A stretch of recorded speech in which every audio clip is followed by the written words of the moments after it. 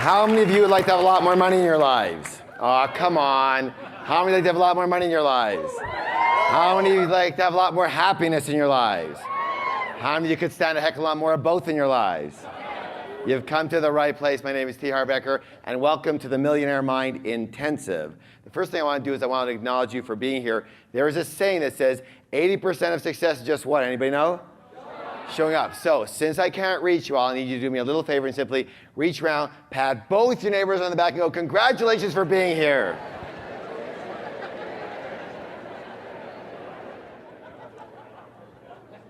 I want to thank you for your time, and I want to thank you for trusting me with your time.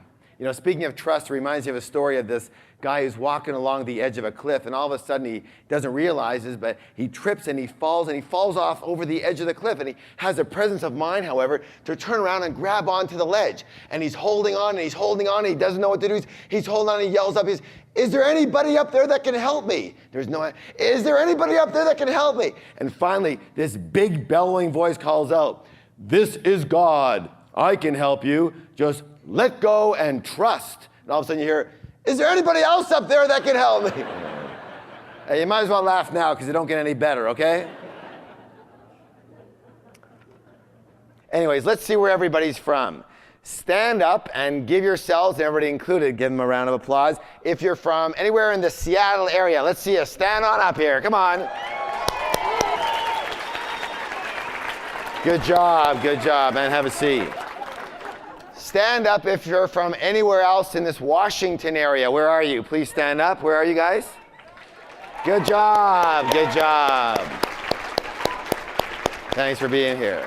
Stand up if you're from anywhere else that I haven't mentioned yet. Just stand up here. Where are you? Okay. Now stay standing, all right? Stay standing. Let's find out where people are from here.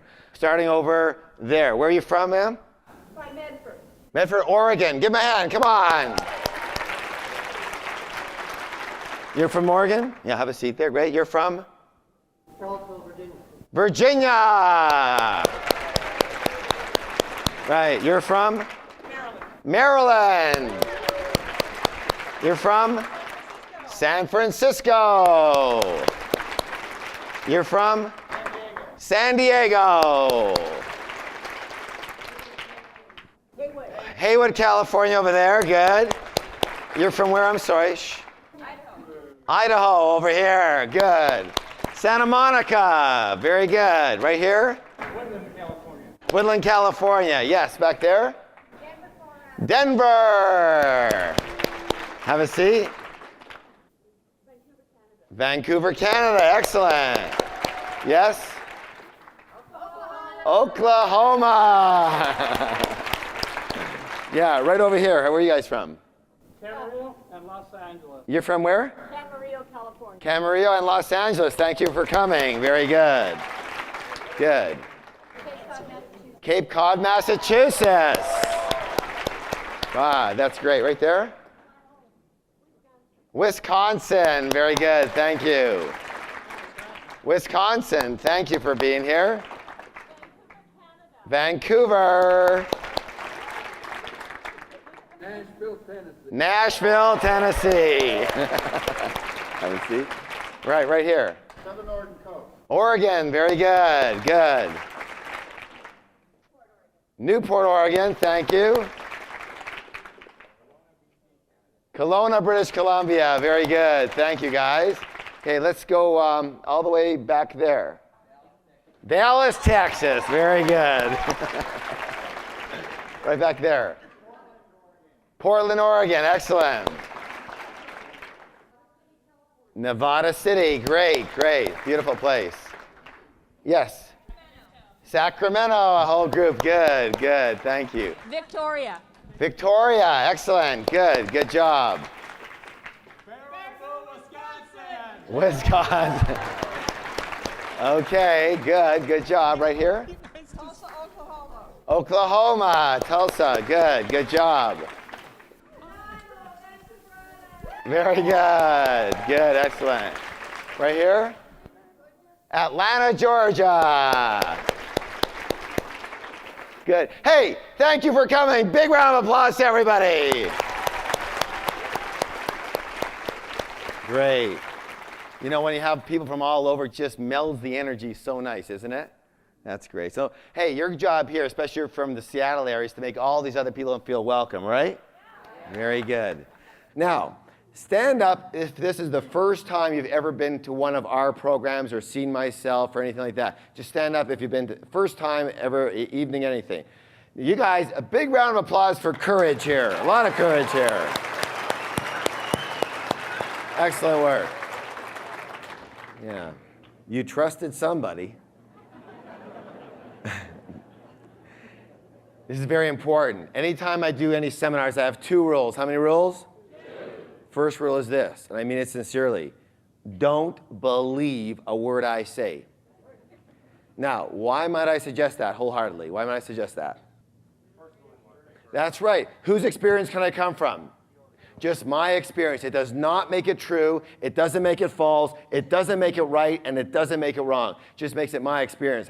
All I can let you know, however, is that the principles you're going to learn here this weekend completely transform my life and have now transformed the lives of literally thousands and thousands of other people. And if you learn them and you what? Use them, apply them, I believe they can transform your life too. But all I can ask of you is, would you be willing to be open for this weekend and then try the material out in whose life? In your life. And whatever works for you, keep on what? Doing it. And whatever doesn't work, you're welcome to what? Throw it out. How many of you be willing to be open for this weekend? Good. Anybody not? We'll see. As for rule number 2, how many like to get the most out of this weekend? How many like to learn faster? How many like to remember more of what you learn? Research shows the key to that is what? Who can tell me? Repetition is part of it. What else? Yes, interaction, participation, involvement. Absolutely. Good job. How many know ask a lot of questions? What do questions do? Yes, good. Questions hook the mind. What do? Hook the mind and keep you involved. Absolutely. By the way, how many knows that sometimes I leave the last word off the end of my sentence and your mind just fills in the? You guys are good. And then sometimes I'll ask you to write things down. Sometimes I ask you to repeat things. To what? Now, why on earth would I ask you to repeat things? That's right. To be involved absolutely is one thing. Repetition is another.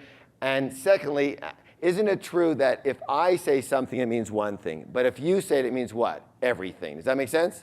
You know, the fact is you're not all that interested in what I have to say, but you're really interested in what you have to say. Yes? So we utilize that to help you learn faster. So, how many of you are willing to participate 100% this weekend? Good. Anybody not? We'll see. And just for the record, how many of you would never raise your hand no matter what I ask you? There you are. All right, trick question. So since we're going to spend the next couple of days together, is it okay if I tell you just a little bit about myself? I don't know about you, but whenever I am in an audience like this and I am trying to, learn about success and money, the first thing that I want to know is, how did the guy or gal up here make it? Yes? And so I'm going to tell you how I did it. If you want to take notes, you're welcome to do that. It's pretty simple. You might be able to remember. But it's a step-by-step process, the system that I used. I went out one day and I bought myself an apple. I paid 5 cents for that apple. I took it home, I shined it up all night long, and the next day I sold it for what? 10 cents. With that money, I bought 2 apples. I took them home, I shined them up all night long, and the next day I sold them for 20 cents. Now, this went on and on and on and on until I had amassed a grand total of $1.60. Then my great uncle died and left me $1 million. So that's how I did it.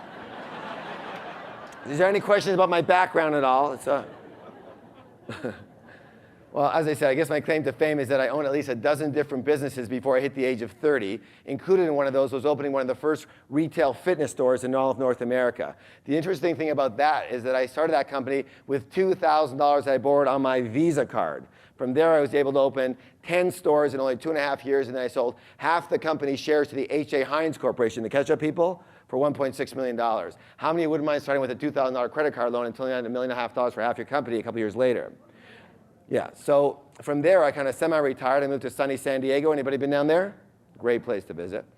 Even better place to live. And I took a couple years off, and then I started doing some consulting, one-on-one. And I suppose it worked for people because they started bringing friends and associates and partners, and pretty soon it was 1-on-2 and 1-on-4 and 1-on-8 and 1-on-12.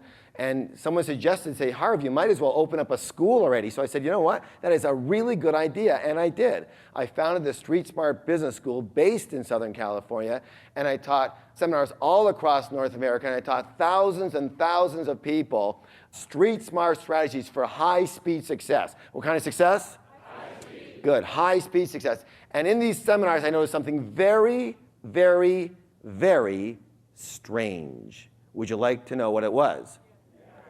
Okay, I'll tell you next course. But what it was simply this, that you can actually have two people sitting side by side in exactly the same room, learning exactly the same strategies, getting exactly the same tools, and one person would take these tools and they would skyrocket to success. But what do you think would happen for the person sitting right beside them? Not a heck of a lot. And I realized you actually have the greatest tools in the world, but if you got a little leak in the toolbox, you got a little problem. And so we started to design programs based on the inner game. The what game? The inner game of money and success. And when we combined and blended the inner game with the outer game, then virtually everybody's results went through the roof. How many people can understand what I'm saying? Yes? Very good. So that's basically how that occurred. Now, that's what we're going to be doing here this weekend, combining the inner game with the outer game. How many people notice that we often get what we intend? How many people notice that sometimes other things happen for us that we didn't intend? We've had people in this program who came here to learn how to make more money, and what they found was their best friend. We've had people come here to look for financial freedom. What they found was emotional freedom. We've had people come here to look for all of their lessons from up here on the stage, and they found their greatest lesson came at a break while talking with another participant or from sharing with somebody in a class. How many people believe there are no accidents in the universe? See, I wholeheartedly believe that. See, I believe you came here for a reason, and that reason may or may not be conscious to you, but the universe is on purpose. So, I'll ask you this question. How many of you would be open to learning whatever you're supposed to learn here this weekend, however and from whomever and from wherever it comes? Yes? Give somebody a high five and say, you're awesome.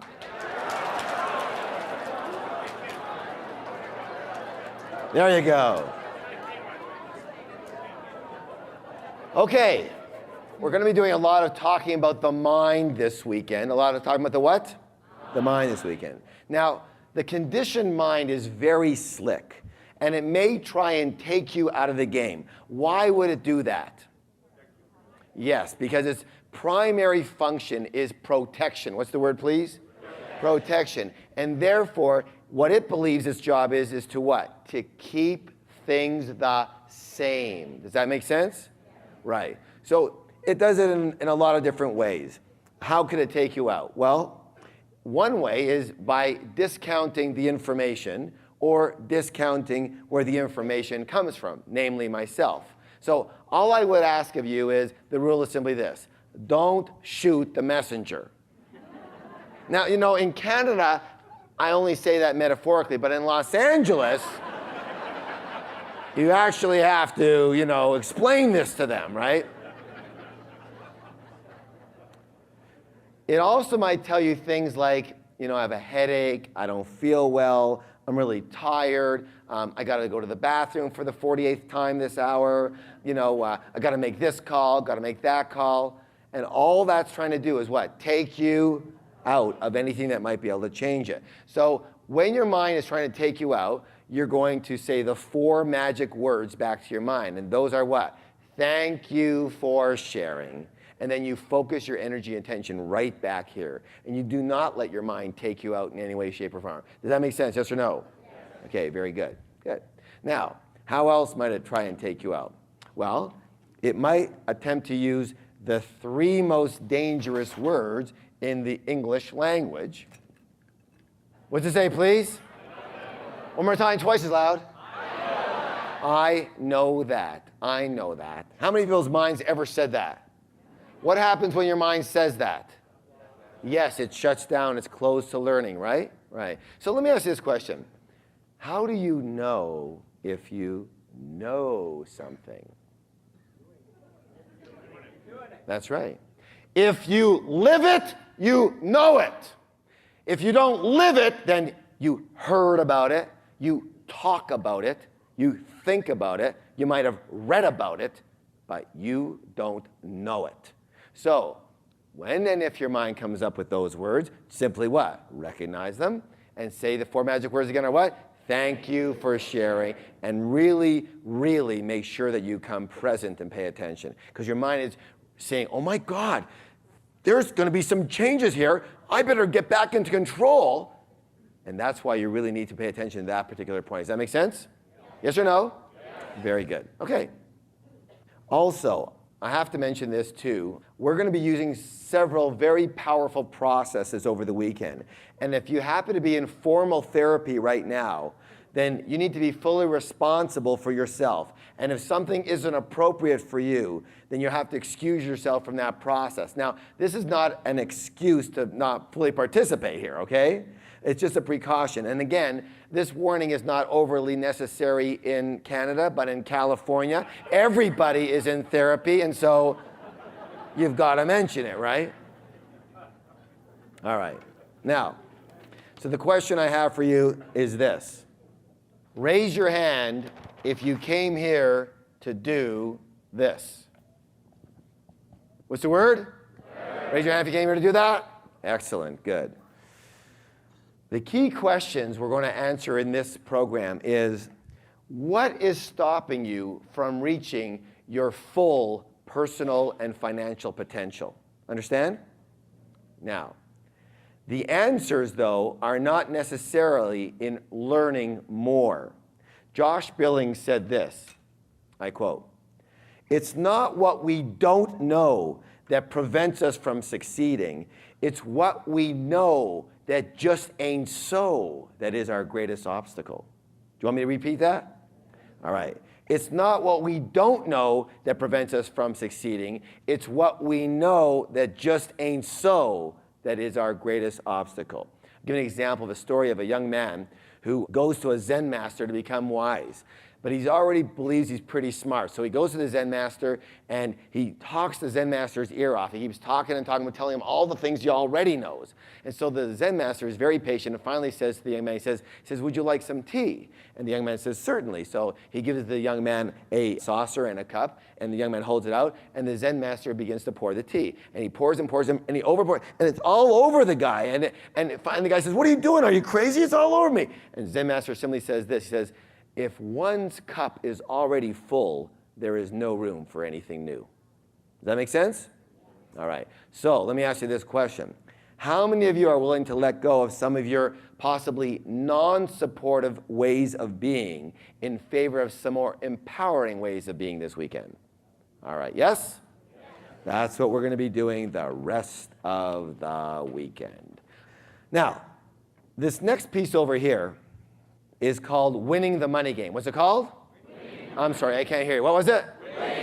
Winning the Money Game. Now, this section by far is the most data-oriented, left-brain, logical side of the program. This is the tools. Got it? The tools. So, for those of you who, can't even stand the sight of a number, that's just not your area, I understand fully. And tonight, you just do your very best you can to stay with it. Yes? All right. Now, for those of you who are very, very logical and everything, this will be a breeze for you. However, again, I want to remind you that the rest of the seminar is not like tonight, in as much as tonight I'll probably talk this evening as much as most of the rest of the seminar I'll put together, because the rest of the seminar, you guys are doing the work, understand? But there is an amount of understanding, an underlying base foundation of data that I need to deliver. And I've got a very short time to deliver it. So are you okay with that? Do I have your permission to go for it on the data side here? Yes? All right, good. All right. This is very important. Tonight has changed the lives, along the whole weekend, but tonight changed the lives of thousands and thousands and thousands of people, and it has set them free. Are you interested? I can't hear you. Yes or no? Okay. All right, let's begin. The number one reason most people don't get what they want is because they what? They don't know what they want. By the way, this over here, this is our job. What is it? Unlearn. They don't know what they want. Please read it with me. What's it say? Clarity equals or leads to power. Power is the ability to what? Power is the ability to do. To what? To do or to act. Just think of a car. Power is the ability to do. Unfortunately, most people play the money game with no clear, what's the word? Clear objective. Playing the money game without a clear objective is like trying to play basketball without having any hoops. You dribble around a lot, but you don't score. So, what is your objective when it comes to winning the money game? What constitutes winning the money game for you? Is it 3 square meals a day? Is it having the bare essentials in life? Is it being able to pay the bills? On time would be a miracle. Is it earning $50,000 a year, $100,000 a year, $200,000 a year, $500,000 a year? Is it becoming a millionaire, a multimillionaire, a billionaire? Is it being able to retire someday? Listen to this. Most people's strategy for winning the money game is to try and make a lot of money, save some, retire, and then spend the money that they saved enjoying the rest of their life. Yes or yes? Yes. That's the way most people play. But there is a problem with that kind of thinking. It's time for a story. One of my favorites.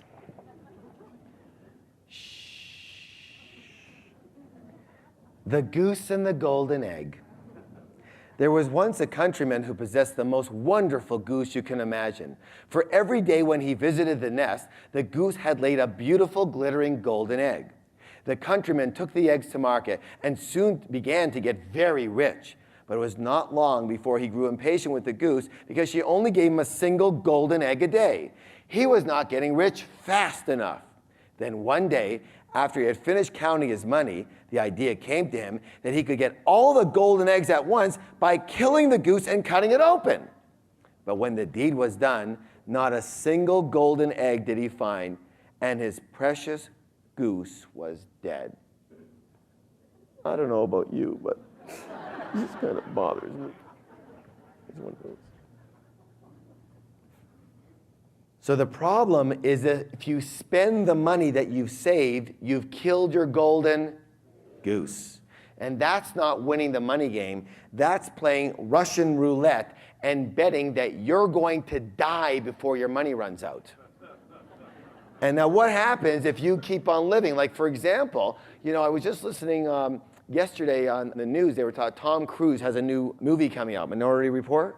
And they were talking about it's all about the future, like 2050 or something like that, and how much you learn. And they're actually believing that in 2050, the average lifespan will be 150 to 200 years. Okay, that's not that long away, okay? So what are you gonna do if you start spending your money and they come up with the pill when you're just about to go? And you gotta, here you go, drink this, and it's another 50 years, buddy. Finance it, right? So what happens if you keep on living and spending without any refills? Hello? Yeah, you go broke very quickly. Therefore, we need another alternative. So right now, how many of you would like the choice as to whatever you want to do with your time and have that opportunity to do what you want with your time without having to work at all? Yes? All right. How many of you especially want that choice when you're 70 years old? Very good. So the essence word of the money game is this word right here. What we're looking for is, what's the word? Choice. One more time, twice as loud, please. Choice. And in the money game, choice comes from something called, what's it stand for? Financial freedom. What's the words? Financial. So what we're doing here tonight is we're going through the basics, laying the foundation. Now, again, I don't care what you heard before. I only care what you do. Do you understand that? Yes or no? Yes. I only care what you do. And if I can cajole you or massage you or get you more up your level of financial freedom, whatever level you're at, and there are people in this room who are multimillionaires, I know that because I know you, and they come for a tune-up just to make sure they're doing the right things and on track. Does that make sense? Okay, good. So, financial freedom, that's our goal. So let me ask you this. What is the definition of financial freedom? Pick up your pens and notebooks. I want everyone right now to write down your definition of financial freedom. Take 1 minute and go. Everybody should be writing right now. Okay, let's see what you came up with. Who would like to share what they wrote? Definition of financial freedom is? Okay, basically the ability to do what I want when I want it. Yes, something in that range. Good, good. What'd you have? To do what I want to do, not what I have to do. Excellent, good. Come on, over there somewhere. Yes, right here. Freedom to do what I want and a multimillionaire. Good, good, good. One over here. Yes, right there. That's good. The time to do the things I love and the money to pay for someone to do the things I don't love. Excellent. All right. Let me give you our definition of financial freedom. Maybe it can be useful for you. Listen closely. Please write it down. Financial freedom is simply this: the ability to live the lifestyle you desire without having to work or rely on anyone else for money. I will repeat that. The ability to live the lifestyle you desire without having to work or rely on anyone else for money. So if you work by what? By choice. By what? By choice versus necessity. Now, how many of you agree that living the lifestyle you desire is going to cost some money? Right. And therefore, to be free, we need to be able to earn money without working. Got it? So, again, as a base here, income without work is called, what's it say, please? Passive income. One more time, twice as loud. Passive income, good. And therefore, the simple, in its simplest format, the simple objective of the money game is to earn enough passive, what's the word? Passive income to pay for the lifestyle you desire. Got it? So in short, a simple formula looks like this. You achieve financial freedom when what? Your passive income is greater than your expenses. Now, most people are barely getting to a point where their active income is greater than their expenses. Yes or no? Yes. That's not the game. The game, you win the game. Say this, put your hand on your chest. Say, I win the game. I win the game. When my passive income, is greater than my expenses. Good. Give somebody a high five and say, you have a millionaire mind.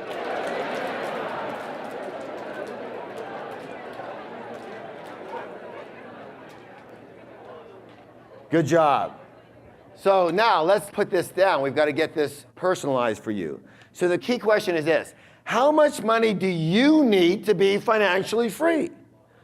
Lots. That's usually the thought most people have. So the first thing we have to do is we have to determine how much your desired lifestyle is going to cost, right? So we have to understand what's this, then we'll find out what this is, yes? All right. So how much money is it going to take for you to live the lifestyle you want on an annual basis? Let's figure out that amount now. So everyone should have a note, paper, and pencil in their hand or pen. And write down that number. How much is it going to take for you per year? What's the amount per year for you to live the lifestyle you want? Now, you're also going to have to add, once you have that number, I want you to add, listen closely, 50%. How much? 50%. To handle taxes and inflation. So if you said, I need $200,000 a year to live the lifestyle I want, then how much is my final total going to be? $300,000. Excellent. Good job. Write down that amount. This amount is absolutely critical for you to know. How much is it going to take for you to live the lifestyle you want on an annual basis? And then add 50% to that. Write that down nice and big. And everyone needs that number. Okay, good. Now here's the clincher. Now that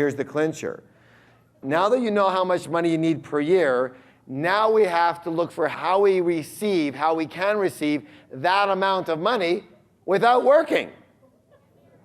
Got it? Now listen closely. There are two primary sources. How many? Two primary sources of passive income. The first one is money working for you. So in the first one here, it's all about, let's call it drawing interest from lump sums of capital, or a lump sum of capital. So the first strategy is, listen closely, to save and amass a substantial amount of money. Another way of putting that is to do this.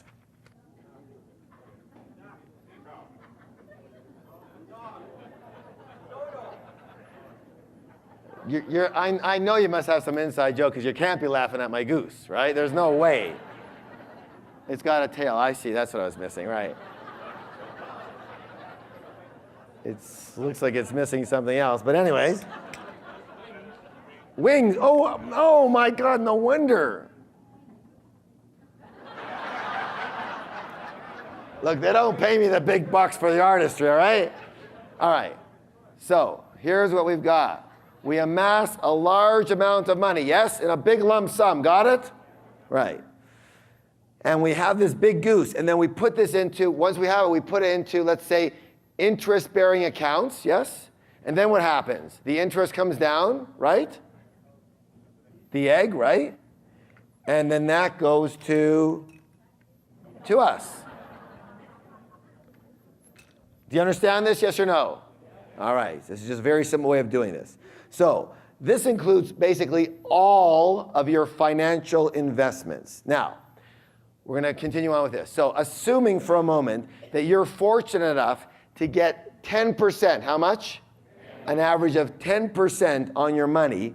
How much of a lump sum of capital do you need working for you in order to derive the annual income you wrote down?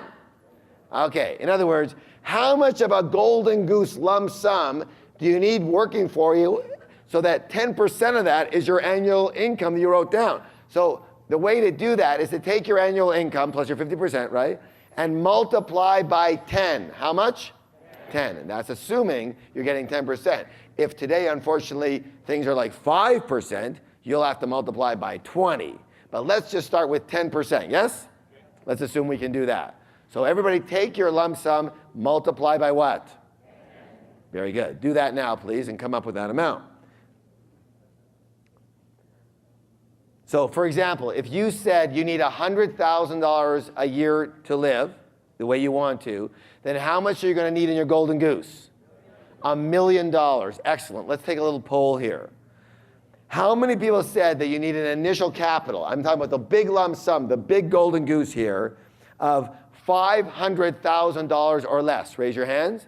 Okay. What you're saying is that you want to live on $50,000 a year or less, yes? Because if your golden goose is $500,000, what egg's going to drop to you every year? 50,000. Got it? So adjust your numbers, guys, unless that's what you want. I'll ask again. How many of you say that your golden goose lump sum is $500,000 or less? Raise your hand. Okay, good.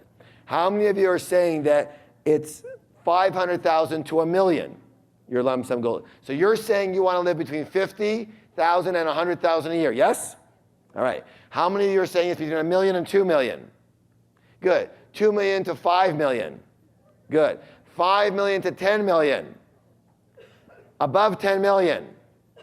Good. Very good. Now, considering where you are right now, how many of you find this a pretty scary proposition? Okay, very good. Now, so how many of you wouldn't mind creating a situation where you don't need to amass as much of a lump sum in capital? Would that be good? All right. So the way to do that is to earn passive income from other sources. What kind of sources? And the other sources, we're going to call them passive business income. Repeat that with me, please. Passive. Excellent, excellent. So passive business income. Now, that's business working for you. Here's what I need. I need a little bit of a hand here. I'm going to ask someone who's got some pretty nice writing to help me out here with the flip chart. Who can help me out? Who's got some nice writing? You have nice writing? Yeah, come on up here. Give him a hand for courage. Come on, let's go. Hey, come on, guys. Where are you? Hey, Ken.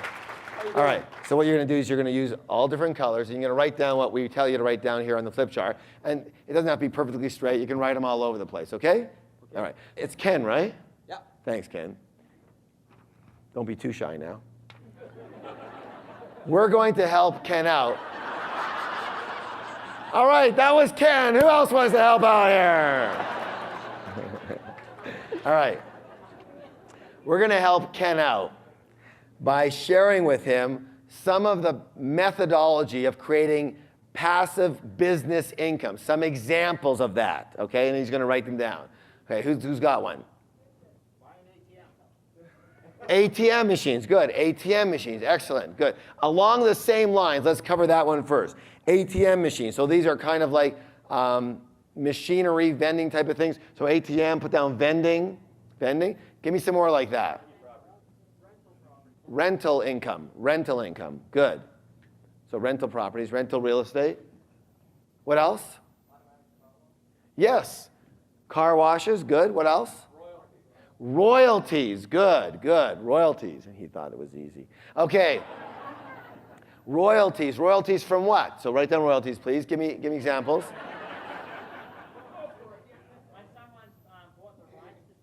Someone's bought the rights. So in other words, give me an example of something you can do to receive royalties from.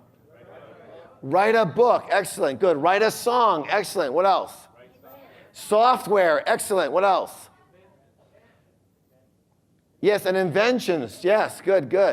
What else? Blackmail. That's, no, we don't want to write that. No.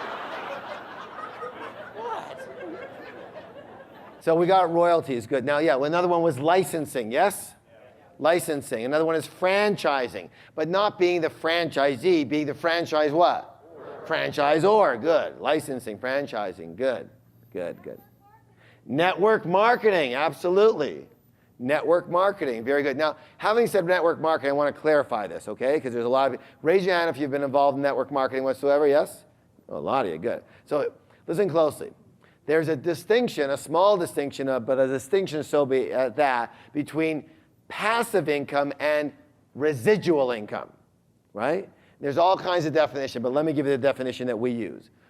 Residual income is a good example of network marketing, whereby you are getting money on an ongoing basis, in other words, residually, from other people's efforts. Is that good? But that doesn't mean that you're still not working. Understand? Passive income means you are not actively working. So when does network marketing become passive income? Yeah, when you take off for 6 months and go across the world and hang out, and the money keeps coming in. But while you're working, it's not passive income. Now, does that make sense? Having said that, I also want to clarify this. When I say passive income, I don't mean that you can just lie on the beach for a year and never pick up the telephone. Okay? That's not passive income, that's la land. Because in my experience, I'm not saying it doesn't happen, it's very possible, but in my experience in the real world, generally, even with passive income, there's a little thing called maintenance. What's it called? Maintenance. And it's normal. It's normal. So what we mean is, though, yeah, you have to pick up the phone once in a while. You have to go to the bank and cash your checks if you want to. You know what I'm saying? A little bit of maintenance is still part of passive income. Do you understand? Then that's okay, right? So if you have a vending machine, for example, Root, and you've got a couple of people who handle everything, that one person handles the repairs, one person handles filling it up, one person handles getting the money for you, one person goes in the bank, that's great, but usually you're going to get a call once in a while, yes or no? And that's normal to do that. What else? Give me some more examples of passive business income. Owning mortgages. Owning mortgages. Now, would that be one, yes or no? That's not what we're going to call that, because we're going to put that into the other one. We're going to put that into the financial instruments, because owning mortgages itself is a financial investment necessarily versus a passive business on an ongoing basis. Good. That was a very good try, though. What else? 900 numbers. Okay, fine. 900 numbers is a good one. Good. 900 numbers. Good. Website. Yes. So internet marketing. Please put that down. Thank you. Internet marketing. In the old days, it used to be direct marketing, but today is internet marketing. Is it possible to create a business with the use of the computer where basically everything is fairly automated? Yes or yes? And people log in, they buy something, they get it shipped to them from a fulfillment house, and they send you the money on their credit card, and all you have to do is cash that check. Yes? Is that a good thing to have? That's a very good thing to have. Give somebody a high five and say, that's a good thing to have.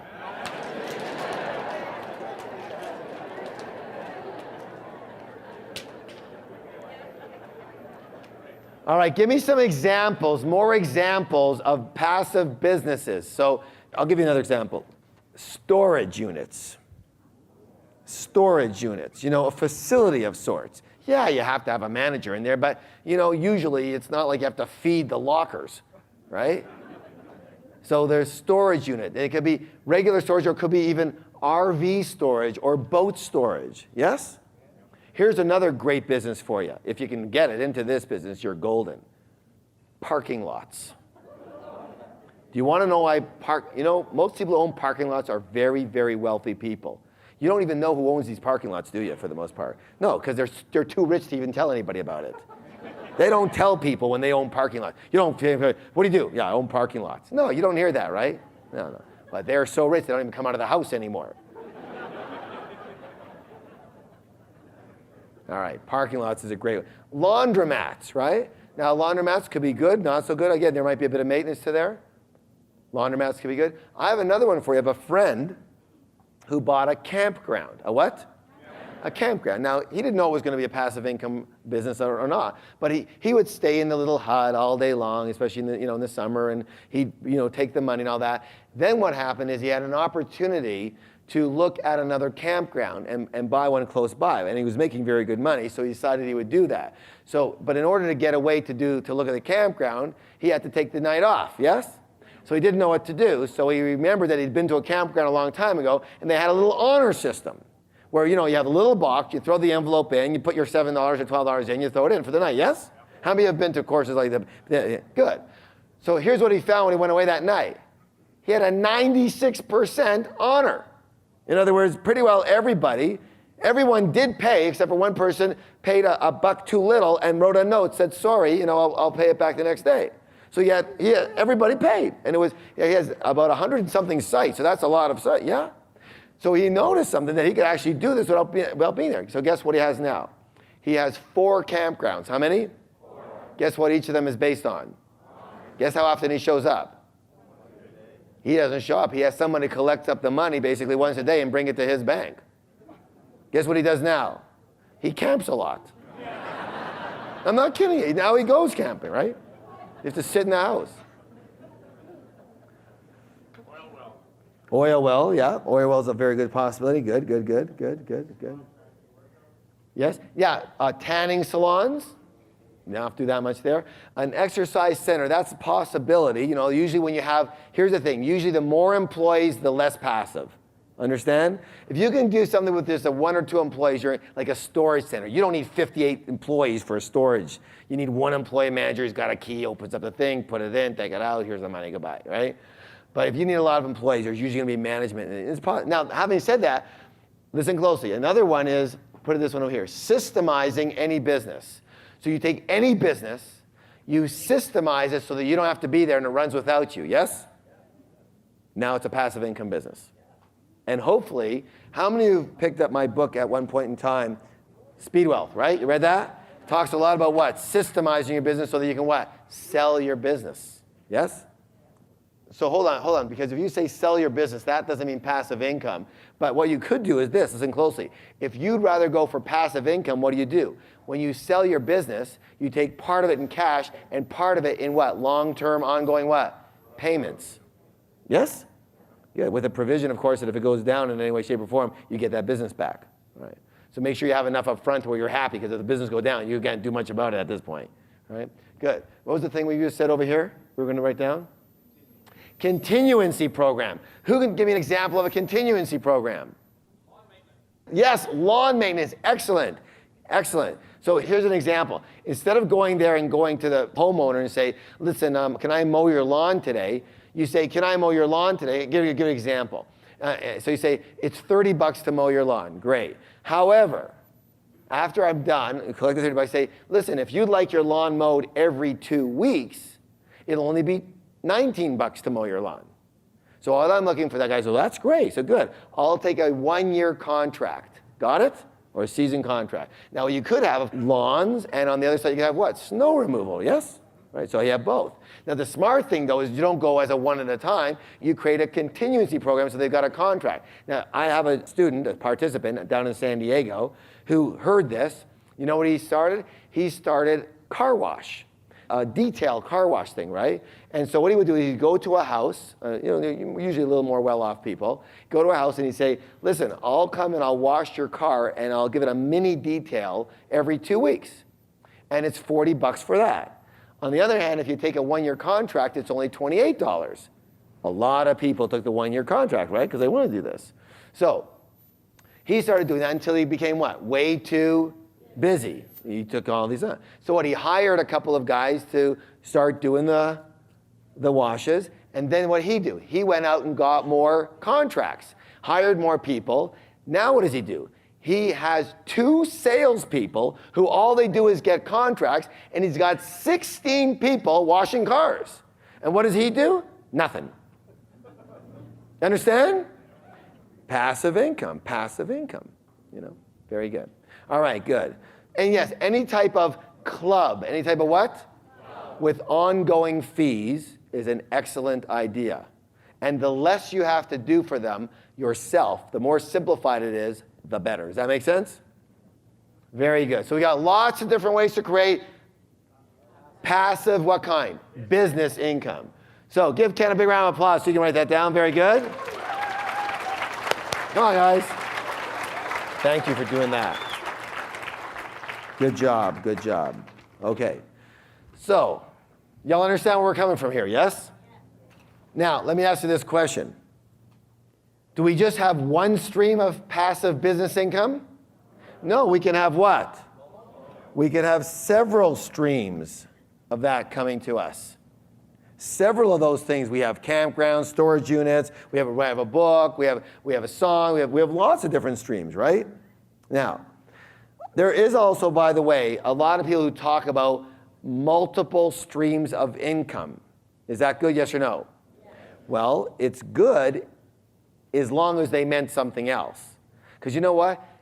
For the most part, if you say to most people out there, if they haven't heard what we've been talking about here, multiple streams of income, you know what that means? That means you work your bloody ass off. So what's the word that we ought to have in there? Thank you. Multiple streams of what? Passive income. That is nice. I am not interested in more multiple streams of income. Passive income. Now, there are those people who talk about multiple streams of income, and inherently they mean passive income, if you read what they say. Understand? You want to be looking for that. Otherwise, if you have 6 jobs, that's multiple streams of income, yes or no? Yes. That's not what we're looking for, are we? Okay, so what's the key word? Give somebody a high five and say passive.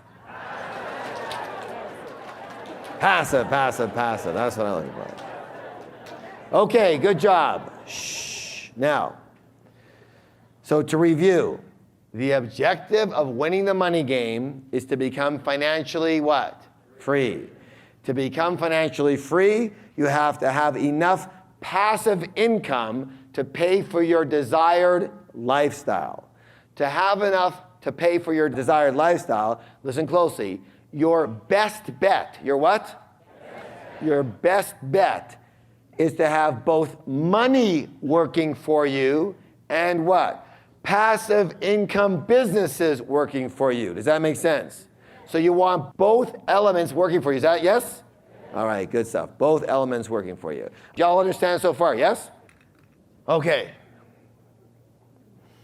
There are 5 critical factors. How many?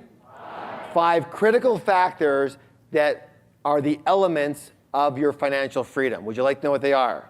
All right. Now, remember I told you in the evening seminars, for those of you who attended, raise your hand if you attended, that their 5 elements are like having 5 wheels on the bus. Got it? You miss any one of these wheels, you're going to have a problem. And most people only work on one wheel. Therefore, they're missing 4 wheels, and that's why their whole ride to financial freedom, if they ever make it, is what? Very slow, lots of struggle, lots of... So these are the 5 wheels on the bus. Let's see what they are. The first one is your working income. Please write that down. You'll need to write all these down.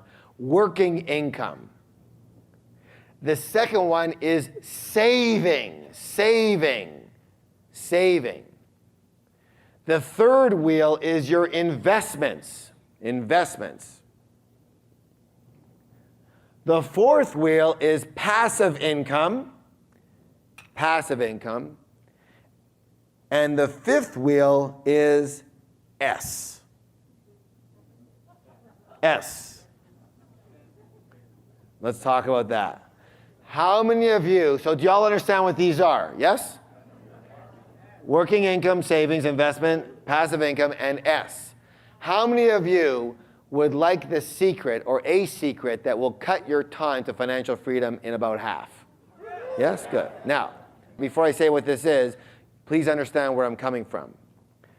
At no time when I talked in the evening seminars, on the radio, on TV, any way you got here, did I ever say this seminar was about becoming a billionaire.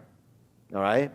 I said very specifically that this seminar will teach you and move you very quickly towards what? Winning the money game. Got it? What did we already agree that winning the money game was? Financial. Do you understand? You got it, yes or no? The choice to work only if you want to. Otherwise, you don't ever have to work again. Yes, yes? All right, so that's what we're coming for here.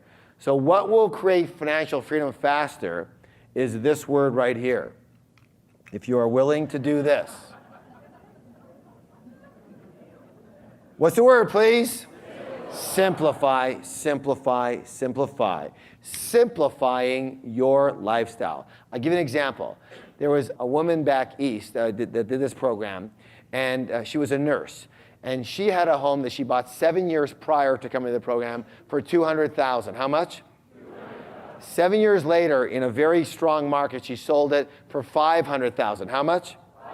So her net profit was how much? $300,000. She was going to just buy another house, right? Except she came to this seminar, she learned about winning the money game.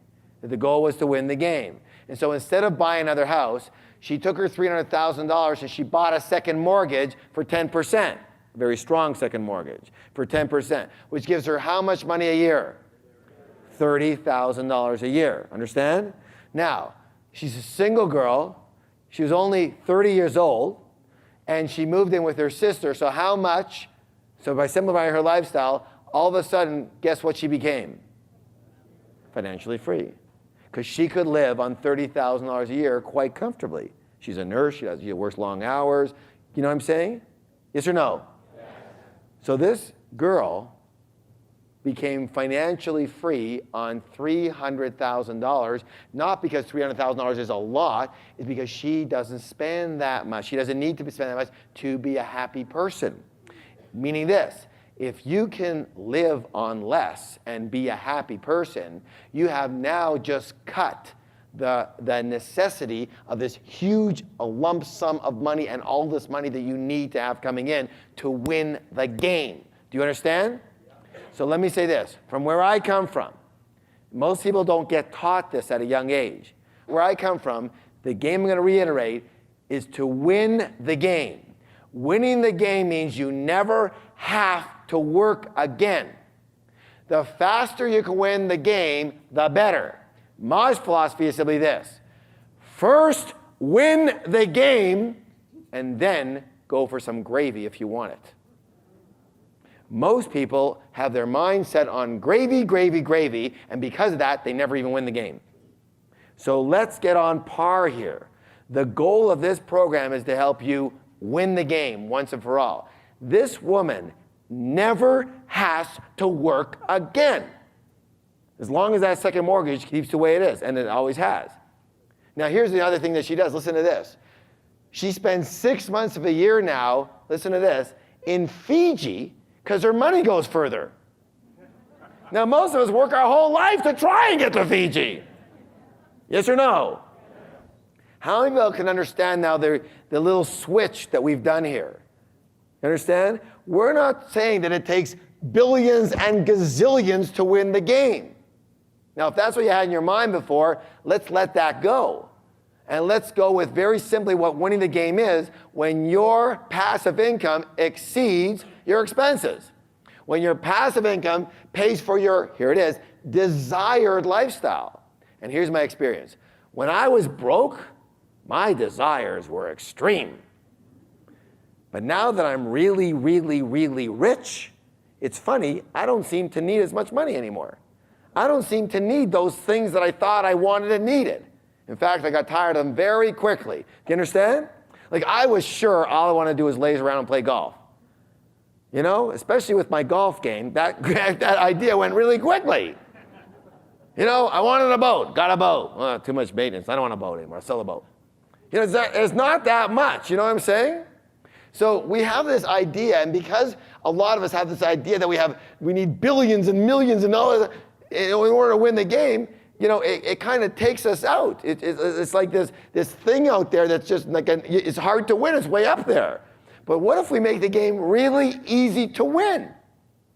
Now let me ask you a question. Are you bought into, and would you be willing to say, okay, I can understand that. I win the game when I'm free. Raise your hand if you can buy into that one. You understand what I'm saying? If you have to win the game when you're a billionaire, you've got a long and hard road to hoe. I'm not saying you can't be a billionaire, but I'm saying this. Let's switch the order. Let's make winning the game being free, and billionaire comes next. You understand what I'm saying? Does that make sense to you? So step number 1 is let's be free. And the fastest way to get to step number 1 is to make sure all of these are working for you, especially simplifying your lifestyle to a point where you don't need billions of dollars to be free. You got it, yes or no? Yes. Give somebody a high five and say, you've got a millionaire mind.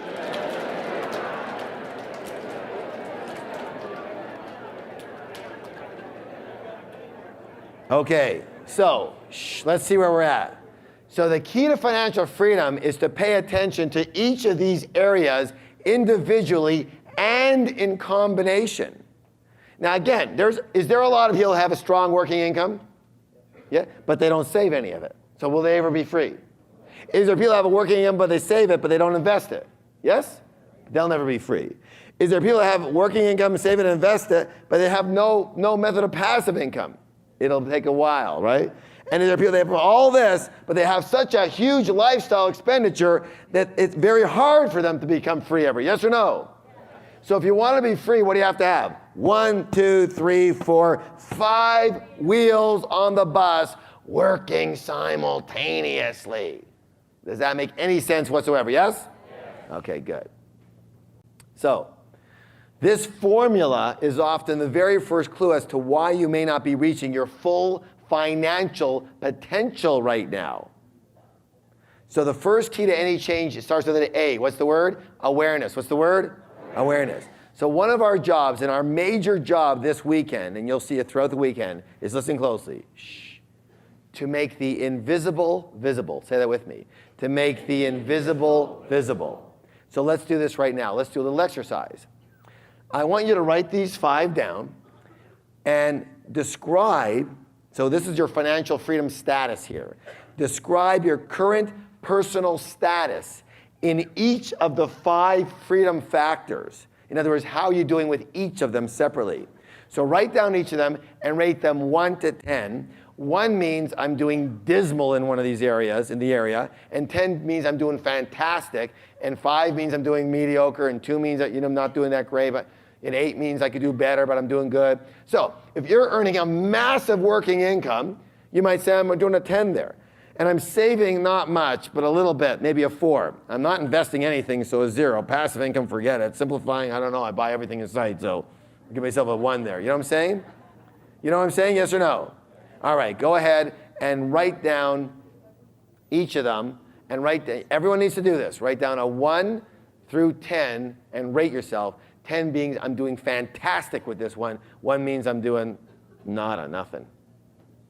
Again, you have to know what's happening with your bus here. All right, now here's the next thing. I want you to take a moment and circle the factor or factors that need some improvement. Circle them so you see them. You got to be visual. Circle the factor or factors that could use some improvement here. Okay. How many of you have some factors that could use some improvement? Good. Give somebody a high five and say, I can improve on this.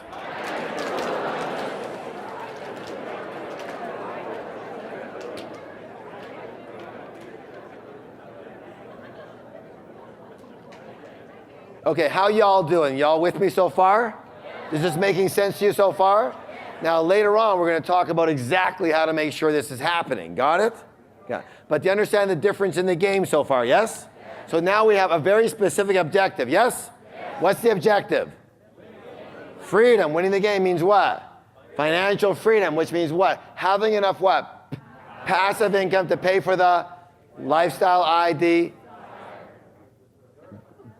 desire. Okay? Got it? Yes. All right.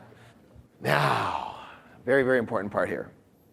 How many people have read this book? It's called The Millionaire Next Door by Thomas Stanley. Anybody? Very good. Now, in this book, this group did a survey of millionaires on this continent, and they found some very, very interesting results as to who they are and how they attained their wealth. Would you like to know what it boils down to?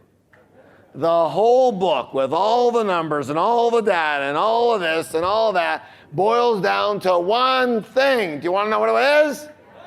It very simply is this: that they are good at managing their money. What's the words?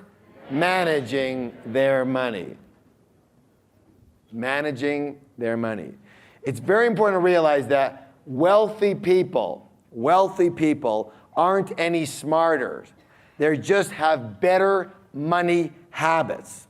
So that the single biggest difference between financial success and financial failure is, listen closely, how you manage your money. So we're going to do a little declaration here. And the declaration is, to master money, I must manage money. Now, before we start with that, a declaration is what? A statement that we all say out loud. And I'm even going to ask you to put your hand over your heart when you say that. Now, I know. When I was in your seat, I felt the same way. It's like, oh my God, how hokey is this, right? But I'll tell you what. I said that when I was broke. Now I'm really rich. So now I believe in them. Understand? So put your hand on your chest. That's it. Sir, your chest, not her chest. Come on, let's go. All right. Simply, the declaration is this. To master money, I must manage money. Let me hear you. To master money, I must manage money. Again, please. To master money, I must manage money. One more time, twice as loud. To master money, I must manage money. Give somebody a high five and say, you have a millionaire mind.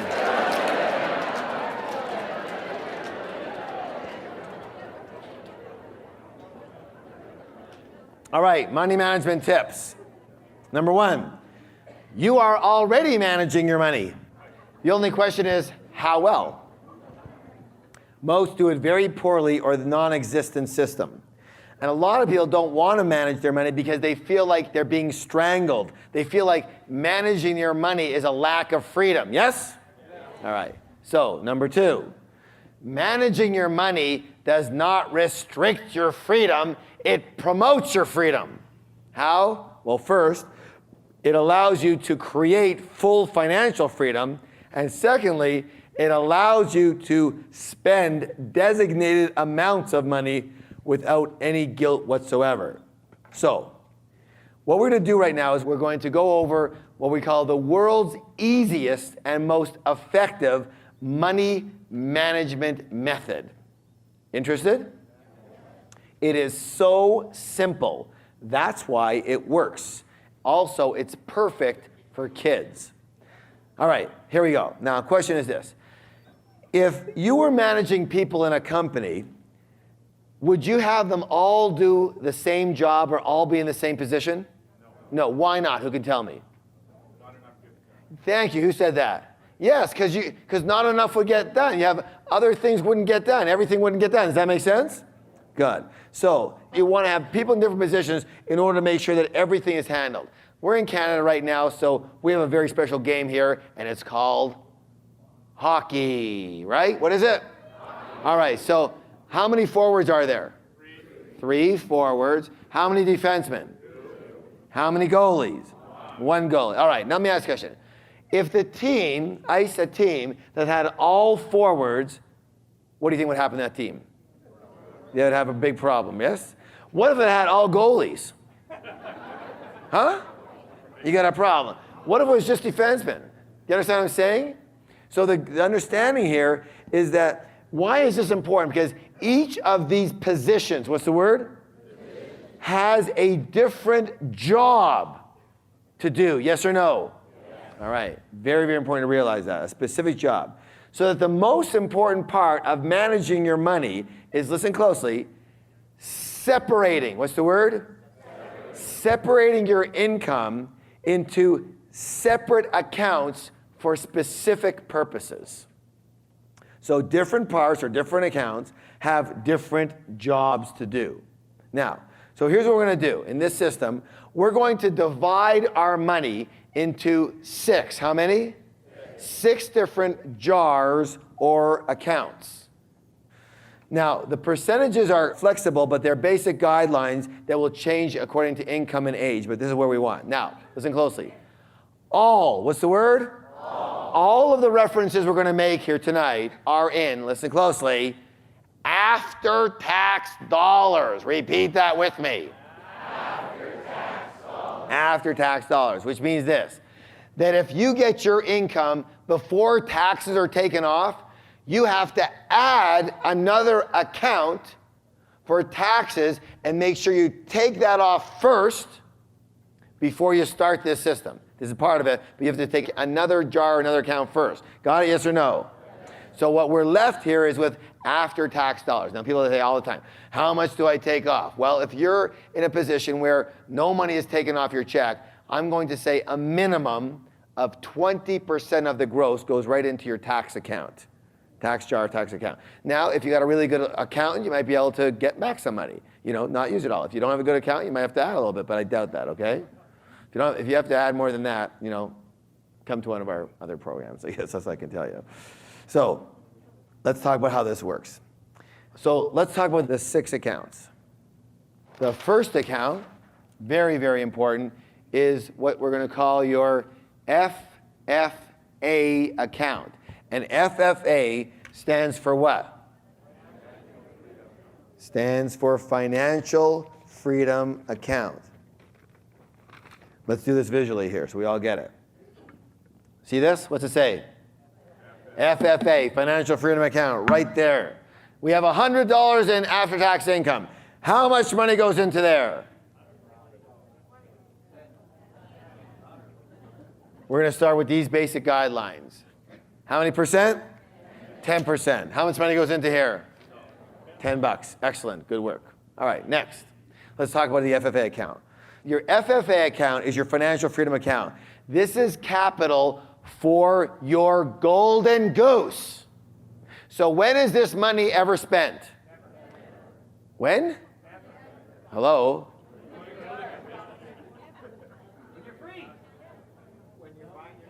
This money is spent never.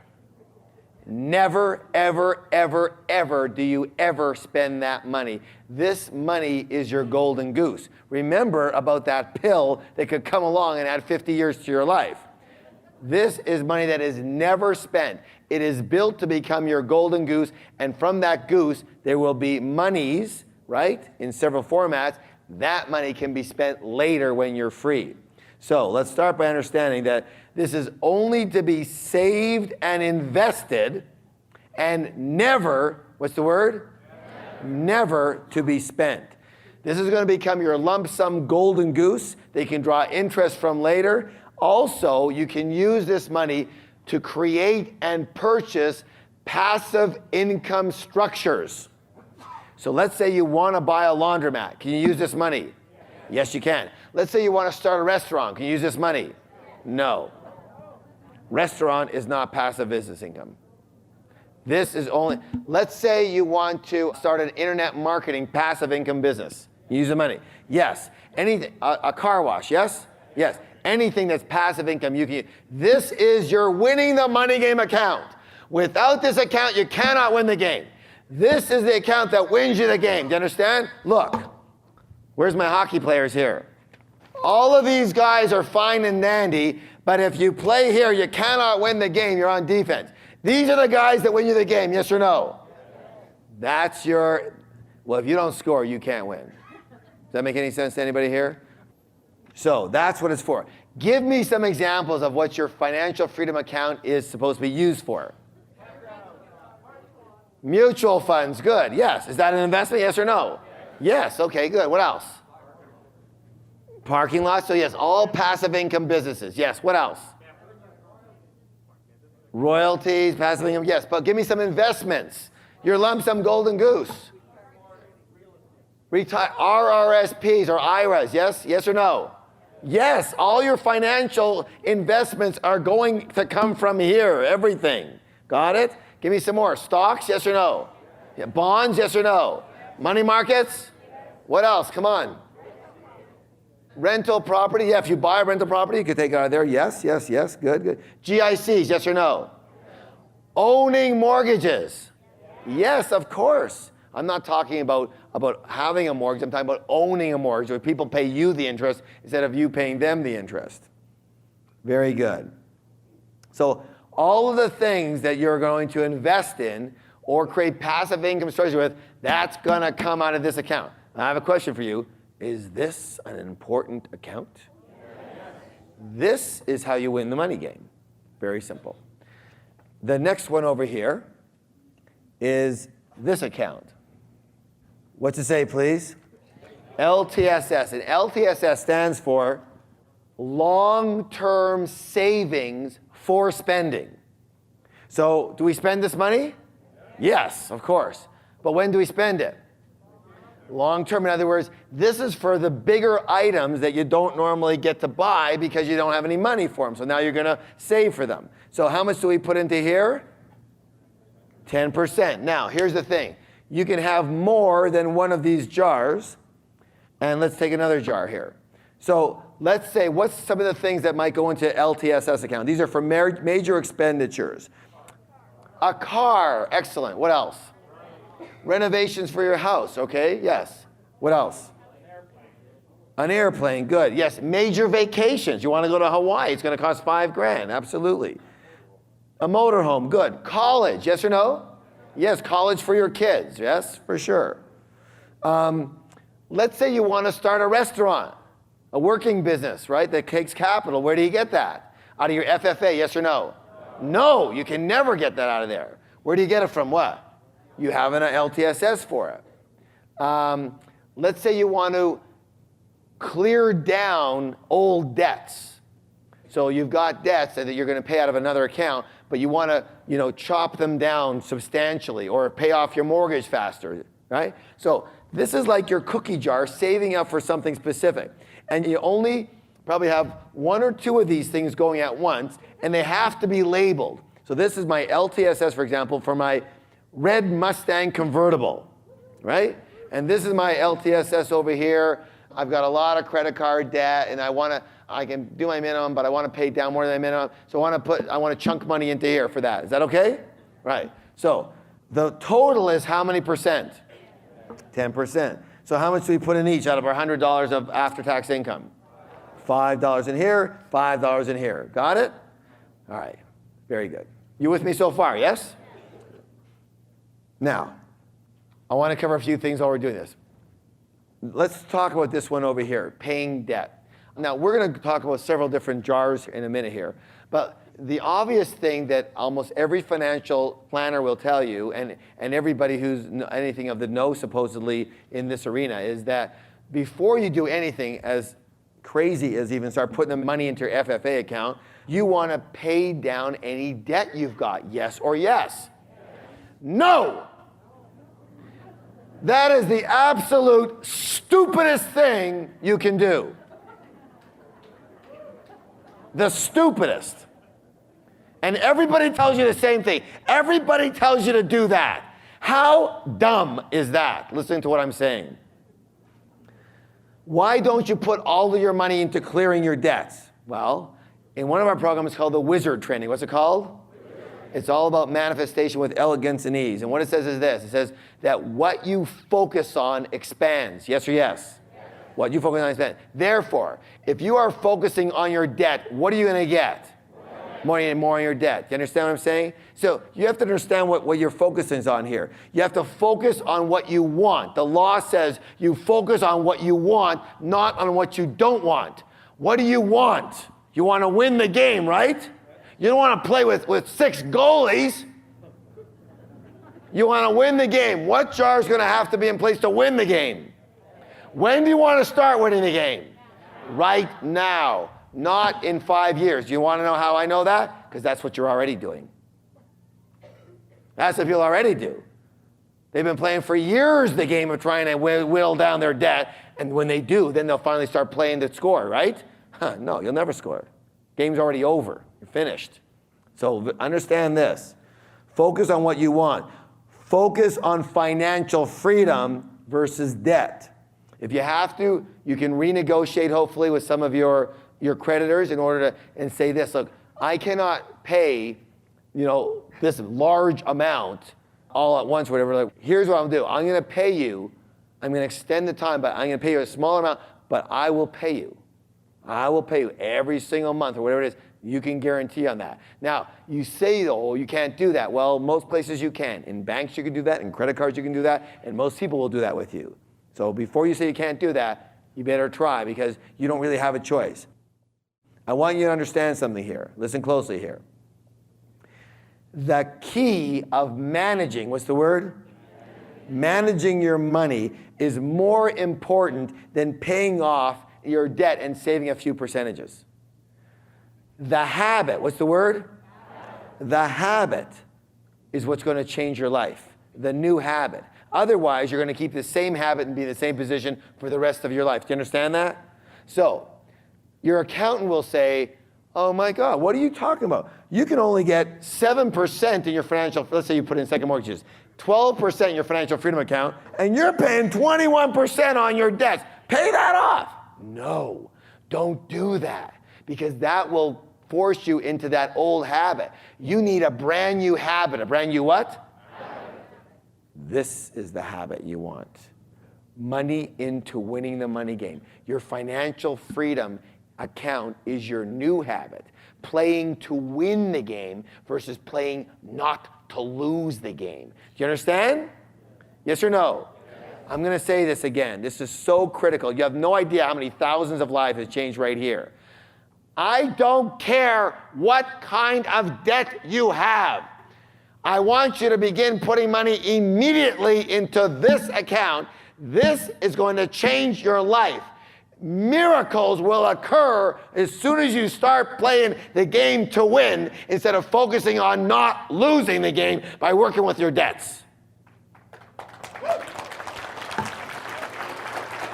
You have no idea the power of this until you start doing it. Also, here's another piece of advice that everyone gives you, and I'm sure you concur. If you've had trouble with credit cards before, then the obvious thing is cut up your credit cards. Well, if you absolutely have no willpower whatsoever, it might be good advice for you. However, I don't recommend that. Why is that? Because that doesn't change anything. All it means is that you've got two halves of a credit card, basically. Look, your life, we are creatures of what? Of what? Give somebody a high five and say, I'm a creature of habit. Now, some of you don't want to say that. Some of you don't want to say that, but you know what? There's nothing wrong with that, especially if you have good and positive and supportive habits, which is what you want to have, yes or no? Yes. So you're creatures of habit anyways, and why not use that? The idea is to change your habit, not just delete a habit, because you cannot just delete a habit. You must replace it with another habit, or else it'll come back. Do you understand? Yes. That's the way you change habits. So it's much more effective to replace a debt habit with a managing money habit. So besides, if you play your game right, you can use this credit card to pay for most of your vacations, which means you don't need to have as much money in your LTSS account, which means you can put that money into your FFA if you choose to. Got it? How do you use it to pay for your vacations? You know. You got mileage, you've got points on certain cards. Now, I'm going to state something here, and we get a lot of people asking questions. I'm going to say this. In Canada, I mean, in the States, there's different ones, but in Canada, I'm going to recommend you look into one of the cards, okay? Here's the card I'm going to recommend you look into. It's called the TD Travel Gold Visa. TD Travel Gold Visa. Now, why would I recommend that? Very simply, I can only recommend from my experience. I have gone through all those cards. American Express Gold Card, American Express Platinum Card, 1.5 multiplier, 2.5 multiplier, everything, right? Here's why I like the TD Travel Gold Visa. Because it's totally without restriction.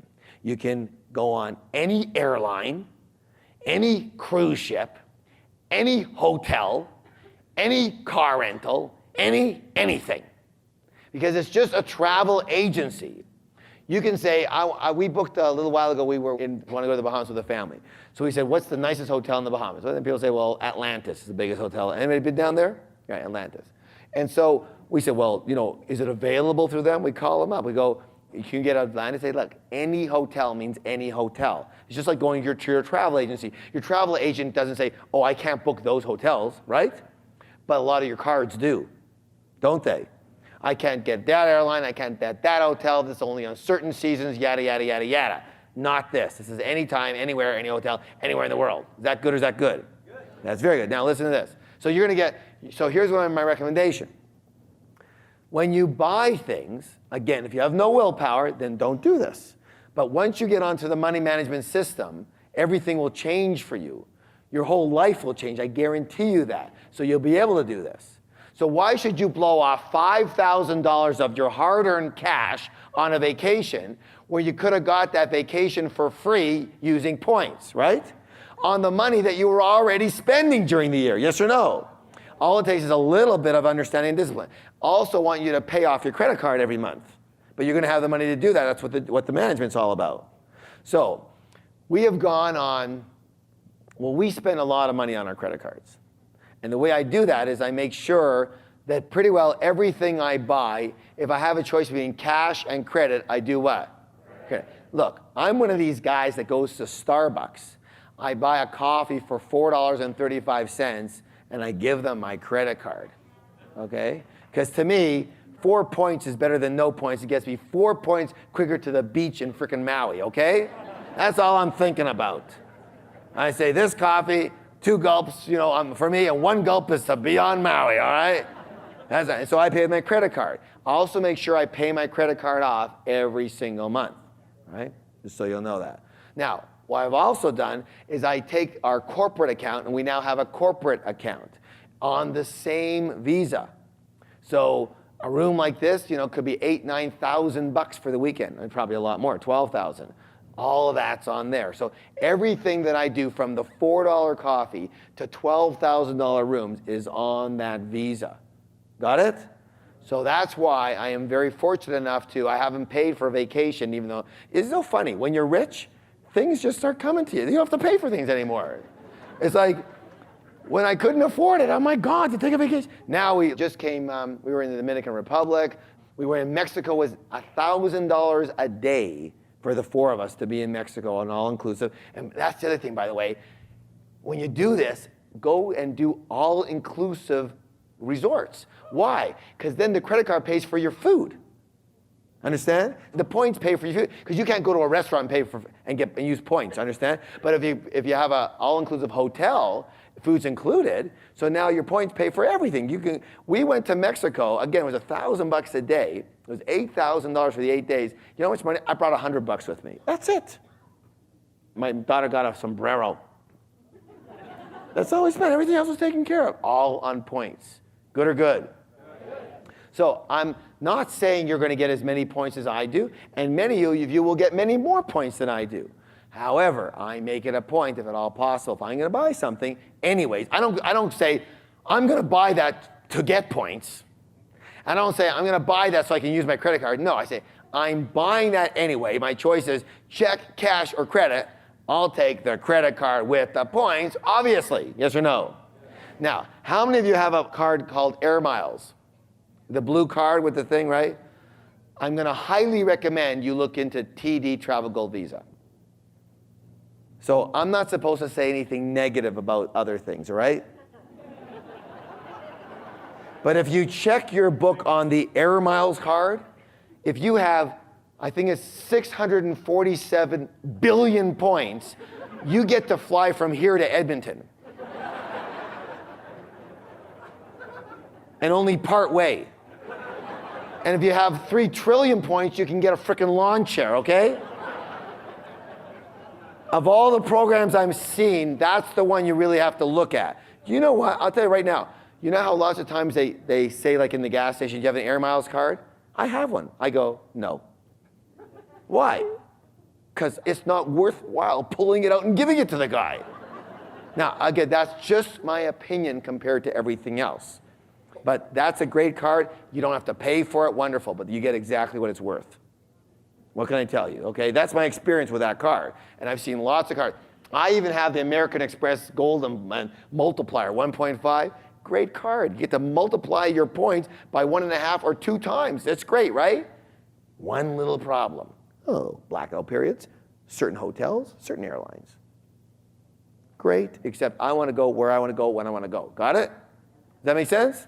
All right, so I'm suggesting don't cut up your credit cards. If you're going to buy something anyways, be smart, manage your money, manage your credit card, and use that for points towards your vacation so you don't have to put $5,000 in here a year. Does that make any sense? The next account is this one.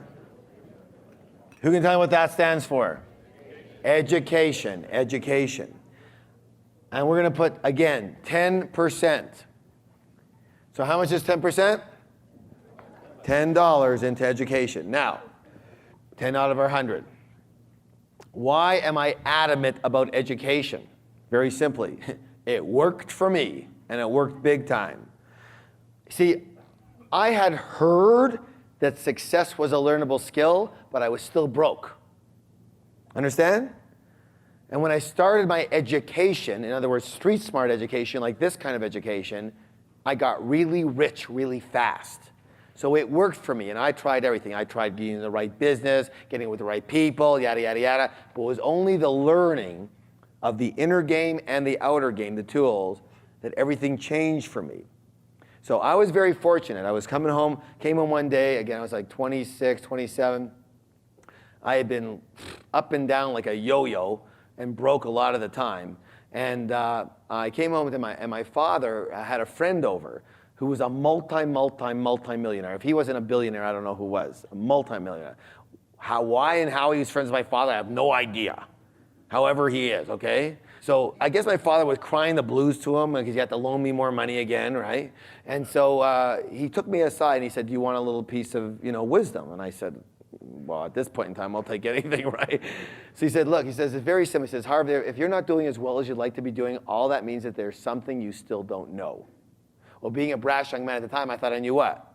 Everything. But my bank account did not reflect that. And so I listened to him. I said, what are you talking about? He says, you need to get yourself educated. You need to learn your way to success.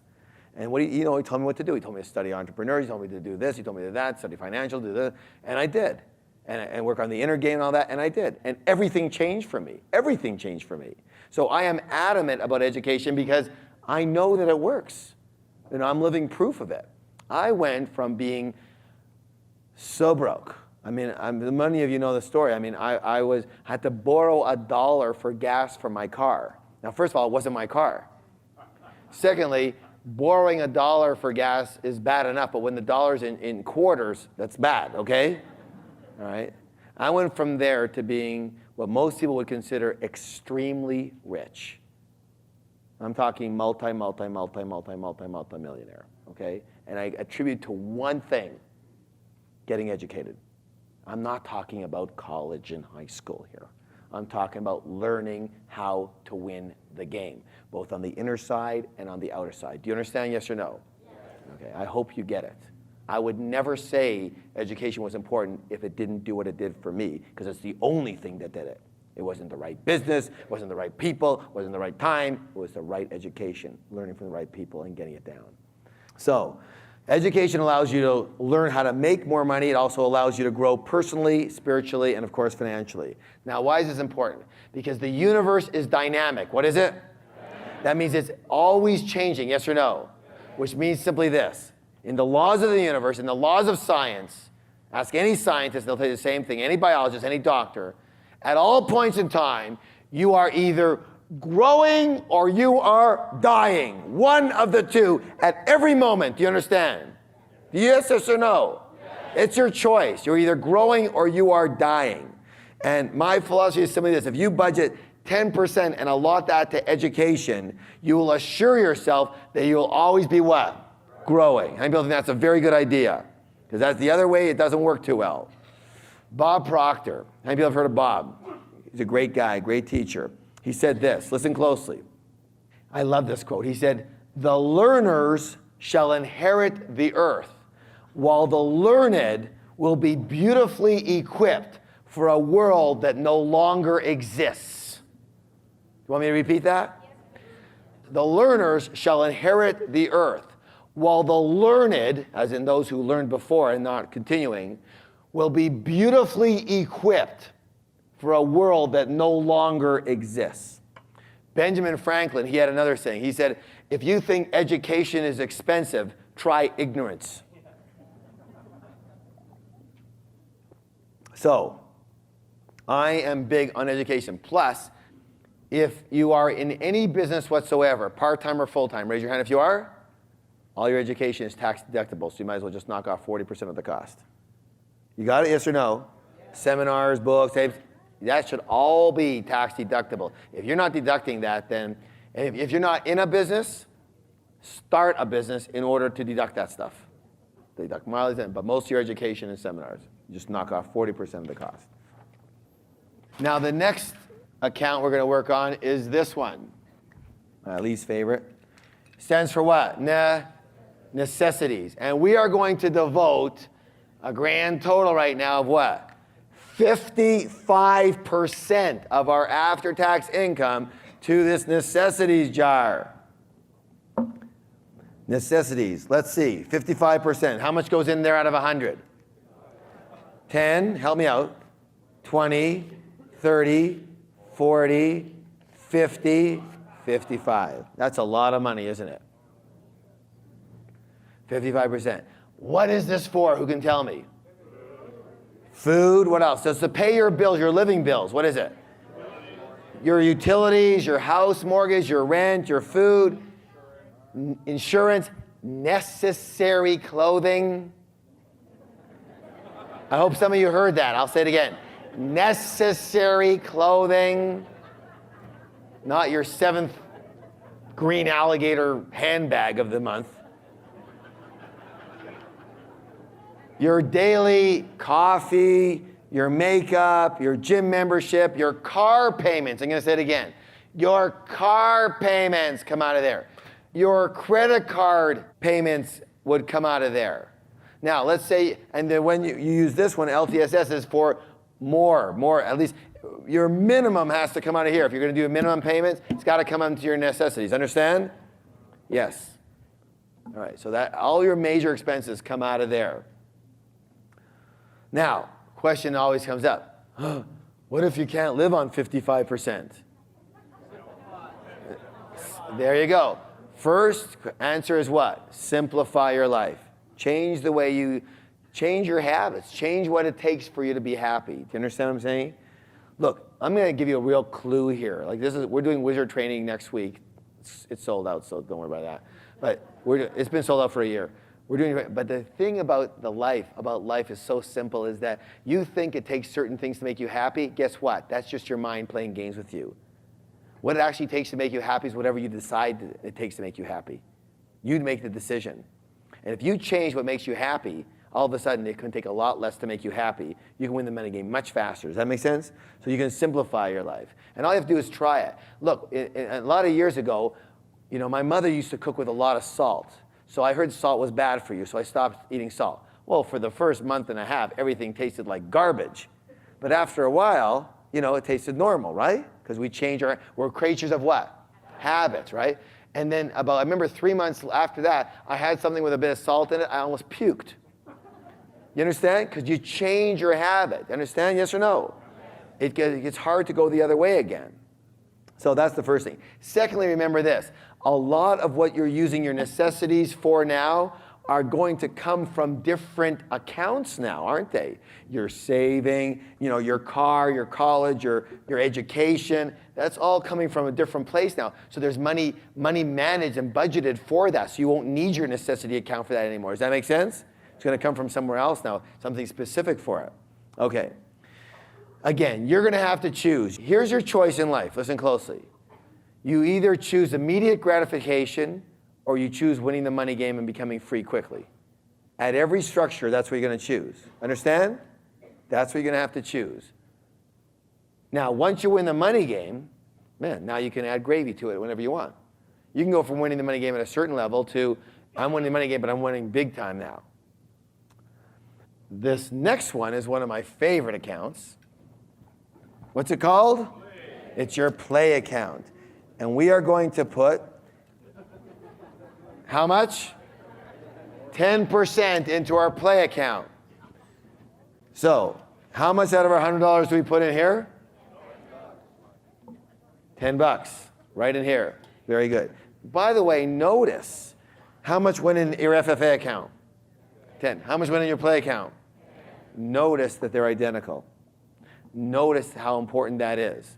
Now, if I have a choice, I'm going to take FFA, all right? But most people go the other way. Your play account is for what? It's your quick cash. It's for extra clothing. It's for your toys. It's for your entertainment. It's for eating out at nice places. It's for your mini getaways. It's for getting your massage. It's that kind of thing. You want nurturing type of things. And here's the rule. The rule is simply this. All the money in this account, you have to blow it at the end of the month. You've got to wipe it out. You've got to blow it. You've got to have a great time with it. Now, it's critical that you do that. And I don't want you just to spend it on little nothings. I want you to take the whole thing and buy yourself things that you normally wouldn't buy yourself. By the way, who does your play account go to? It goes to you. Now, if you have a mate that's contributing the same thing, it goes for both of you together. If you want to split that up together, you can do that, and I'll talk about that in a minute. But it goes for you. It's not for your kids. It's not for that. It goes to you. Listen closely. This is the account that allows you to do this on a spiritual and inner level. You understand? We are holistic beings. What are we? Holistic. Means we're holistic. We have all sides to us. And we have the FFA, you're winning the money, your financial account. That's your logical side. Got it? But if you don't let your play account, your spirit, your inner spirit be nurtured, in the end, it will never let you continue on the logical side. It will never let their FFA account grow. And if it does let it grow, listen closely, in the end, it will take you down if you didn't take care of it. If you don't take care of your inner spirit, that's the part that will take you down later on. How many of you have ever heard of people, they save all their money, they hoard all their money, and somehow they make one bad investment later on in life, they lose the whole thing. That's where your inner spirit says, enough, you're gone, you're history. You didn't take care of me, now it's your turn to suffer. So you want to take care of all parts of you. So you want to make sure that play is handled. Have a blast. Now, also, Again, your play account is for nurturing yourself. What is it? This is the part where you get to strengthen your receiving muscle. What muscle? Your receiving muscle. I said it before, we'll take care of it a little bit tomorrow, a lot tomorrow. But one of the number one reasons most people in this room are not reaching their full financial potential is that you are a bad receiver. A bad receiver. People are creatures of what? You need to habitualize yourself into being a strong receiver. Does that make sense to anybody here? One of the ways you do that is by having a play account and blowing it on receiving type of things. So you don't just go like with your play account and split it up into little menial, like nothing. You don't, let's say you have $130 in there, $150 in there. So, you go to the massage therapist and you say, okay, I want a massage. And they say how much? They say, it's $30 for 25 minutes and $60 for, you say, no, here's what I want. I want the hour-and-a-half massage with the hot rocks and the frickin' cucumbers on my eyes, all right? I want the whole thing. I want all of it. You dump the whole thing on the table, it's $150. What will you do? Now you have to be careful when you do that, okay? It could be a lot more fun than you bargained for. Now, if you have $1,000, you could be in really good shape here. Oh my God, right? Okay, so you understand what I'm saying? It's for nurturing. It's for you to feel like, oh my God, I would love to buy this, but I never have the money for it. No, this is where that money comes from now. So you go to the restaurant, you take your play money with you, and you got $150 extra there. That's your play money, and you say to the waiter, tonight we're celebrating. What? I don't know, life. A bottle of Dom Perignon, please. You do those things. Like, raise your hand if that feels really funny for you. You would never do that. You'd never blow off $150. See, here's the thing. You have to now. You're forced to. It's part of the system. You have no choice. You gotta buy the best. Cool, yeah? Really cool. Now, for those of you who are just like choking right now, you are my savers and hoarders right now that are, oh my God. The most you're allowed to ever hold into that account is 3 months, 1 quarter, and they only do that to buy something majorly big. Okay? Like, what did we do last month? Thank God I have a pretty substantial play account. You know what? I gotta be honest with you. I can't even get rid of all this fast enough. So what I do is, again, at certain levels, you get to, when you don't need it, let's say the necessities and stuff like that, I don't need 55%. Are you kidding me of my income on necessities? I mean, it's like 10% goes in there, because I'm at a point, it used to be 50, it used to be like 99%, right? But there's no way, so what do? I keep on dumping it into here, you understand? Yeah. All right, so yeah, play account. You just got to really blow that off on something very special and amazing for yourself. All right, and the last one that we're going to work with is this account right here. And again, I know this all seems really simple, and thank God that it's simple, because in the real world, simple works. Complicated what? Doesn't work. Why? Because you can't even understand the damn stuff, and it doesn't work in the real world. This works. How do we know? 40,000 people we know. Miracles. You see the emails of the current. Out of this group, there's 600 some people. There'll be 500 emails from you guys over the next month about the miracles that have occurred in your life. Is that good or is that good? Give somebody a high five and say, that's good.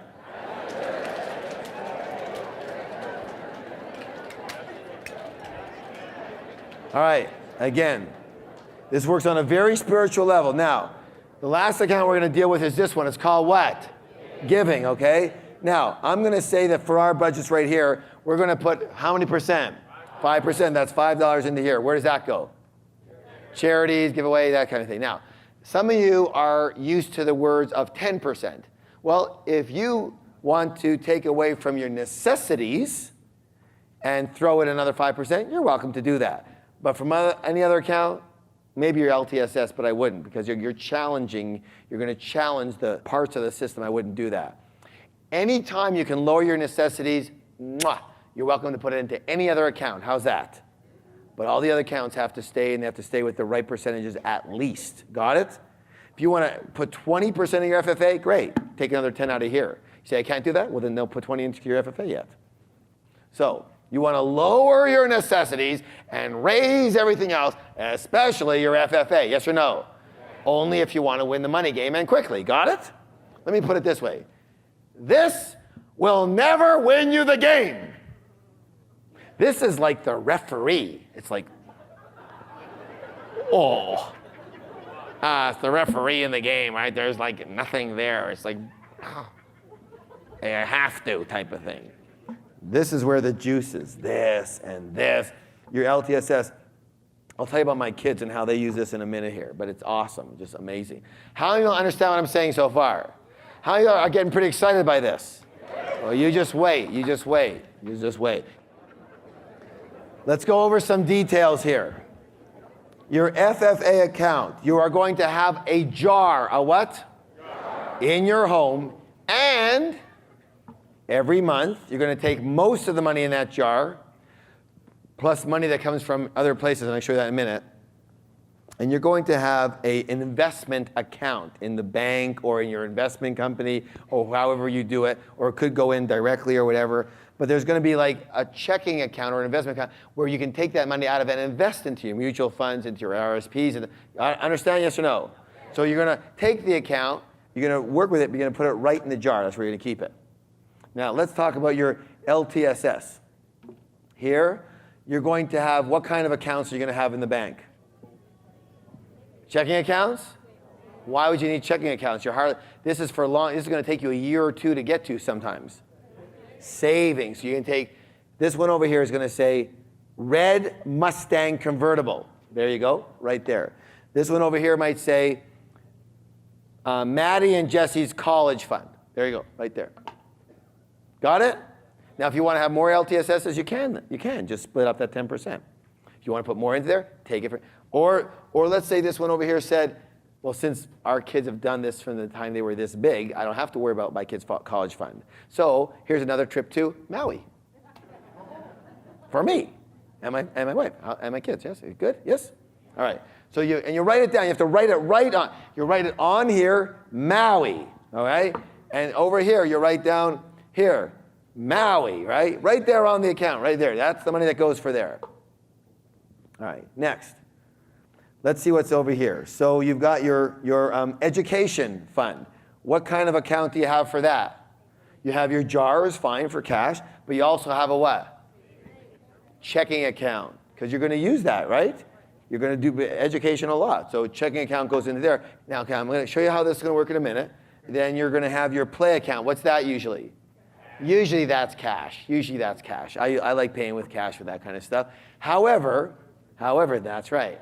Because of our little unique twist on the credit card, we will also take that cash, put it into a checking account first, so we can pay for the play by credit card, then pay with Visa with the check. I'm going to show you how that works in a minute. It's kind of cool. Your necessities, that's obvious. Where does that go? Checking account, totally. And give. It can be a checking account, it can be in cash, it doesn't matter. It's up to you, okay? All right. And you're going to play with this. You're going to find out how it works for you a little bit better. Now, let me show you how this works now. First of all, let's say, for example, that you have a check that comes in. All the money has to be split up that comes in. So you have a paycheck that comes in. Let's say your paycheck has tax taken off already, okay? For this example. Now, what do you do with your paycheck? You put it where? In the bank. Where in the bank? In one of the checking accounts. Let's just say for interest purposes, we put it for right now into our necessities account. Just for right now. Because that's going to take the bulk of it right now, yes? So it's in the necessities account. And now what do? This is all what we do right at the bank. Then what do? We now take our necessities account checkbook and we now write out what? A check for 10% to our what? FFA. A check for 5% to what? LTSS. A check for another 5 to the other LTSS. A 10% to education. So we're now going to write whatever 5 checks out of this account and we're going to deposit them into those accounts. Except for what we use in our jars for cash. We have cash too. The last check we're going to write is for cash, right? And that's going to be for, again, to spread around here, but it's going to still stay in the same percentages. Do you understand, yes or no? Okay, so that's how this is going to go from here into a bunch of the different accounts, all the different accounts. And of course, one of them is another one for cash, and that's the cash that you need for some of these accounts. Now, why is that important that you do it that way? Because, and you will judge how much cash you need and how much accounts you need. And by the way, the cash is critical, because you know what? You want to see yourself managing the money. When it's all hidden, it's a drag. You want to make the invisible visible, so having cash is critical. Now, let's see why we wanted to put these into checking accounts. Because, and by the way, you can do internet banking if you want and just split it up, whatever works for you. Because here's what you're going to do. The credit card statement has come in. Here it is. On it are a lot of items, yes? What you're going to do is you're going to sit down with your credit card and you are going to determine, you're going to insignate what each of these items, what the account has to come from. So this was something that was a necessity. This was a necessity. This was education. This was a necessity. This was a necessity. Oh, this is where I rented the boat. Great. This is my play account. This is a necessity. This is where I finally bought, let's say, let's leave the LTSS out here, but give me another one here. Your charity. You put it into charity over here, and this is another play account that you did, okay? So now what do? Y'all see this so far. We've designated what all the expenditures are for, yes? What account they're supposed to come out of. Now what do? Now you add it up. You say, okay, necessities equals X dollars, and education equals Y dollars, and play equals P dollars, and charity equals Q dollars, all right? Now, so you added all those up, and now what do? The Visa card comes with an envelope, right? Now what are you going to do? You are going to write however many checks necessary from each of these accounts. Let's say in this case, 4 checks, and you're going to put 4 checks in with the statement. Are you allowed to do that? Yes, you are. Totally. In fact, I've been doing that for 15 years. 4 checks. Why? Because you don't want to mix up goalies and forwards ever. You understand? You've got to keep the things separate, so it's separate and so it's managed properly. So Visa gets 4 checks. They get your play account, and now you can keep everything in your bank accounts nice and straight. Does that make sense? Yes or no? Yeah. How simple is this? But does it work actually in the real world? It totally works. Totally works. You have a question over here? Okay, here she is again. You have that many checking accounts, you have service charges. Right, so either get a new bank or don't worry about $4 to manage your life. How much does it cost you? You have 4 accounts, how many checks you got? If it's all on one Visa, right, you're only going to write 4 checks a month. That's going to cost you, what, $4? Let's not focus on the $4. Let's focus on winning the game. Does that make sense? Okay. You have to do that in order to win the game. Just the cost of winning the game. $4 is not a lot. So I understand what you're saying here.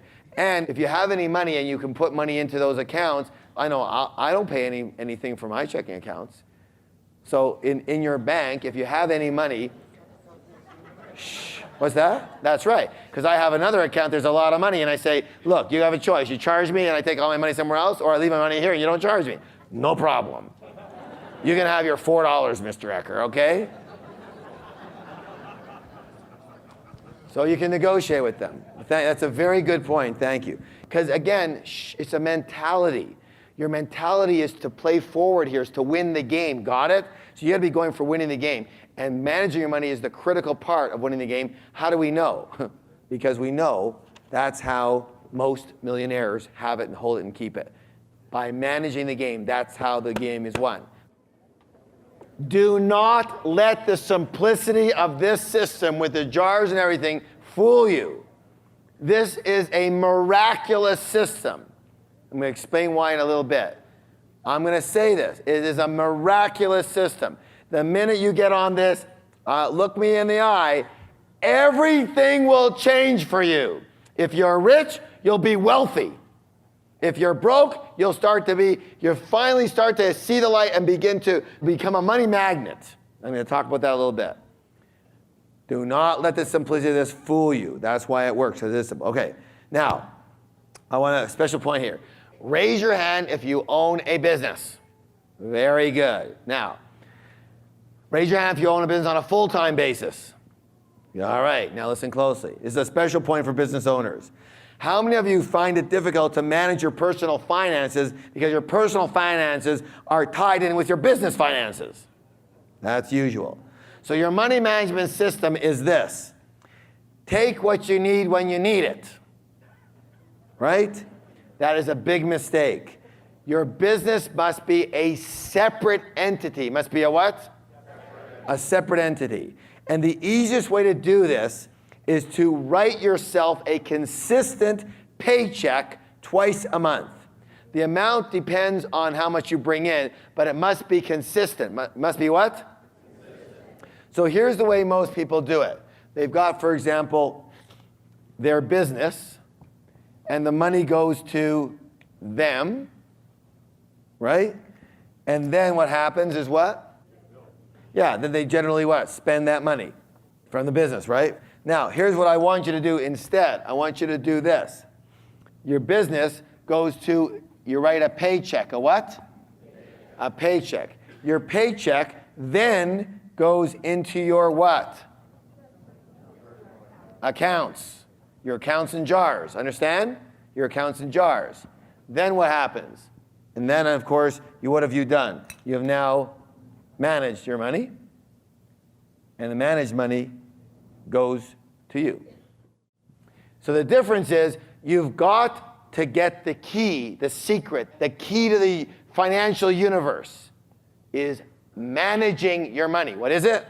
Managing your money. I'm going to harp on this so big on you until it comes out of your frickin' ears. Understand? Because everyone thinks the key is making a lot of money, and it's not. I'm going to explain this to you. We were all taught bogus information. It's about managing your money. If your business is just, take here and spend it, you're not managing it. Now, again, this is personal money here. You're managing your personal. We are not at this level going to use the jars in the account for your business. However, once you do this for personally, you watch how elegantly, with just a few small shifts in the percentages, this works in your business. You watch what happens. But first, go personal. So, how much do you take as a paycheck out of your business? It doesn't matter. I don't care. Start with something. All I want you to do is manage your money. Get the jars, get the accounts, start with something. Okay? So here's what you're going to do. Let's say you don't make a ton of money. So you'll start with twice a month, you'll pay yourself $50. And then you'll put them into the accounts. Understand? In the same percentages. And by the way, isn't it true that sometimes your business pays for certain things, yes or no? So now you don't have to use as much out of your percentages. Same percentage, but you don't need as much. Let's say you do pretty well in your business. Then you write yourself a check for maybe $2,000 every 2 weeks, right? Whatever it is. I'll let you know right now, when I started my fitness retail store, when I began right away doing this, even though I had no money for the first 6 months, we had no profits coming in, we had revenue coming in, I still paid myself, listen closely, $100 every 2 weeks. I was married and I had a child. We let the business pay for as much as possible, and we scrimped and saved, okay? $100 every 2 weeks. That's not a lot of money to live on, understand? I had a lot of lettuce. We got a deal on lettuce. 6 months later, I was paying myself $1,000 every 2 weeks. That's a lot better, right? 1 year later, $5,000 every 2 weeks. And I don't even want to tell you what it's like now. Okay, so it's about paying yourself a paycheck, a consistent paycheck. So if you say, hey, what if my business is always up and down? What did I just say? What's the key word? So if your business is up and down, you write a consistent paycheck every time. Now, if you have more money extra, doesn't mean you have to blow it all off, right? So it'll all equal out in the end. Okay, so raise your hand again if you're a business owner. What are you going to start doing immediately? Write yourself a what? Every what? Every 2 weeks. I don't care what it is and what it's for. Later when you do better, you can give yourself a raise. Okay? But you start immediately. When do you start? What if your business isn't making a lot of money? It doesn't matter. Write yourself a check for $1 then, okay? That's all I want to see. Is when you start doing this, you start seeing what happens to you. Okay, next. I get a lot of questions here is, how do you handle the money management between couples and with kids? Anybody interested? All right. First, let's talk about couples. There's a couple ways to do this. The first one is some people, they separate all their money. In other words, I earn what I earn, that's my money. You earn what you earn, that's your money. You can do that. That's not a problem. And then you know how they said, we're going to pay equal amounts for rent. And you go, yes, you can do that. If you do that, then each of you has your own what? Jars and accounts. Got it? Each of you. That's it. Now, the other way is to not separate your money, is to pool all your money. What's the word? Pool. How many people realize that that's the way that they've been doing it? Hey? Many couples do it like that. Pooling all your money. Now, most people do it like that. Now, here's the secret. If you pool all your money, this is a rule. It's a what? Rule. You have to make sure you decide on a certain amount that each individual will take off the top before you start splitting the accounts. I'll show you what I mean. So one of you makes, after taxes, $2,000 in the month. And the other of you, after taxes, makes $4,000 in the month. How much do you make in the month between you, pooled money? $6,000. Now, this is after taxes. Now the first thing you're going to do before you split the money is you're going to agree on how much each of you takes on a personal level. So let's say most of your stuff you do together, so you don't need that much on a personal level. So you're going to agree to take $500 each. How much? 500. And that goes personally. Personal. Now, then how much is left? $5,000 is left. And now what do you do with the $5,000? You manage it. You put it into your 6 accounts. You got it? Yes or no? Now, why is it absolutely critical you take off personal individual money first off a pooled situation? Thank you. Excellent. Because there is nothing worse than having to ask or beg your partner for money. Nothing could be worse. It belittles you. It disempowers you. You feel like a schmuck. Yes or yes? And listen to those of you who are making the more money or something like that, and you've got it set up where your partner has to ask you for money, you think you've got them under control. Holy moly, when the stuff hits the fan, man, is it going to hit.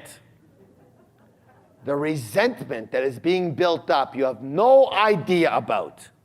None. Trust me on this. Don't believe a word I say, but trust me on this. Don't even think of doing that.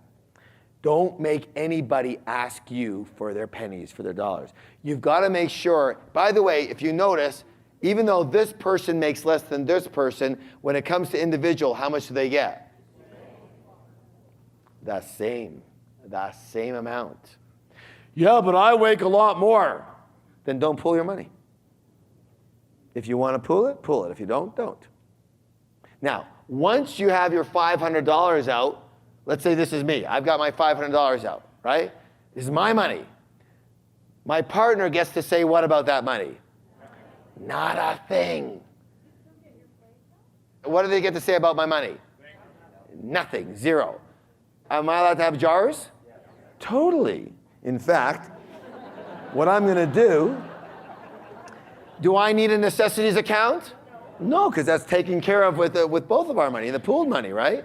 So I'm going to make sure I got my education account, my LTSS, my financial freedom, and my play account. So here's what I'm going to do. Now listen closely so you don't get confused. Now I only need 4 accounts for my personal, yes? Because I have a whole other set of jars for our pooled money. So this is a whole set of jars. That's already taken care of, right? Now I'm also, if I want to, and you're not forced to do this, but if you want to, and this is what we do, you can now, this is me over here, I have 4 accounts. I have my FFA account, my own, my LTSS for my kayak, which my wife does not want to be buying. This is for my kayak. My education for going to investment or personal development courses in Los Angeles, where she thinks I shouldn't be doing, or whatever. It doesn't matter what she thinks. This is my money. And my play account to whatever I like. Now, we still have all of the accounts separate to this together, and in the play account, we do things together, right? Or we say, 1 month I'll take it, 1 month you take it, but not on this one. On my own account, on my 4, nobody tells me what to do.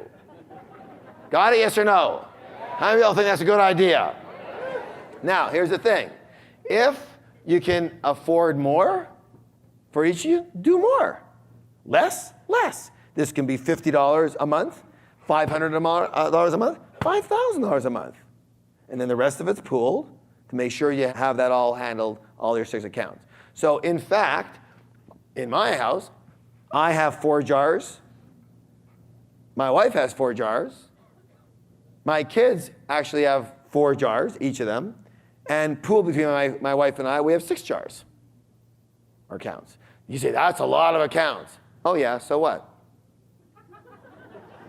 And so what? What's your point? So yeah, on a football team, there's 11 players. Oh yeah, that's a lot of players. Yeah, so what? That's how you play the game. In a hockey game, there's 6 players. Yes or no? Yeah. You want to play with 1? See what happens. You want to put 1 player on the ice? See what happens to your game. It needs 6 players to play, understand? That's the game. You want to win the game, you play with 6 players. You want to lose the game, play with less. Simple? It's up to you. I'm showing you the way that actually wins. All right. What do you do if there's only 1 income?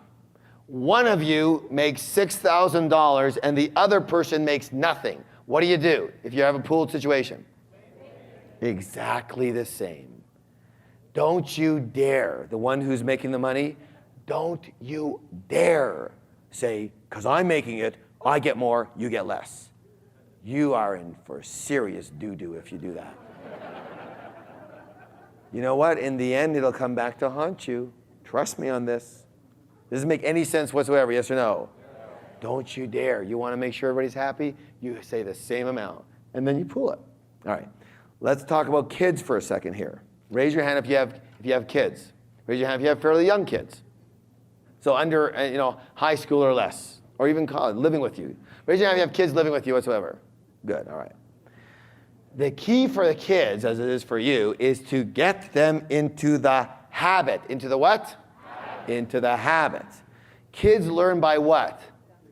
By example, by modeling. And they will do this automatically if you're doing it and you show them how to do it. By the way, if you're doing it, I guarantee, as sure as I'm standing here, your kids will ask you what you're doing. When these jars are out there, they go, what's that? They will love it. In fact, I guarantee this, they'll probably be better at it than you are. They'll be more disciplined, they'll be more excited, and they'll do the jars even if you don't. All right? This is my experience with kids. So, necessities are usually met for them. They don't have to buy necessities, right? So they don't need a necessities account. But they do need all of the other accounts, the 5 accounts here, including the giving. So they also sometimes have more than 1 LTSS account. Let me show you something. So what money goes into there for kids? Allowance, yes, and gifts, every money, all the money they get goes into the jars, is split. Understand? Yes or no? So let's say they get a $10 gift. What happens? Boom, boom, boom, boom, boom. Yes? Right, it's into the 5 here. Now, so they can save for college. My daughter right now is saving for a car, right? And for college. That's what she uses. And now she hasn't been purchasing seminars yet, but she does purchase books and tapes and things like that. So she does have an education account. Plus, she gets a discount on seminars. Anyways.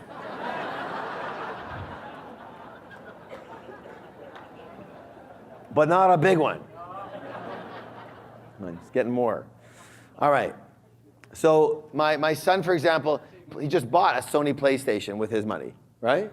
And he buys CDs and all that. And this is what he does. Play money with his CDs, and he goes out with his friends, whatever. And they both have gotten big time in their FFA. Now, listen closely. See this package right here of checkbooks and accounts, yes or no? You ever see it? You have never seen anything like this in your life when my kids go to the bank. When my kids go to the bank, the whole bank stops. I'm not kidding you. Customers, tellers, everyone. Bank manager, every month, he's out there shaking their hand, right? The whole bank stops to watch how they do their banking. They both walk in like this, and they lay it down over here. The tellers already know them. Jesse, you're only $80 away from your bike.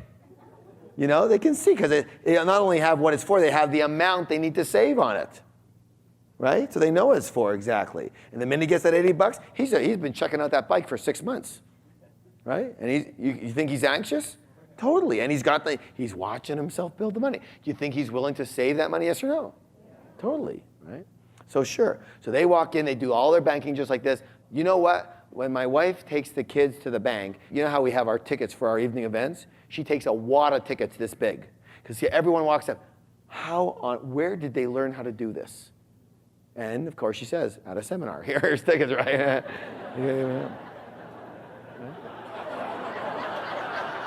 That's why they do it, actually, you know.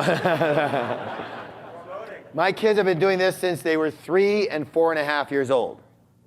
3 and 4.5. And I'll tell you right now, not because we give them any extra money. If your kids do this, I guarantee this, your children will never have a financial problem in their whole life. Never. It can't happen. It won't happen. Now, I don't want to confuse you, but there's levels to this. So my kids have been doing this for a long time, understand? And they're good at it. Now here's the thing you have to understand. So here's what we do with our kids. For the last 2 years, and I'm not suggesting you do this unless your kids are stronger at this. What happens is that people need to understand that they need to learn how to manage money, yes or no? And as young adults and kids, most of us learned how to do this skill, this ability, yes or no? We didn't learn how to do it. So what happens is we get to be a certain age, like 20, 21, 25, and we don't know what to do. And we have really poor habits. So here's what we've done. Not only have we ingrained our kids in these habits, but listen to this.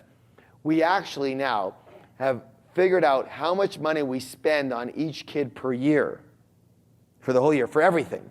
For their lessons and for their football and for their concerts and for their clothing and for their shoes and for everything, right?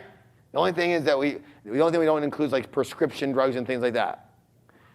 Everything. So we figured out it worked out to approximately $6,000 a year on clothing and things like that, right? So here's what we do. We actually give them each a check for $500 a month at the beginning of each month. They have to manage that $500. If they don't manage it properly, they have a problem, not us. You understand? This way, they learn how to manage their money properly. Now, for the first time, my son's 14 and a half. This is his first year at it. It's my daughter's third year at it. She's a whiz, just totally a whiz. She's a saver. She knows how to invest, the whole thing, right?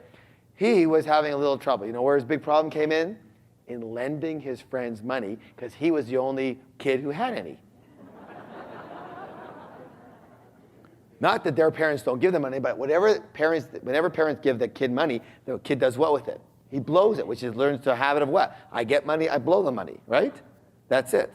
My kid has jars, they know exactly what to do with their money. His problem came in lending money to people who didn't pay him back. So we had a discussion about that, and now and I told him about correction is natural, and it's a normal thing to make errors, and now you see where you have to make the correction, so now you go in and make the correction. But he was feeling really, really bad because he couldn't. Why? He wouldn't feel bad about it if something didn't pain him, did he? So he went to buy a pair of shoes for camp. They're leaving for camp. They're actually leaving tomorrow in Ontario. And he went to buy a pair of running shoes. Well, he wanted a pair of running shoes that was $180. Guess how much money he had? $60. Guess where the rest of it was? With his friends who hadn't paid him back. Now he felt bad. Now he learned his lesson. Did we give him the money? No. You buy a $60 pair of running shoes. Now you learn how to ask for your money back. Good or good? That's the way it goes. They have extra money, they do what they want with it, but they all have the jars. And they are elegant at it. My blessing for you is you should be as good as my children at this. That's my blessing to you. If that could happen for you, you will be a blessed human being. Fair enough? How many of you are getting what I'm talking about? How many are getting it loud and clear? How many are finding this is actually, there's a few things I have to work on a little bit, but this is actually easy? How many realize the power of separating your money? How many recognize the power of managing your money properly? Look, again, for most of us, we were not taught how to do this game. We were not taught how to play the game to win. That's what we're doing here tonight. A lot of you do okay, but you're not reaching your full potential. And you're not mostly because of some of the inner obstacles that you've got that we are definitely clearing out this weekend, and the information that you did or didn't get about how to handle money. When you handle it properly, everything will change. I guarantee you that. Now, let's talk about the FFA account. Because a lot of people ask me, oh yeah, okay, I have money in here. What do I do with the darn stuff? Do I get 2% on it? What do I do with this stuff? So we have a very, very unusual program happening called Millionaire School in the fall. And it deals specifically with what do you do with money? How do you get major percentages for it? Right now, let's just take some generalities. Your FFA account, let's keep it real simple. This is just the money in your financial freedom account. This means high risk, moderate risk, low risk investments. Got it? This means low risk person, moderate risk person. All right. So let's start with a low risk person. What percentage of your FFA money is going to go into high risk investments? How much percent? If you're a low risk person, 10%. 10% is going to go into high risk investments. High risk investments are things that could return, seed capital, this, that, 100%, 400%, 800%, lots and lots. That's high risk stuff. Okay, it's kind of like rolling the penny stocks. Even a lot of stocks today are high risk. What percentage is going to go into moderate risk? 20%. Give me an example of moderate risk investments. I'll say right now, any stock is a moderate risk. Blue chip, definitely moderate risk. There's no such thing as a low risk stock right now. Do you understand what I'm saying? Does that make sense, yes or no? You have no idea what's going to happen to the stock market. It's like, the stock market to me is great. It's like sophisticated Las Vegas. That's it. That's all it is. It's got this big, highfalutin exterior, but it's gambling, and it's gambling at its worst. That's what the stock market is. It's fine and it's great, but it's gambling. That's all. Don't think of anything less. There's no sure thing on there. Okay, so mutual funds, high risk or low risk? Moderate risk, totally. There's mutual funds last year that lost 20%. A lot of people have been totally burnt by their mutual funds. And there's ones that are making 20%. So they're moderate risk. Okay? Definitely, they're not low risk. Give me an example of low risk. GICs, money market. Bonds, low risk? Low risk. Sure they are. Low risk are bonds really. I haven't seen too many people who have lost money on bonds. So low risk. I'm not talking about junk bonds, obviously. But, you judge for yourself here. But I'm just saying, so 70% in low risk stuff. So here's the thing. One of the things is to grow this, but the other thing that's more important than growing it is making sure you keep it. Understand? Remember, this is how you win the money game. You got to make sure you keep it. And you want to grow too. So it's got to be a balance, yes? So we're showing you how to balance.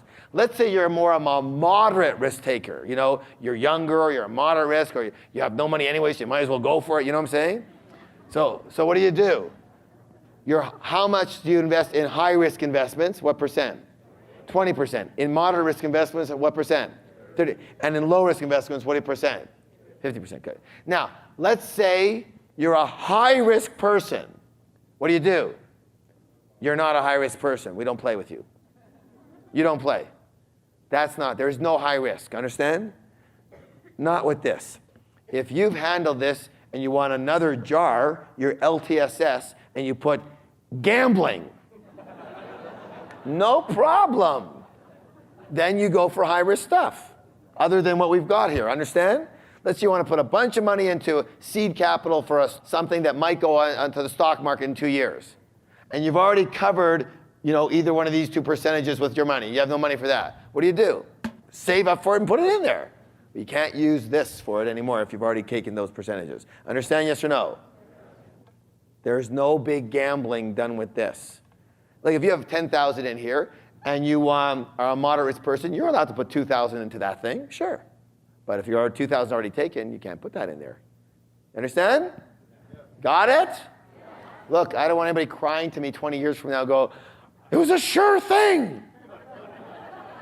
I lost it all. No, that's not going to happen. Okay. In general, while your FFA is growing, while it's being built, your goose is being built, how much money can you draw out of here? None. Okay, what if it's already sending money out? Let's say it's in a second mortgage and you get monthly payments of $500 a month of pure interest. Can you spend that? No. Put it back inside until you're financially free. That's how you win the money game faster. So all your money that you made from it, put it back in and let it grow bigger. Look, the goal is to have a big fat goose and lots of little geese feeding it. Okay? So big fat goose, you want to reinvest that money. When you're financially free, then you're allowed to eat the eggs, the interest. Then you're allowed to spend that. Okay, that's what you're going to live on. Got it?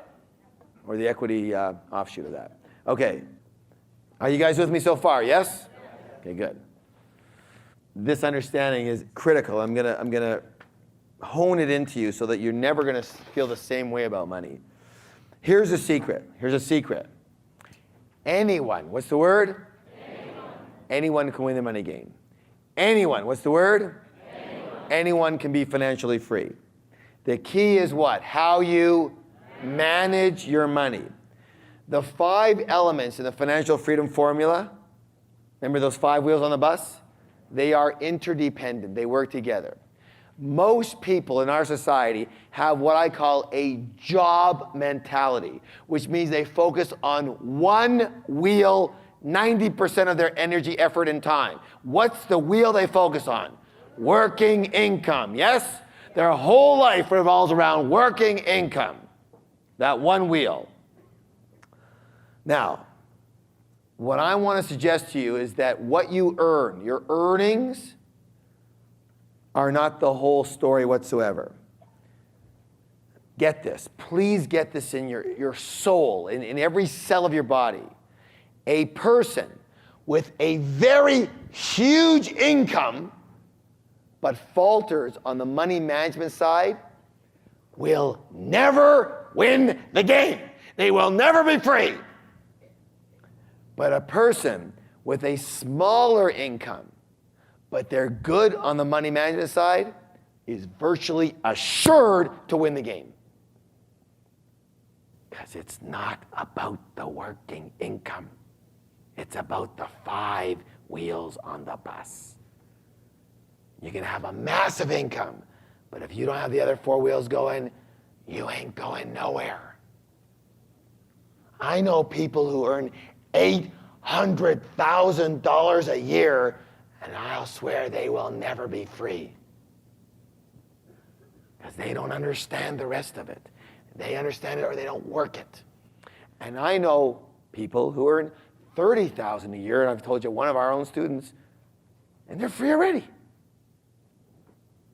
Because it's about what? How you manage the money you've got. Okay. So to win the money game, you have to play the game, the whole game, not a fifth of the game. And this money management system will take care of and cover all 5 elements. Do you understand that? If you just do this system, everything will be okay.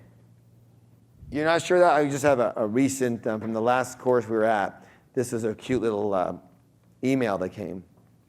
Dear Harv and staff, we started our jars at 1:30 a.m. the minute we arrived home from the Millionaire Mind Intensive weekend.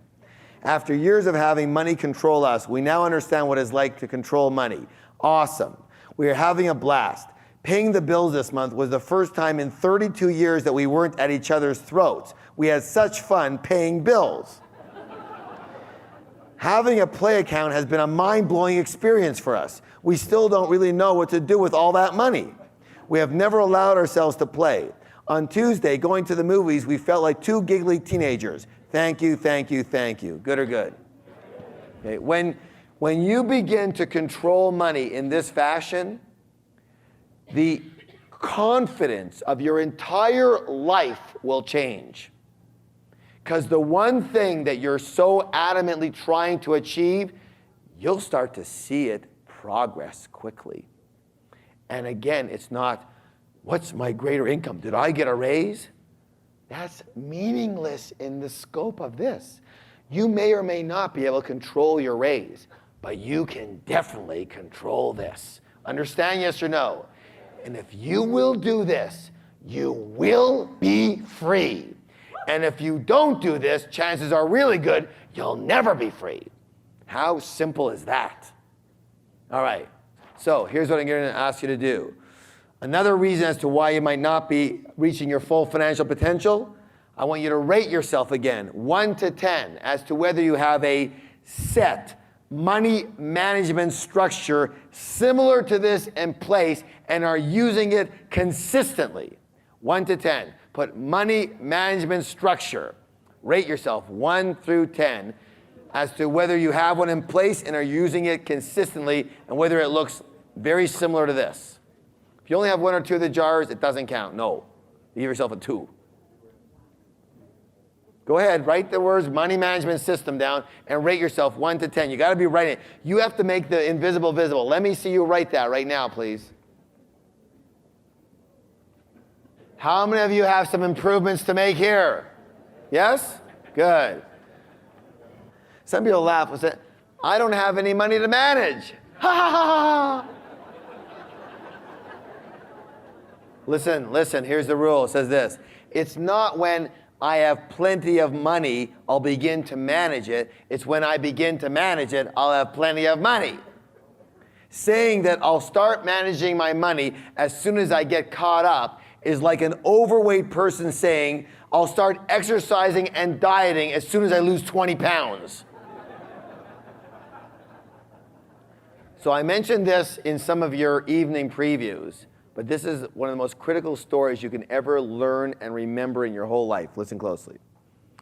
Imagine right now that you are walking down the street with a 3-year-old child. How old? And you come across an ice cream store and the kid wants an ice cream, so you walk inside with the ice cream store, and they don't have cups, they only have cones, and they have the hard ice cream. And so you get them a single scoop of ice cream. And they have very, very small hands, and they're kind of wobbly with it already, and they walk out the door, and sure enough, the ice cream on the top of the scoop, on top of the cone, falls off and gets on the ground. The kid starts to cry, and they want to go, and they go back in the store with them, of course, and you're just about going to order them another scoop, and they see a sign that shows the triple scooper. The picture, right? And then their little baby voice, they go, I want the triple scoop. Now, being the wonderful, caring, kind person that you are, do you go ahead and get them the triple scooper? No. Why not? Because they couldn't even handle what they had. They couldn't handle the single scoop. Why would you want to create them to fail like that? Let me explain something to you. We live in a very loving universe. The universe is here to support you. And the universal principle of management says this: until you show you can handle what you've got, you won't get any more. If you're not handling a quarter of 1 scoop, why on earth do you think the universe is going to send you 10 scoops? Do you get it, yes or no? Yes. I hope you got that in the cells of your bones. The universe is a supportive universe. And until you handle what you've got properly, you won't get any more. Why? Because you don't need any more. This is a universal principle. Look, I didn't make up the universe. I only live by its rules. And as a warrior and as a wizard, when you can understand the rules and live through them and be in alignment with the universe's rules instead of your rules, everything will change very quickly. You understand that? Yeah. Very simple. So, you have to acquire the skills and habits of managing a small amount of money before you can have a large amount of money. And the key is to start your money management account when? Split up a frickin' dollar if you have to. But split it up and start to manage that dollar. Do you get it, yes or no? Yes. I don't care if you're $1 million in debt. Get a dollar and split it up. Michelle, are you in the room? Can you give Michelle a mic for a second here? This is Michelle Burr. She's our marketing director. And she started by coming to this seminar. She wasn't working with us at the time. What was this scoop with you, if you don't mind sharing, if you don't mind? Sure. It was about 2 years ago, and I was at the point where I was just about to claim bankruptcy, and I just did not want to do that. And I came to the seminar, and I discovered the jars, and I said, this is the way out. This is how I'm going to do it. So I didn't have any money, so I said, okay, I'm going to take $1 a month, and I'm going to split that up in the jars. So I had 10 cents in my FFA, and I had 10 cents in my play jar, and the rest was split up. And I was thinking, what am I going to do with 10 cents in my play jar? How do you play with that? So I went to the store and I bought some Double Bubble, and I chewed it and blew up the bubble and read the cartoon and had a good time. Anyways. Doesn't take much for her. Anyways. I won't go there. Anyways. So then I said, okay, well, how am I going to get, closer to freedom? And I said, I'll double that dollar every month. So I took the dollar, and then next month I split up $2, and the month after 4, and then 8, 16, 32, and you can see how it adds up. So it took me a full year before I was actually at those exact percentages that Harv's talking about, where your necessity is 55. And so now it's been 2 years, and just last March, I deposited a huge amount into my FFA. Is it all right if I say? Tell them how much you put in. I put in $10,000 in March. That's 1 month. In 1 month. And then even since March, I've doubled that and invested all that. And then, I'd say now, I feel so empowered, and it's just, there's no feeling like when you have it handled, and just the habit and having your money handled is amazing. I have no doubt that in the next few years, I'll have a net worth of over $1 million. No doubt. And win the money game. Okay, give her a big round of applause. Very good. See, thanks, Michelle. Thanks for sharing. The other thing that's so empowering here is, like, when you do this, you know you're going to be free, right? Because you've got that handle. This is for that. As long as you do it, you know you'll be free. There's not a question anymore. Will I make it? Will I ever be free? What will happen? You take those questions out. It's like my son. My son was with my wife, and she wanted to get that green alligator purse, okay? And she has her jars and all that, but she has a harder time than some with the jars, okay? So, I'm being very polite here, all right? But she still does them, but So she sees a person, so she says to my son, she says, oh God, I'm dying for that purse. I've seen it 3 times, I want to get it, I'm going to get it right now. And he says to her, Mom, have you saved for that? And she goes, no, I'll just put it on the credit card. I said, I know, but is that money in your account now for that purse? She goes, no, but I'll take it from, whatever.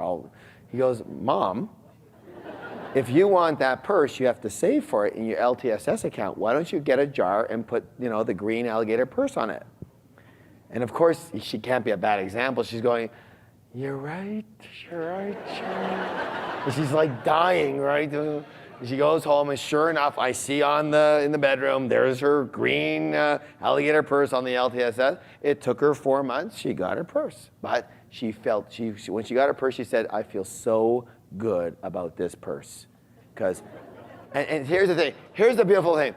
Anything you really want, you're going to have with your LTSS. Like those things you really wanted. You wanted to have the certain car one day. Okay, it might take a little while, but you got to get it. You're gonna get it. There's no more question. My son wanted a Sony PlayStation. For a kid who only makes $5 a month, that could take a long time, okay? But he wanted it, right? And he put a jar, and it took him a year, and he finally got it. He got gifts and everything, put it together, and he finally got it. Once it says Sony PlayStation, it's yours. It might take a little time, but it's yours. There's no more questions here. Do you get it, yes or no? Yes. You're gonna win the money game, and you're gonna have everything you want simply by having your money do its job for that task. Put your hand on your chest. Everyone's going to be standing here. This is a critical one. Hand on your chest. Say this with me. The habit of managing my money is more important than the amount. The habit of managing my money is more important than the amount. Again, please. The habit of managing my money is more important than the amount. One more time, twice as loud.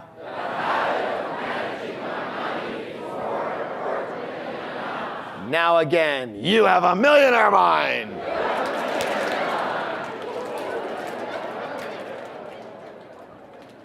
All right.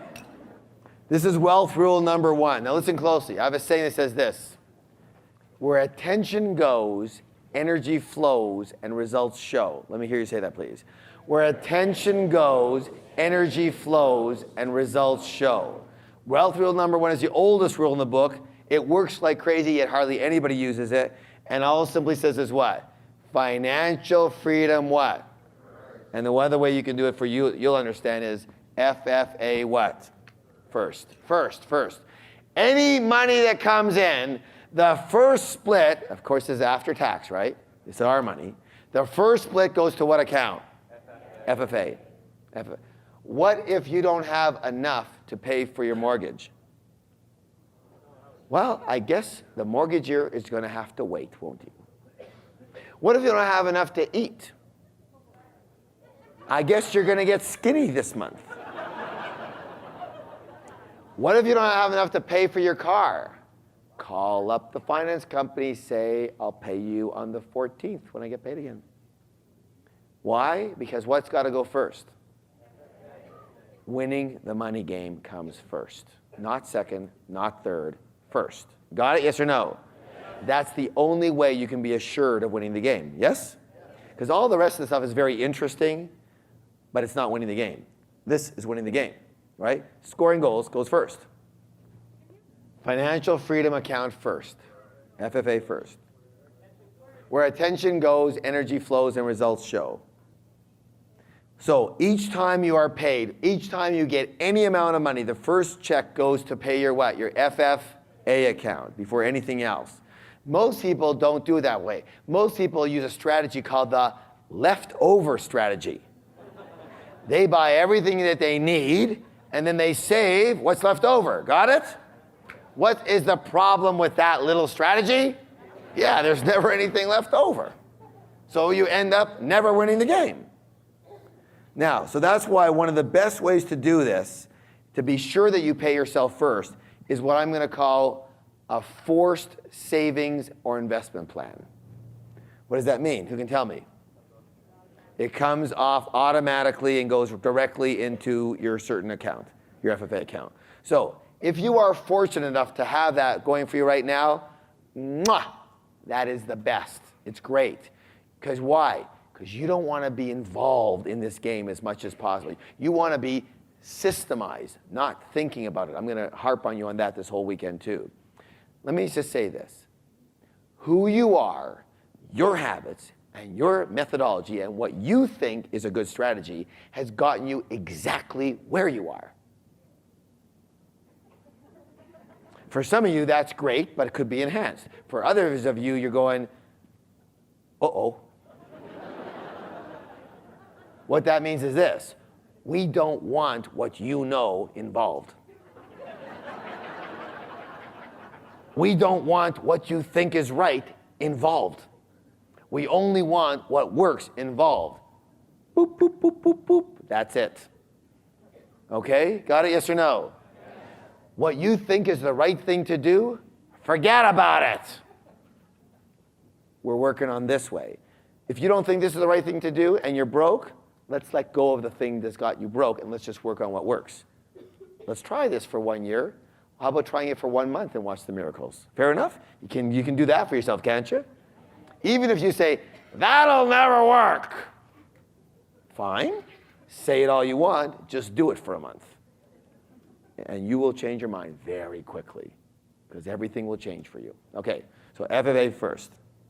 So this is another reason why you might not be reaching your full financial potential right now. Rate yourself 1 to 10 as to whether on every single dollar that comes in, the first 10% at least goes to your financial freedom account right now. 1 to 10. On every single dollar that comes in, the first 10% at least goes to your freedom account. Go ahead, rate yourself 1 to 10 here. Put FFA first, rate yourself 1 to 10. You got to be doing this. You got to see it for yourself. Good. How many of you can use a little bit of improvement on this one? Yes or no? Yes. Very good. Good. Does anybody know what this is? It's a magnet, and it's really obvious, isn't it? That's like the best one ever. Ever. They know. Look, these are almost the same. Can you see that? Usually like this is like crossed out. It's like, no one's really ever been able to guess what it was before, so. All right.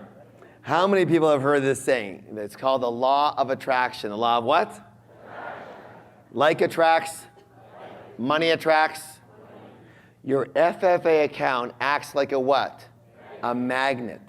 The more in, the more it attracts. So the key is to get started. What's the word? On building your money magnet. By the way, how many of you have noticed that? People have money, get more money. What's the saying that says this? To he who hath, more shall be given. Yes or no? Isn't that a weird one compared to all these other people? To he who hath, more shall be given, right? Because like attracts like, it's the laws of the universe here. So the key is to get started building your money magnet, building your habit. So here's the thing, out of habit, out of what? Habit. I recommend, see, again, what you put your attention on is what grows. Where attention goes, energy flows and results show. If you're cucking around with debt, your whole life will be around debt. You understand? What a drag. You can't win the game like that. So I want as much of your attention going into an arena called what? Financial freedom, winning the money game. Got it? Yes? And the other ones are to support that. And so I want you to build a habit of focusing your attention on your FFA. So how do we do that? We build the magnet big and strong, and we put attention on it. So what do we do?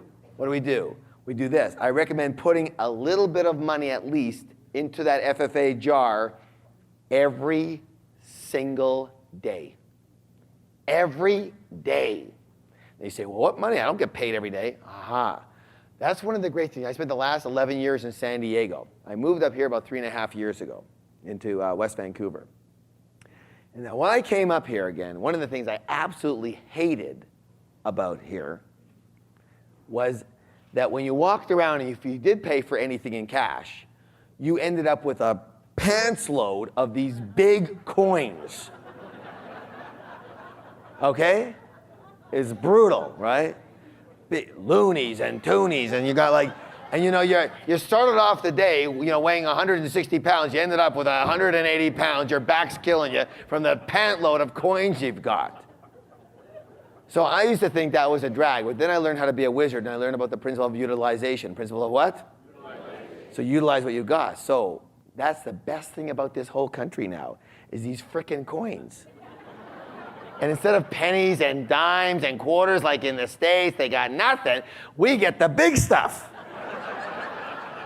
You got ones and twos, and you know, you can come home with, when I come home, I empty out my pocket, I got like 20 bucks sitting there, right?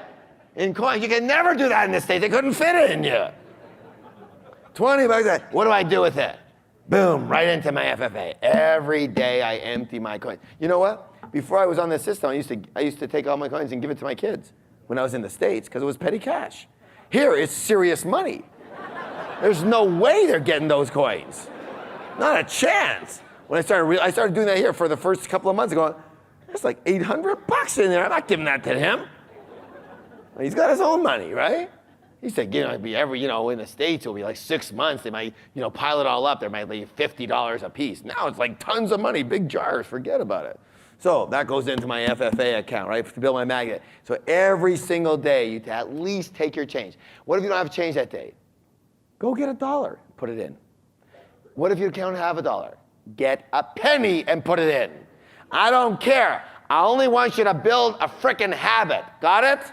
Yes or no? Yes. And the habit puts your attention. What you focus on expands in your life. Yes? Say that with me. What I focus on expands. One more time. What I focus on expands. If you put money in here every day, will you be focusing on it? Yes or no? Yes. What will expand? What account? Or you can fool around with your debt accounts. Which one do you want to expand? Look, you either play with the universe or against it. It's got very specific laws. Most people don't know those laws. That's why we have our other programs. But when you get in line with those laws, life becomes easy. What you focus on expands. Yes or yes? Yes. Okay, good. So that's why I definitely recommend you have the jars at home for a lot of them take cash, right? And definitely have this jar at home. You have to have at least this one. Well, everyone has to have all of them because you got to see the visual aspect of it, and then have your checkbook inside it too. So, and then at the end of the month, you take a good portion of this money and you take it to the bank, right? And you put that into your investment account. You write that check to, and that goes into your FFA account, like whether it's a stock or whether it's mutual funds or whether it's GICs, whatever you're investing in, that's when you do that. Understand? So in other words, what I'm saying is you don't have to leave thousands of dollars in your jar. At the same time, when you take it out every month, I want you to make sure you never empty it completely.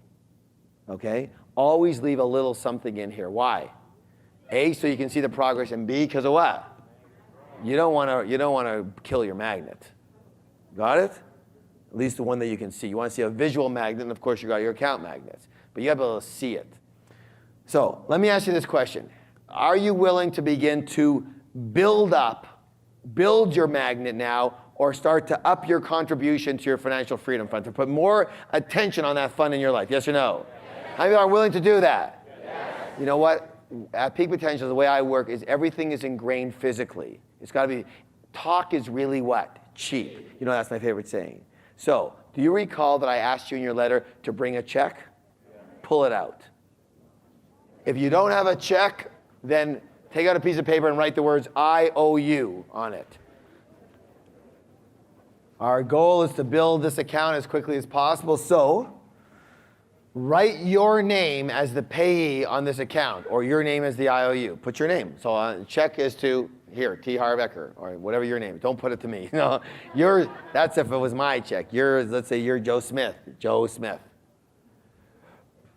As the name on the IOU, same thing, Joe Smith. Now, this check is going into your FFA magnet to start to build a magnet. Remember, the more you put in there, the stronger the magnet. Say that with me. The more I put in there, the stronger the magnet.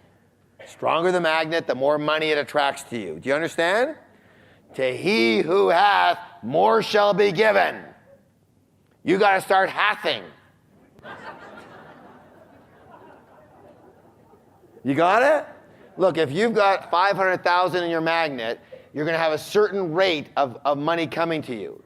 When you have 2 million in your magnet, you can pretty well guarantee it will be double or triple the rate of money that comes to you. Do you understand what I'm saying? If you have $10 in here, there's going to be a rate that the money comes to you in your life. If you have $1,000, it'll come a lot faster. 10,000 even faster. If you have $1 million in here, it starts flooding in. Do you understand that? That's why money begets money. To he who hath, more shall be given. And I'm not a Bible person, and I'm just telling you the way it is from my experience. It's a magnet. The more you have, the stronger the magnet, the faster it comes. That's why This is the logical side. This is the system side. But there's spiritual principles in the development of all this. Do you understand what I'm saying here? That are at work. And you need to follow those principles, and they're all ingrained. So, how much do you write the check for? Whatever you want. If you have no money, write it for 10 cents. If you have a lot of money and you want to up your contribution, you say, you know what, I want to really step on the gas with this. Write it for $1,000. Write it for $5, $10, whatever you feel comfortable with. The only thing I ask you is do not use the money that we asked you to bring for the course. Because that's not in a check form anyways. That's in a cash form, right? That money doesn't go anywhere. That's to be used for a visualization exercise. Okay. So again, even $5 on your check, even $1 is fine. Because what's most important? The habit or the amount? Say that please with me. The habit is more important than the amount. Again, the habit is more important than the amount. Why don't you see, let's see your daily contribution. What are you putting in today? Now, here's the question. What if during the month you put a bunch of money in here? Can this count towards your 10%? Yes, of course it can. Absolutely, yes it can. Or it can be over and above. It's up to you. I'm going to say it again. The bigger your magnet, the faster the money comes. Raise your hand if you've got your check made out completely, yes?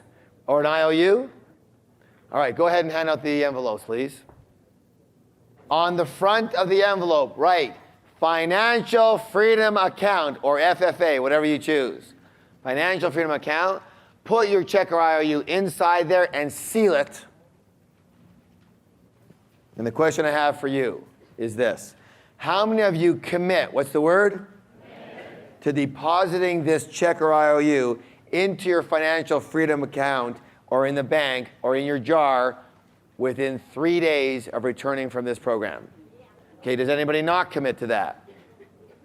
Okay, so everyone is committing.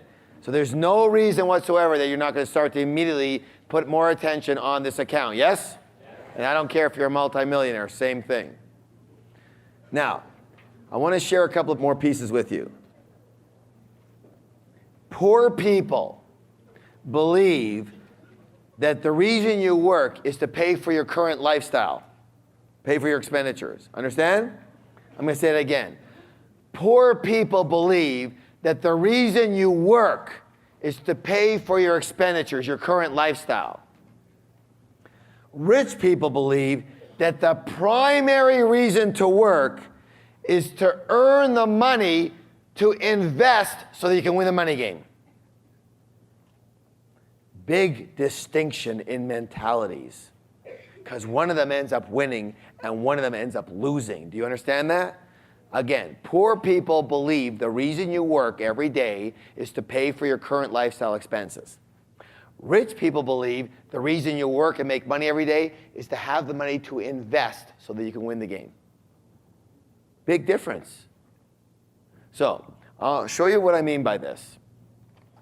There are at least three stages that we'll go with. Okay, let me just explain this to you. So stage number one is where a lot of people are. They get their money from their job or their business. So the money comes from their job or business, and it goes to pay their expenses. That's where most people are. Stage number two is where I'm asking you to go immediately, and if you're already there, up it dramatically. The money from your job or business, part of it goes to pay for your passive income investments, right? And part of it goes to pay for your expenses. Got it? Yes or no? So you split that off. By the way, you know how many people get to here? Maybe 10%, 20%, that's it. And all the people who come through our courses. The minute they go home, they go from here to here. Got it? As soon as you start the jars, you're in this game now. And stage three is when you have no more job or business because your money from your passive income investments, now pays for your expenses. And now you are what? Free. You're free. Understand? So when you can exchange your job or business money for your passive income investment money, then you're free.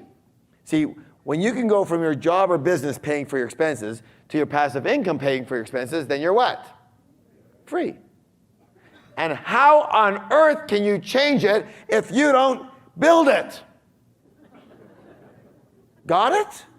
If you play this game forever, you'll be in this game forever, which means if you have expenses, you have to work.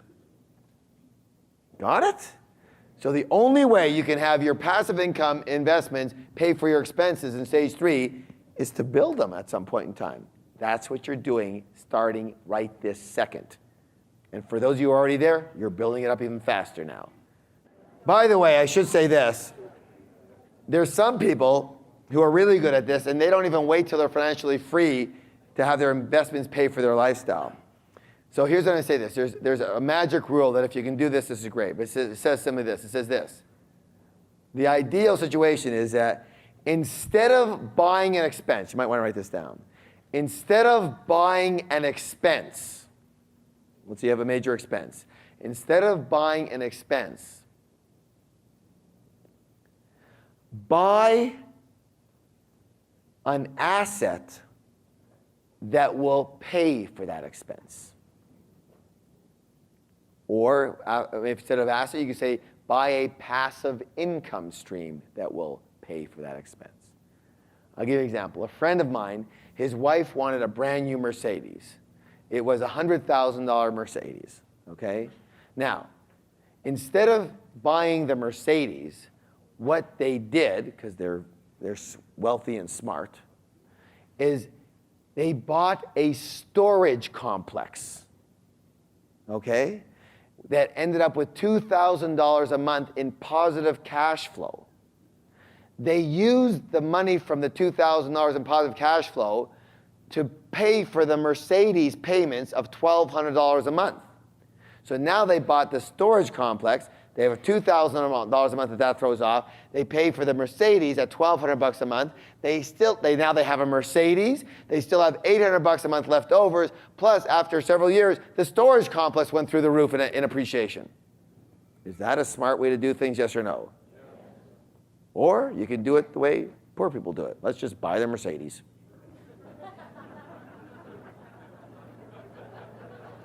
We'll drive a nice car. We are frickin' broke, but we have a nice car, okay? That's good. Do you understand what I'm saying? Buy assets, create passive income structures that pay for the big expenses that you have. All right, now, let's go on with this. Remember, clarity equals what? Power. You have to be crystal clear on what it takes for you to win the money game. The goal is simple, to have your passive income exceed your expenses. And again, the amount is different from everybody, but you have to know clearly what it is for you. So, here's what we're going to do. Remember that initial number that you wrote down as to how much money you need per year? Yes or no? In passive income, for you to live the lifestyle you want, I want you to re-look at that number now that you're more ingrained in our philosophy with simplification, with understanding. And hold on. I want you to come up with what I'm going to call your first level of financial freedom. First level. What that means is this. Okay, take Harv. So Harv would prefer to have $1 million a year in passive income for me to be financially free. That's my preference. But the truth is, if I really look at it and go, is that level 1? I say, well, no, I don't really need that kind of money, to be financially free. Like, what would it really take for me to just, I don't have to live in the lap of luxury, but just to have the choice that I know in my life, I never actually have to work again, okay? What would it take? How much would that take, Harv? Okay, according to my expenses, it might take, really, I could probably live pretty good, at least to a point where I don't ever feel like I have to work again. $150,000 a year, I could live okay, level 1. I can handle that. Understand? Right. A reasonable amount, at least for some of you anyways. So, $150,000 a year. So now my number that would then be, I don't say $1 million a year, I say $150,000 a year, because that's level 1. Once I've reached level 1, am I allowed to go to level 2? Of course you are. That's what I want you to get. Let's start with a level 1 number that you can realistically shoot for now and go for. Once you get there, you can up it. Go to level 2, level 3. You can even write them all down. Level 1, 150,000 a year. Level 2, 250 a year. Level 3, 500 a year. Level 5, $1 million a year. Let's see what level 1 looks like, where at least you know you never have to work again unless you choose to. Winning the game. Can everybody buy that? All right. What's your level 1 number? Don't make it like too low where you go, oh God, I'm going to have to supplement this. No. Make it to where you can be on the golf course, on the beach all day long, basically, if you want to. You don't have to live, buy yachts and boats or anything. Just do what you want to do, basically. All right? So I want you to come up with that number right now. Revise this. You can put level 1. Financial freedom number 1. FF level 1. Always include the taxes and inflation. So it's always 50% more. Right? So level 1. What's your level 1 number? FF level 1. Per year, okay? All right. By the way, how many people have made a bit of a revision from their first number? Very good, very good. How many of you feel more comfortable now that you can actually win this game now? Right? How many of you are excited right now that this is an amount that's feasible for you? You know what it takes for you to win the game now, right? And you know what it takes for first stage. In other words, you can live with this. This feels good for you, yes? Yes. Clarity is what? Power. It's what? Power. Do you feel the power, yes or no? So you have a number in your mind now, and you know what it's going to take, this much in passive income. Now you can shoot for something. Now you can play the game. Now you got a hoop. Before you were dribbling around, I mean, where do I shoot? Nothing. You're not just drill. All you do is get sweaty and tired. You can't score any points. All right. How are you going to be absolutely certain that you create this? All right, here's the big question for you. What are you going to do financially once you're free? What are you going to do on a financial level once you're free? Sleep in. Sleep in is good, but it's not financial. That's right. Once you're financially free, remember the law of maintenance, you still have to do something. You still have to do what? Manage and invest your money, yes or yes. Does that take any time, yes or no? Of course it does. Does it take a long time?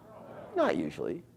Most people who are financially free, they spend some time managing and investing their money, yes? Okay. In fact, once you have quite a bit of money, it's a daily thing. So generally, you have to spend about 20, 30 minutes a day for sure handling your money. Calling this broker, going that, moving this, changing that, checking that, yes? Checking it out. That's generally the case. Now, so what's going to happen is managing and investing your money in the future when you're free is going to be your part-time business. It's going to be your only business, yes or yes? So the secret is to get into that business now. One of the things I always teach my participants is whatever you want later, start doing it now. If you want to be courageous later, be courageous when? Now. Because we are creatures of what? If you want to be turn into a kind person, when do you have to start being kind? Now. If you want to be rich, when do you have to start acting rich? Now. So do what rich people do. So the secret is to consider yourself from now on in a new part-time business, the business of managing and investing your money, as well as creating and participating in passive income streams. Now listen to this. This business is the most lucrative business in the world. How do you know? Because only rich people are in it. Poor people are not in this business. Understand? That's why it's the most lucrative business in the world. So, I'm going to ask you to commit. What's the word? To 20 to 30 minutes per day for your new part-time business. And if you're willing to do that, you will be free for the rest of your life. So, what do you do in your 20 to 30 minutes? Number one, you can learn about investments and learn about passive income streams and passive income structures. You can actually invest. In other words, It takes time to call the broker. It takes time to hit the computer. It takes time to speak to the money management fund. You know what I'm saying? It does take a little time. You understand? It takes time. And you can actually create passive income streams. Maybe you wanted to write the book for royalty purposes, but you're too busy and you're too busy working. Not this 30 minutes. This 30 minutes is for your financial freedom. So if you want to create that royalty, you take 30 minutes every day and you write that book. And within a year or two, the book will be done. Hopefully it'll be a bestseller, and you start collecting a royalty for it. Or it's on your licensing your idea, or systemizing your business, or whatever it is. You take 30 minutes a day for that. Now, this is not an extra 30 minutes for you to work. This is an extra 30 minutes so that you never have to work again. So I don't want you taking this 30 minutes and going, oh God, I'm so busy, I'll throw in this extra 30 minutes into work. Now you understand this? Here's the deal. The 10 hours a day or 8 hours a day that you do your normal working income, you know what that's going to do? That's going to make you a slave. But the 30 minutes a day that you put into this will set you free. Isn't it strange that you spend 10 hours with doing what's going to make you a slave and 30 minutes with being free, and most people aren't even willing to put the 30 minutes in? Do you understand? It's strange, isn't it? Now, if I were you, I'd change it around. And the only reason you need the 10 hours is to make sure you're doing something decent with the 30 minutes. Is to make sure you have some money to use the 30 minutes properly. So your whole new working life and business revolves around the 30 minutes of your part-time business. And you work 10 hours a day in order to have some money so you can use the 30 minutes properly. Do you get it? Yes or no? Because that's where your freedom is. It's not, your freedom is not in the 10 hours. It's in the 30 minutes. Does that make any sense? Okay, get back with your partner again. Get back with your partner. Look him in the eye. I, state your name, hereby proclaim myself to be in a new part-time business. The business of managing and investing my money and creating passive income streams. B, say, congratulations, you have a millionaire mind. We have a handout for you. Again, I believe very strongly in declarations to where you really start to live these principles, okay? So, these would be incredible principles for you to understand. And if you understand these and live by these, your whole life will change. So, please stand up.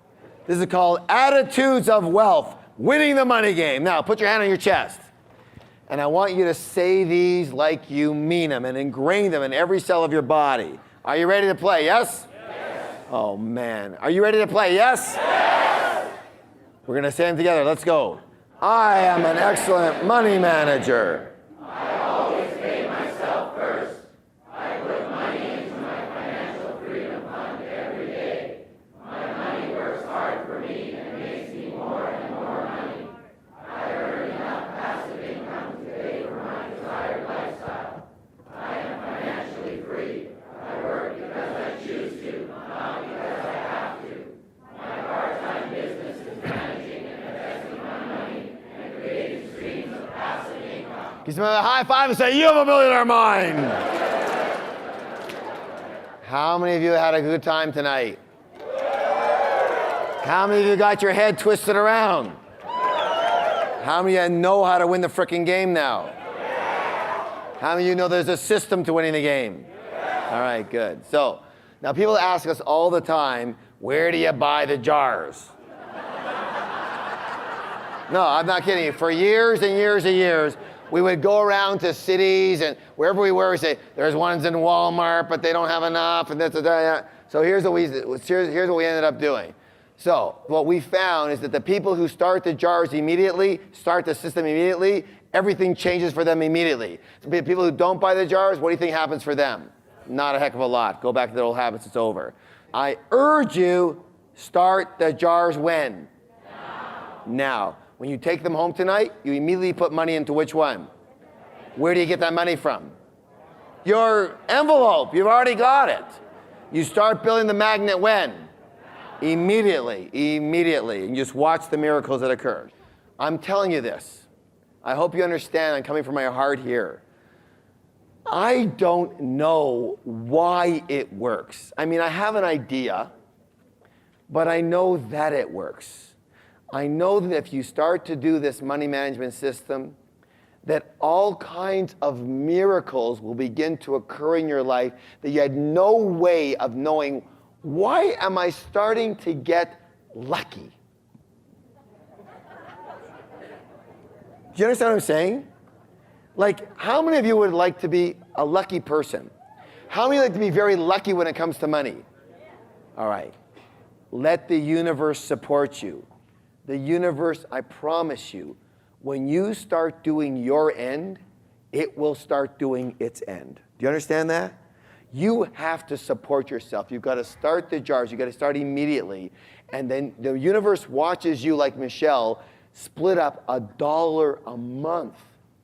And it goes, wow, look at how well they're handling their money now.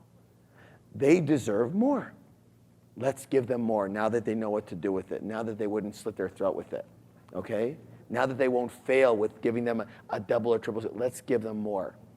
And it will. The magnetization of this, you know, again, in Wizard, you'll learn all about the quantum physics about this. We don't need to do that for all you have to do is do it, and then write us the emails on the miracles that have occurred for you as you begin to play it this way. You promise? Okay, good. So I'm going to leave you with one of my favorite quotes. Listen closely. It's by Wade Cook. He said this: if you will do what most people won't do for the next few years, then you can do what most people can't do for the rest of your life. Should I say it again? If you will do what most people won't do for the next few years, then you can do what most people can't do for the rest of your life. Are you willing to play the game to win? Yes. Do you know how to win? Yes. You know how to win. Don't make this more complicated. Just start and you'll figure it out, okay? And tomorrow, now it's very easy to win, right? Yes. Is it easy to win? Yes. So why aren't most people rich? Because one thing is to know what to do, but it's a whole other game to what? Do what you know. And that's why we're going to take the next 2 days to make sure that you do what you know. Got it? All right. How many of you are excited? All right. So here's what we're going to do. We're going to let it go. Whoa! Good job, everybody. Good job. You're just going to watch what happens to your life when you do this. You're going to be so flabbergasted. You'll be blown away. When you start to do this and you see that you've got money in your play jar and play account, by the second day of the month, you're going to start to think, what am I going to do with it this month?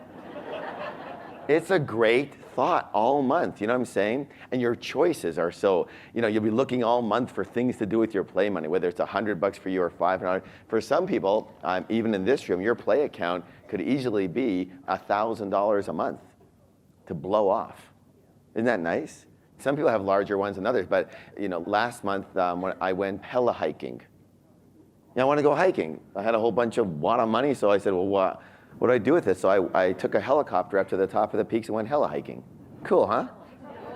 Yeah, you just do stuff like that. Now, you're going to be able to do that because you know how much hella hiking only costs $110. Almost every one of you is going to be able to do that. But you'd never even think of that probably before. You know, some incredible event. Now you can have something like that every month to nurture yourself with. A nice way to live, yes or yes? Yes. All right. And of course you want to what? Give. Now I want to mention something about giving that I did mention yesterday. If, let's say, you prefer that instead of giving money, you give time, that's okay. That's okay. And then what do you do with your 5%? FFA if you can, or anything else that you need to handle. Does that make sense? That's okay. Now, people say they're kind of out of a mindset that says, okay, you should give 10%. Well, who said that? Maybe the church said that, and I'm sure they want 10%, you know, it's great. If you choose that, then you choose that, but it's got to come out of your necessities to do that. Okay, we say 5%. Now, what happens, and then there's another saying that says, you should give what you want to receive, meaning if you want money, you should give money, right? You've heard of that one? Who said that one? Same people, right? So, not a problem. You can do that if you want, but here's my experience. My what? See, I don't go by saying that. I go by my experience. Because remember, I used to be really broke, and now I'm really rich. So I have my experience to go by, plus I have the experience of 40,000 other people. Does that make any sense? So that, for me, is a lot better than a lot of sayings. So here's my experience. My experience is, when I didn't have a lot of money, I didn't have a lot of money to give, so I gave time. And I got really rich. So here's my experience, says that time works just as good. Okay, does that make any sense? If I stayed broke and I gave time, I would have maybe changed my mind, but that's not what happened. And that's not what continues to happen. Personally, just so you know, especially the busier and the richer you get, the more you give of your time, it's much more of an effort for me to give of time than of money. Much more of an effort, all right? So take that as you want to. All right, remember I asked you yesterday to keep your green sheets with you, so please bring those out. Put your hand on your chest so you can feel the vibration of these words as they ring into the universe. I want it twice as loud as yesterday. Are you ready to play? Yes. We're starting with I am an excellent money manager. Here we go. Go. I am an excellent money manager. I always pay myself first. I put money into my financial freedom fund every day. My money works hard for me and makes me more and more money. I earn enough passive income to pay for my desired lifestyle. I am financially free. I work because I choose to, not because I have to. My part-time business is managing and investing my money and creating streams of passive income. Give me a high five and say, you have a millionaire mind.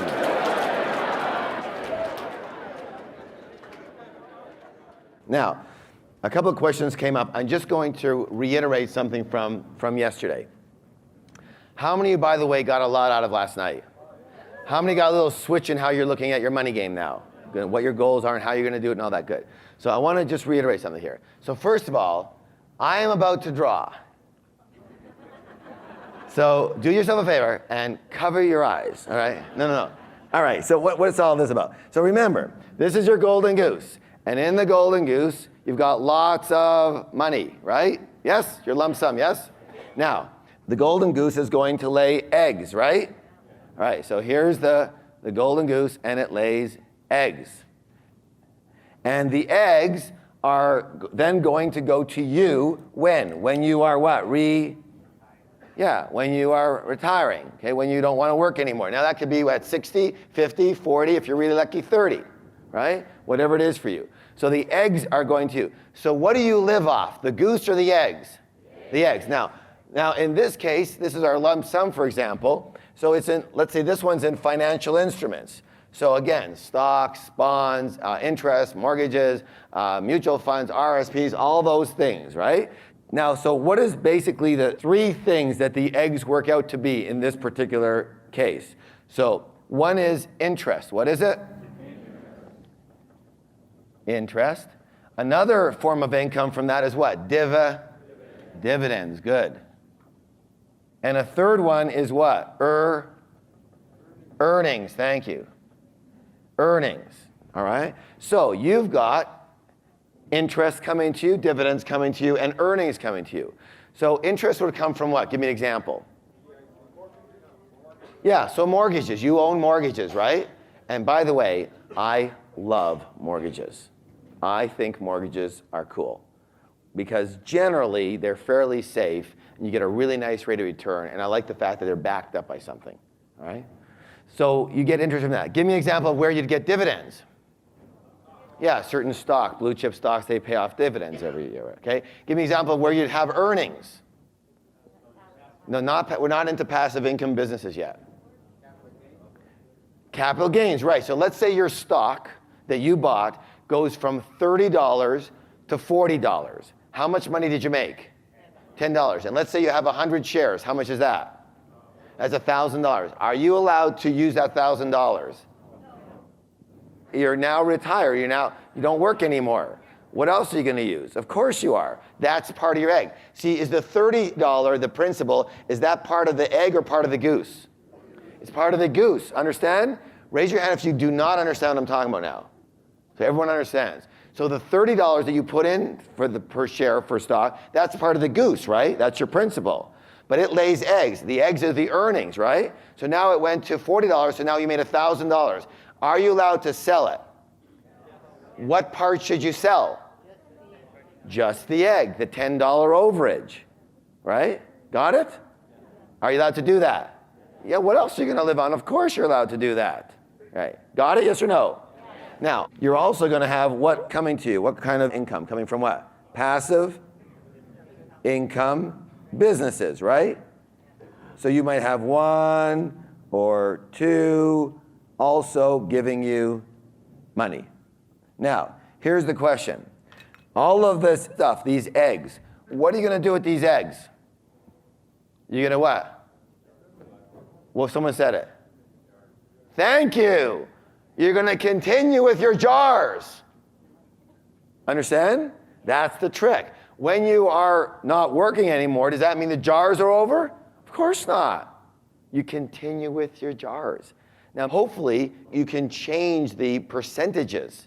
Maybe at that time you don't need as much in necessities. Maybe at that time, you know what I'm saying? But generally, you just continue on with the jars. Because that money, what are you going to do? Stop managing your money all of a sudden? Does that make any sense? So all the money that comes in, now, these eggs, when you're in retirement, goes back into your what? Into your jars or accounts. Does that make any sense to you? Yes? There was a question over here, nice and loud. Each of them, or do you lump them all together? Okay, good question. If you have more than one passive income jar business, do you jar each of them or all together? Who would like to take a shot at that answer? What do you say? All together. It's just all money, right? You're going to divide up everything, right? So you're not going to say this is from this business, this is from this business, this is from this business. It's all of your income. All of your what? All of your income gets divided. If you want to do it separately, then do it separately. Every check that comes in gets divided. First check, once the check comes in, the first money that comes in, where does the first one go to? FFA. It's real simple. That's the rule. That's the what? Rule. Only for people who want to win the game. It means if you don't do that rule, what are you actually wanting to do? Lose the game. If you want to choose to lose a game, then don't pay yourself first. If you want to choose to win the game, then the rule is you have to pay yourself first. Simple? All right, good. Let's move on to what we're doing today now. In last night's section was called Winning the Money Game. What's it called, please? Winning the Money Game. Now, it seems simple enough, yes?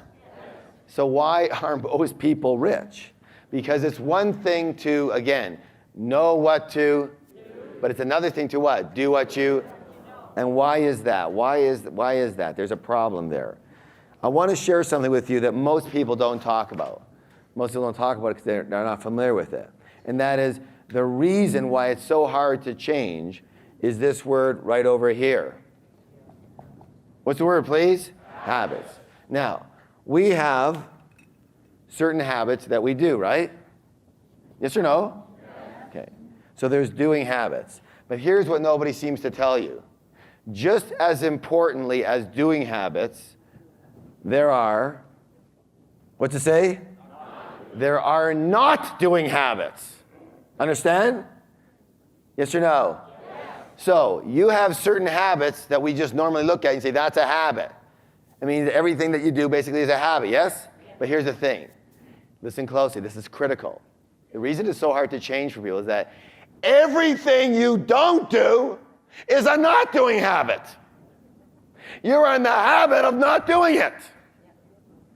That's why I can talk about this till I'm blue in the face, but you won't do it. Because you have a habit of what? Not doing it. That's what we're going to change this weekend. Because the habits are part of your toolbox. Do you understand? As I said yesterday, if you have a tiny leak in the toolbox or your toolbox isn't big enough, then you can never attract or have that kind of money or wealth or freedom. So now we're going to work on the inner side to make sure that we change what's going on the inside so that you will do and you'll feel great about doing what you need to do to win the game. Got it? Because there's a lot of people in this room right now, for the most part, who you're ingrained, you are conditioned to lose the game. It is your training to lose the game. We want to retrain you this weekend to win the game. Is that fair enough? All right. Yes or no? Yes. Good job. Are you excited? Yes. You should be excited. All right. So for some of you, this first little section here, and again, don't forget that this is critical. Every time you're thinking about making a change, give yourself an understanding that you are in the habit of not doing what you're trying to do. And that means you're going to have to really press on the gas and replace it with, really focus on that habit of now doing it to make that your new habit, yes? It's one way or the other. Habit of doing it or habit of not doing it.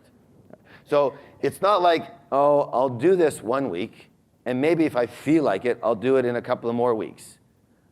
Have you created a habit? What's your habit? Yeah, you have. Your habit is not doing it.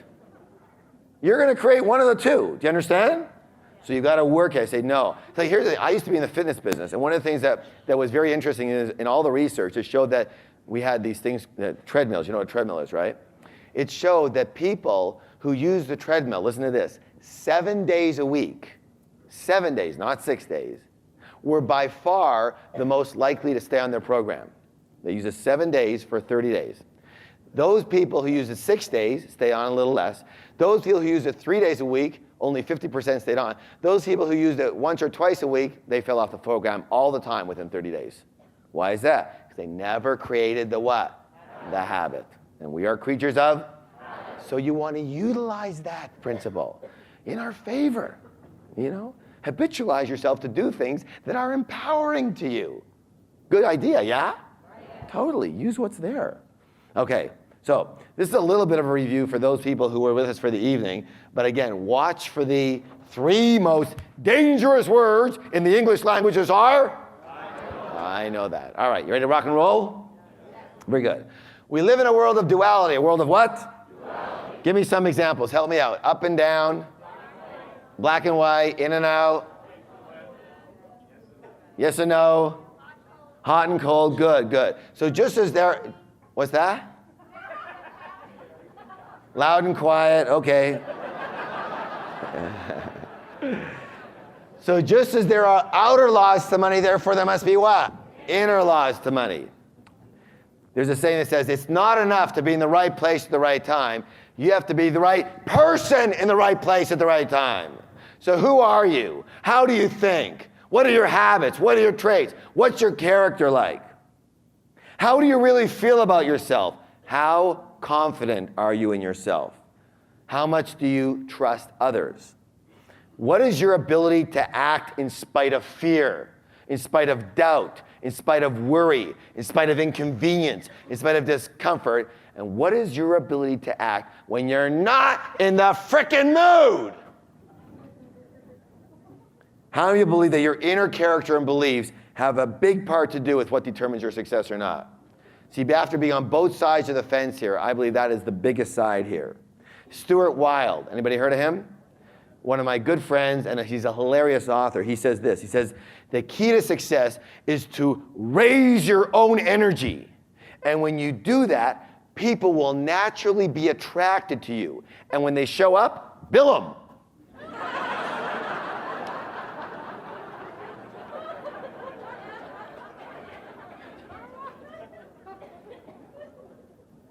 Stuart's awesome. He's out there, but he's awesome. Really out there. The fact is, most people do not reach their full potential. Most people are not fully successful. 80% of us will never be financially free, and 80% of us will never claim to be truly happy. And there's a reason for this. And the reason is simply this. Most people are unconscious. What's the word? Unconscious. They're a little asleep at the wheel there. They work only on a very superficial level of life, only on what they can see, only on the visible world. The what world? I'll give you an example of what I'm talking about. So here we are. We're going to call this the tree of life. Tree of what? Life. And on the tree grows what? Fir. You did that on purpose, right? Who said fir? It's not a fir tree. On the tree grows what? Fruits. Now, in our real life, those fruits are called what? Are what? Results. Excellent. Results. What's the word? Results. Thank you. And so we take a look at our fruits or our results of our life, and we don't like them. They're too small. They're not enough of them. They don't taste good. So what do? We tend to focus and put more and more of our attention on those fruits, on those results. Yes or yes? Except for one thing that we forgot. What was it that actually created those particular fruits? It's the what? It's those roots that created those fruits. It's what's under the ground that creates what's above the ground. It's what's invisible that creates what's visible. Yes or yes? Yes. Very good. And so a lot of people say that they don't believe in anything that they can't see. And the question I have for you is simply this. Why do you bother paying your electric bill? In my humble experience, what you cannot see in this world is far more powerful than anything you can see. How many people might agree with that statement? I'm not asking you to buy into that at this point, but let me just say this. To the extent that you don't agree, utilize, or imply that statement, you must be suffering. You have to be struggling big time in your life. Why? Very simply, you are going against the laws of the universe. You are going against the laws of nature, which is the laws of the universe. Do you understand what I'm saying? The laws of nature are very simple. Do you ever have a tree that doesn't have roots? The roots always create the fruits, yes or no? Do those particular seeds create these fruits, yes or no? Always? Always. That's the laws of nature. And if you're not playing this to this, underground to above the ground, invisible to visible, you're trying to play by your own rules. And I'll tell you what, you are already feeling the effect of that. My highest suggestion is get in the universe's pattern, in alignment with the universal laws, and you just watch your life soar. All you have to do is get on the horse and watch it fly. Does that make any sense? Yes. Yeah.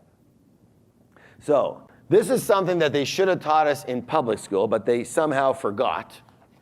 And the fact is that we do not live in only one realm alone. We live in at least 4 different quadrants, 4 different worlds. We live in the what? The mental world. What world? Mental world. We live in the emotional world. We live in the spiritual. And absolutely, we live in the physical material world. And what most people never understand and never play with and never utilize in their whole life is that your physical material world, what happens to you in your life, is merely a what? A printout. A what? A printout of the other 3 areas. So what happens to you in the physical sense is nothing but a printout of the other 3 areas. In other words, what happens in your life. I'll give you an example. Here you are, you're typing a letter on your computer. You finish the letter, you hit print. You look at the letter, you see a typo. So you get your eraser, and you rub out the typo, and you hit print again. And now you look at the letter, and the typo's still there. And you go, oh my God, I just did this. So you rub it out harder, and you hit print again. And there it is. So now you go and take a seminar on erasing. And you become the world's greatest eraser. And you now erase professionally and effectively, and you hit print again, and there it is. So you can hit print as much as you want. Unless you change the program, you will continue to get the same thing, no matter what tools or how big an eraser you use. Does that make sense, yes or no? Yeah. So the fact is simply this. Money is a result. Money is a what? Result. Money is a result. Wealth is a result. Health is a result. Illness is a result. Your weight is a... We live in a world of cause and E. How have you ever heard anybody allude to the fact that a lack of money was a bit of a problem? Let me say this. A lack of money is never, ever, ever, ever a problem. It's never a problem. A lack of money is merely a what? A symptom. A what? A symptom of what's going on underneath. Lack of money is just your result. What's the cause? Lack of money is your effect. What is the cause? That's what we want to look at today. So, it boils down to this, that the only way to change your outer world is to first change your what? Let's do this declaration together. Please stand up. Hand on your chest so you can feel your vibration. My inner world creates my outer world. Let me hear you, please. My inner world creates my outer world. Again. My inner world creates my outer world. One more time, twice as loud. My inner world creates my outer world. Give somebody a high five and say, you have a millionaire mind. And have a seat, have a seat.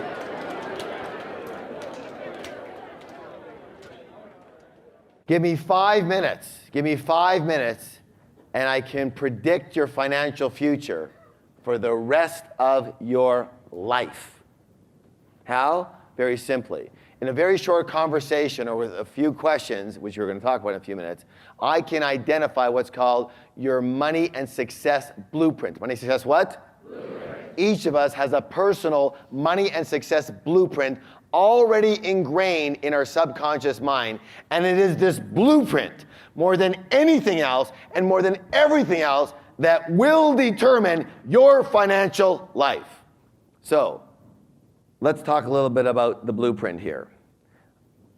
I want to introduce you to what's called the process of manifestation. The process of what, please?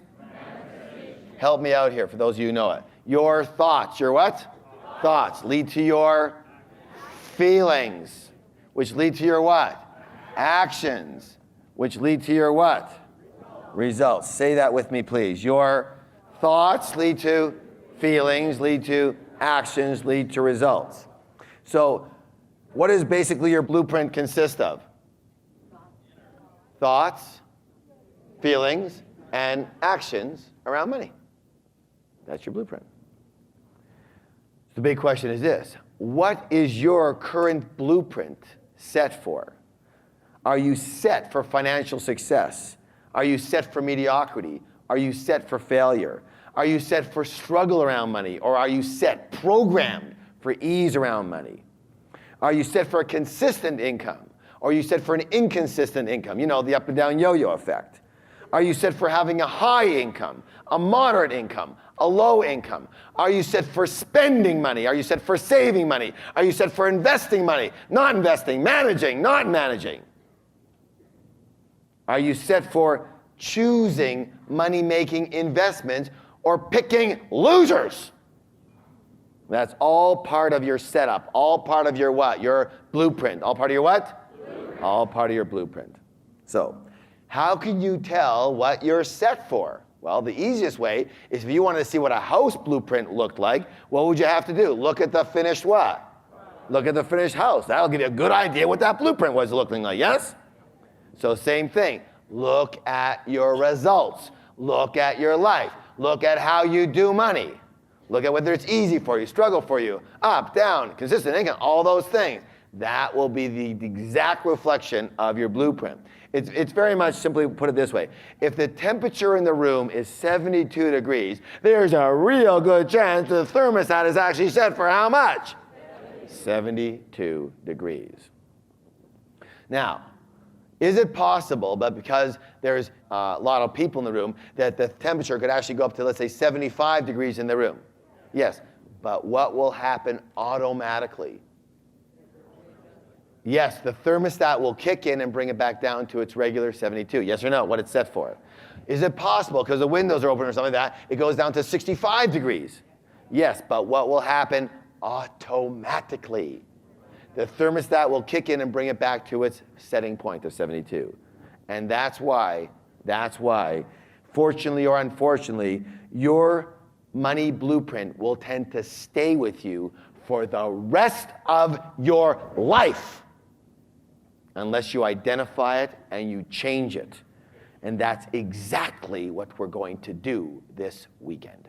Good or good? So, we're going to do some processes where it's imperative that you are completely honest. What's the word? Honest with yourself. And really recognize what's going on in your life. And I mean that. You know, you got to really take a look and see what's really there, not what you think. It reminds me of a story of this guy who calls up his wife from work and he says, "Honey, I found out I'm a zombie." And she goes, "Honey, you're not a zombie." He says, I'm a zombie and I know it. She says, okay, let's talk to your mom. So they call up mom. He says, "Mom, I'm a zombie." She says, "Honey, I didn't give birth to a zombie. You've never been I am a zombie and I know it." She says, okay, don't worry. let's call up Dad. So they call up Dad, and he says, Dad, I'm a zombie.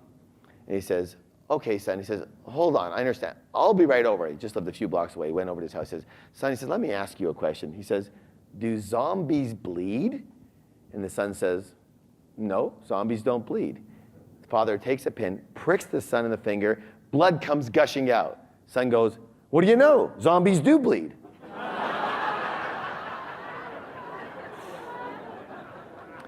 So who can tell me the first element of all change? It starts with an A. What's the word? Awareness. What's the word? Awareness. Awareness.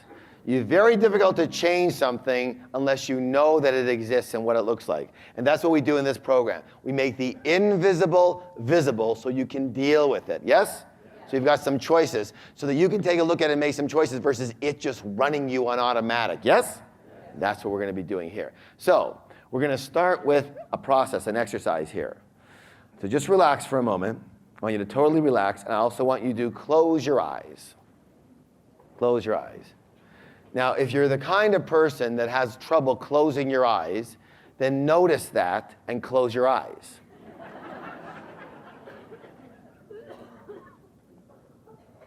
Close your eyes, relax, uncross your hands, uncross your arms, uncross your legs, and take a nice deep breath.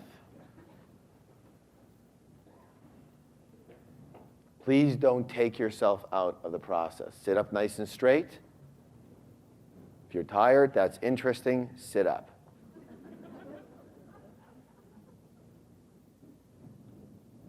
Or you can just do things your way and have your old life. Up to you. Take a nice deep breath and let it out.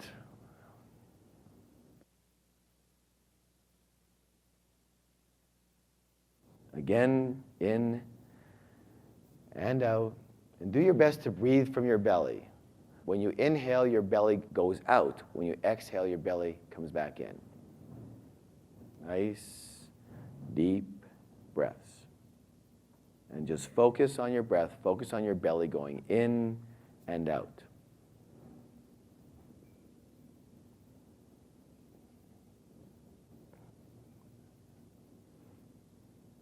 I'm going to ask you to complete the following phrases. It could be with a single word, several words, or an entire sentence. Be certain to write the first thing that pops into your mind. This is not the time to edit your thinking. This is the time to let your subconscious do the talking with whatever it comes up for you. Ready? Open your eyes slowly. Pick up your pens and notebooks and complete the following phrases. Now, I want to suggest also, we are now working with our old self, the self that prior to you coming here this weekend. All right? So this is not about what you want to be or what you'd like to be. This is before you came to this weekend. We've got to kind of see what was in there.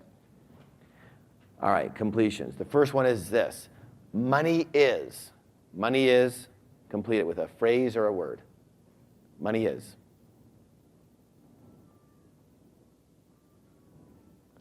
Money is. Good.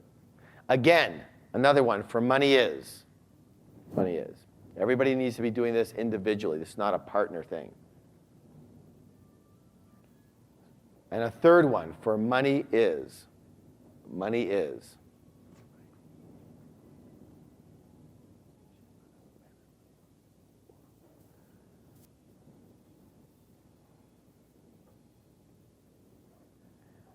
Number 2, wealth is.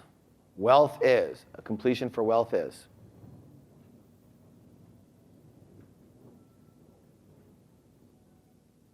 A word or phrase or sentence. Wealth is. Another one for wealth is. Another completion for wealth is.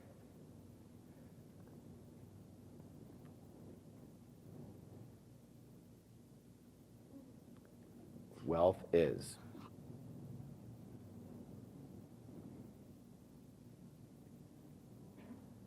Number 3, rich people are.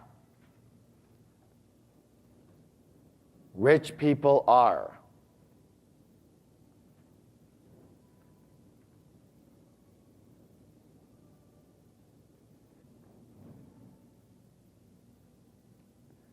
Again, rich people are, another completion. Do not get stuck in your head. Just write immediately. As soon as I say it, write it down. It's easy to get stuck. Rich people are. Stay present. Number 4, the reasons I can't or may not become extremely wealthy are, I'll say it again. The reasons I can't or may not become extremely wealthy are, list several of the reasons that could stop you from becoming wealthy.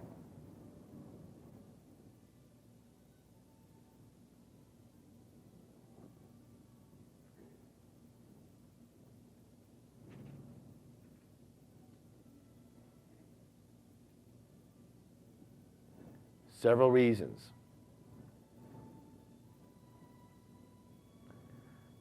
The reasons I can't or may not become extremely wealthy are, there's several completions for them.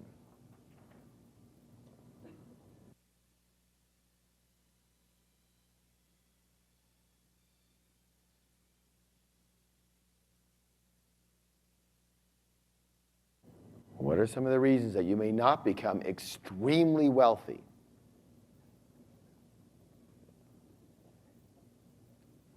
This is not the time to be overly enlightened here. Just write them down.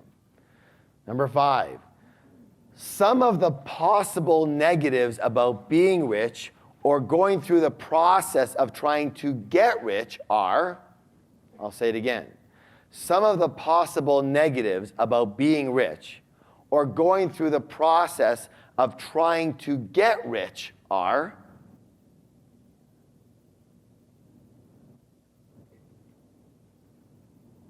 some of the possible negatives about being rich or going through the process of trying to get rich are,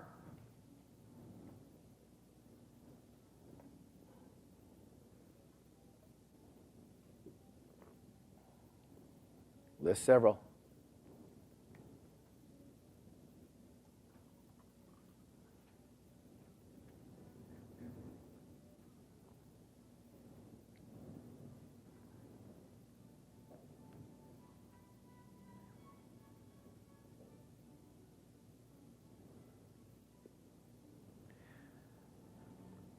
Number 6, my greatest worries and fears regarding money and wealth are, list several.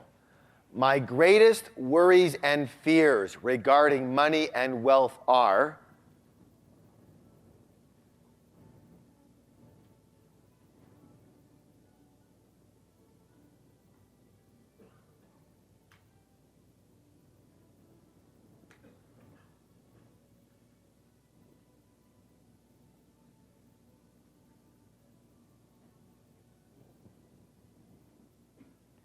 list several. My greatest worries and fears regarding money and wealth are,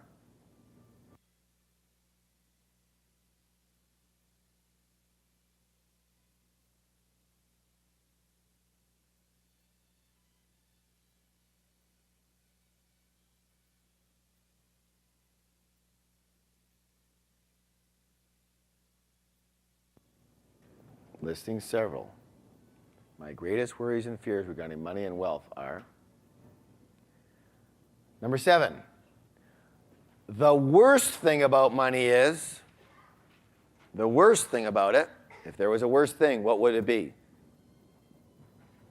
The worst thing about money is,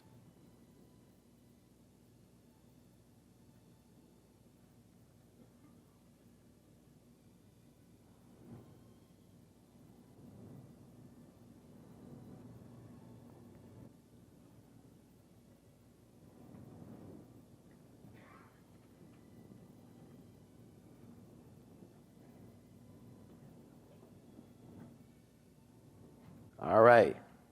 So those are some generalities. Those are called completions. What are they called, please? Completions. One more time. What are they called, please? Completions. So when I say completions, you go back to these notes. You understand? Yes? Okay, now we're going to go into some more specifics. Please hand out the other questionnaires. Now, here's what I want you to do. I want you to rate yourself, as it says here, from 1 to 10 with regard to each of the following statements. 1 means you're in 100% what? Disagreement. Up to 10 means you're in 100% what? Agreement. So let's say money is the root of all evil. Let's say you were taught to believe that, and that's what you think, and you go, yeah, money really screws people up. It is the root of all evil. Then you would put a what? You're in agreement, yes? So you'd put a what? A 10. Let's say you say, well, it does screw people up, and it is very evil, but you know, it's not all evil. So what would you give yourself? 5, 6, 7, 8, right? Right? Okay. Let's say you say, no way, money is not evil whatsoever. There's nothing true about that statement whatsoever, 0. You give yourself a what? A 1 or a 2, whatever. All right, do you understand that? Yeah. Generally what your first reaction is, however, it is what you really believe. It's the same thing. They're both the same. So again, you are not coming from your new enlightened self. What we're looking for is the old weeds that were implanted in there, because they're still in there. Do you understand? All right, so come in there basically as if before you came to the weekend, you look at it and go, yeah, getting rich takes too much work and struggle. It sure does. You know, who has time to even have a life for my family or my friends or playing? If I try to get rich, it'll take ages. You know, yeah, I agree with that. You know what I'm saying? Go ahead and write it down. Yeah, you have 6 minutes, so work quickly. Now, I want you to circle or denote somehow every number that you wrote that's 5 or above. Every number that you wrote that's 5 or above. 5 or above. If you have nothing that's 5 or above, then put a notation on everything that's 2 and above. And if you have nothing that's 2 and above, either you are extremely rich right now, or you need to do this again. One of the two. You're just not looking at all.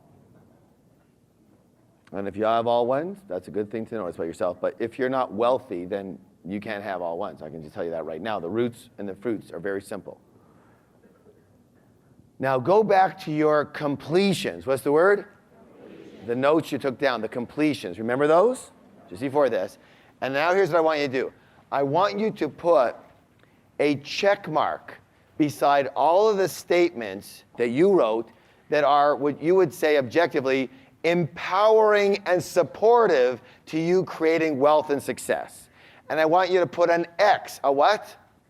An X beside any statements and all the statements that you wrote that you would think objectively, if a person looked at this, are not very supportive to a person attempting to become wealthy and successful. Go ahead. Check marks means it's very supportive. X means it's not very supportive. So if you wrote down money is dirty, is that supportive or not supportive? So you'd put an X beside that.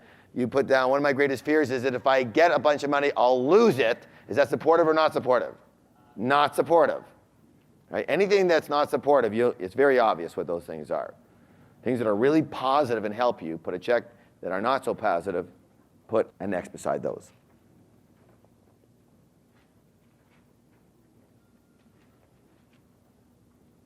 Good. Now let me ask you a question. How many on your completions noticed you had more X's than checks? Very good. Now, how many people also noticed that this was a setup? Yeah. So we were not eliciting the positives, we were eliciting the negatives, yes or no? Who can tell me why that is? Yeah, look, the negatives are your weeds. What are they? They're your weeds. They're your weeds. What do we want to clear? Your weeds or we want your strong roots? We want to work on what? Which ones? The weeds. We want to clear out the weeds, yes or no? So I don't need to know what's working for you. We don't need to know the supportive ones. Those are already working for you. Great, keep them. We'll strengthen them here this weekend. What we need to know, when you're looking to clear up the soil, you're pulling out the rocks and the weeds, the obstacles, yes or no? The good stuff you want to leave in there. So we don't need that stuff. So we're only interested in eliciting the non-supportive material to work with that. Does that make sense? All right, that's why it's a setup, right? Which is set up to elicit the negative, the non-supportive stuff. Very good. Now, in a moment, I'm going to ask you to share both exercises with your partner. That means all the X's on your completions and all of the circled, in other words, 5 or over, on your belief questionnaire. Got it? Now, hold on. Don't share yet. Why do we share? The process is called what? Articulation. All right, why is that important? Who can tell me? Become aware in it? Yes. Clarity. What else? Release. Thank you. Everything in the universe, including you and me, everything is energy. What is it? Energy. That's all it is. It's a form of energy. Got that? Yeah. Therefore, your beliefs are a form of what? Energy. That are usually stuck inside. And therefore, what we're going to be doing here is simply by articulating them, by expressing them, we immediately begin to what? Express that energy, that non-supportive energy. So that's a very quick way immediately of starting to move that from in here to out of here. Got it? Does that make sense to you? Yes. Okay, so that's one of the key things. Secondly, when you articulate, you get a chance to what? Hear yourself, which now all of a sudden goes from an inner situation to an outer, much more objective situation. When you get to hear yourself say these things, all of a sudden your brain has a different take on these things. Got it? By the way, how many of you have ever had a situation where when you got a secret off your chest, you felt a lot better? Okay, so that's how this process begins to work now. So, your partner's job is to what? Listen. What's the word? Listen. Your partner's job is not to chat with you. In other words, you don't say, I believe that money's a real struggle. Oh yeah, I believe that too. When my mom was young, No, it's not. Remember those? Just before this. And now here's what I want you to do. I want you to put a what? That's all. Right now, you're just the listener. You're letting them talk. Now, this is the most important part of this process. When you share, when it's your turn to share what you're sharing, again, the X's and the over 5s, I want you to hold up your left hand right now. Left hand. I want you to put your thumb and your middle finger together and squeeze them moderately hard. Now you can put it down, but hold them like this. So when you're sharing, when you're articulating, you're going to hold that position of your thumb and your middle finger together on your left hand and squeeze them as you're articulating it. Do you understand that? That's called setting an anchor, which we'll release later. What's it called? Setting an anchor. It's very, very important that you do this. Okay. So in a moment, B is going to begin. When you articulate, you're going to have 5 minutes. Then I will tell you when to switch. Don't switch before that. When you switch, make sure that the new partner puts their thumb and middle finger together as they articulate. All right? Yes? Yes. Also, if you're the listener, you don't put your fingers together. You're not anchoring their thoughts. Right? Also, many of these things are unconscious, subconscious, and they need to be expressed. So, if you find that you have some tears coming, that's great, no problem. You're in a very safe environment here, and you might find that happening throughout the weekend. No problem. So, B is going to begin. You know what you're sharing, right? All of your X's and all your 5s and aboves. 5 minutes, I'll tell you when to switch, and go. Make sure you set your anchor. Set your anchor.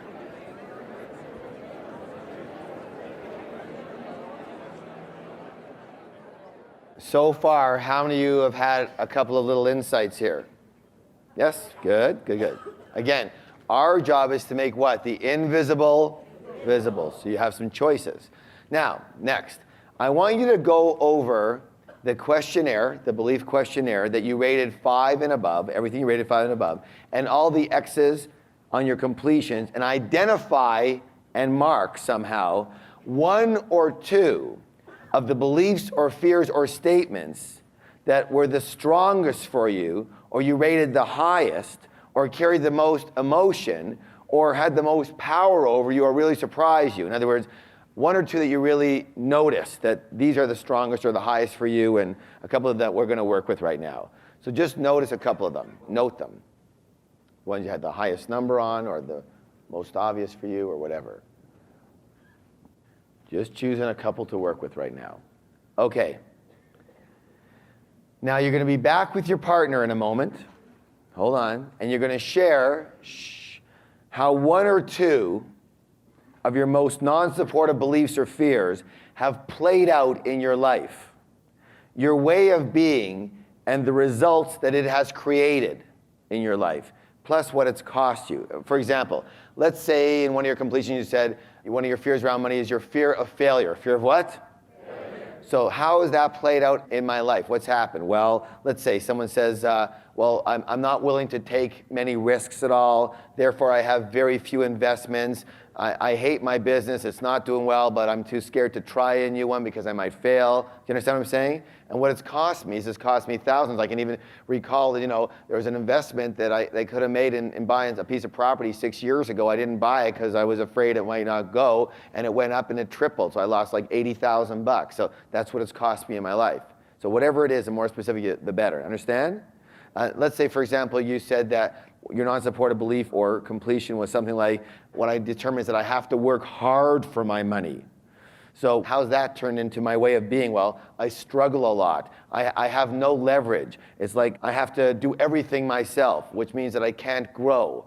And because I can't grow, I haven't been able to reach my potential whatsoever, because I have this thing that I have to work hard for my money. Does that make sense? So what you're going to do right now is you're going to share that with your partner. Again, when you are sharing and articulating this, you are to set your anchor. Left hand, middle finger, and thumb squeezed together when you were saying this, all right? So take a couple of minutes each, and this time A will begin. Again, one more time, you're sharing a couple of your beliefs or fears, your strongest ones. How have they played out in your life? What's the result that they've created in your way of being and what it's cost you? All right, A begins. I'll tell you when to switch. Make sure you anchor them. Go. Now, this is a critical part here. So I'm going to ask you this. One of the things we like to do here is we like to make sure that people realize that they're not the only one, right? And also, it's very, very empowering to be able to express what you have to say out to a large space. So who'd be willing to share what they wrote down as far as what they wrote as how the certain belief has played out in your life, all right? And the results that have happened because of it. Now, I'm not going to ask you where the belief came from. We're going to do that later. But here's my belief. Here's how it's played out in my life, all right? So we can get some insights. Who'd be willing to share? These are the 3 things that I wrote down, are losing, responsibility, and time. And the way these have played out in my life is all these 3 things put together. I delete business opportunities automatically, whether it be investments or network marketing or whatever, because of fear of losing, and it's too much responsibility and it takes too much time. Very good. What's it cost you in your life? Freedom, I guess. Freedom and success. A lot more success and potential, right? Yeah. Excellent share. Give her a big round of applause for courage. Very good. Excellent work. Good job. Who else would be willing to share? Yeah? I'm Marg, and I have noticed that I have a habit of, because I like to share equally with other people, so when people are working for me or I'm in a project with people, I pay them very generously. I feel it has to be equal instead of paying myself more because of the risk I'm taking as leading the project. So it means that in group situations particularly, I don't get the return that I need to be successful at it because I share too much. So in other words, your belief is that everything has to be fair, right? And equal. Fair and equal. Yeah. Fair and equal. Remember those words. They're driving you freaking crazy. Remember those words, okay? Fair and equal. Good. Give her a hand. Excellent work.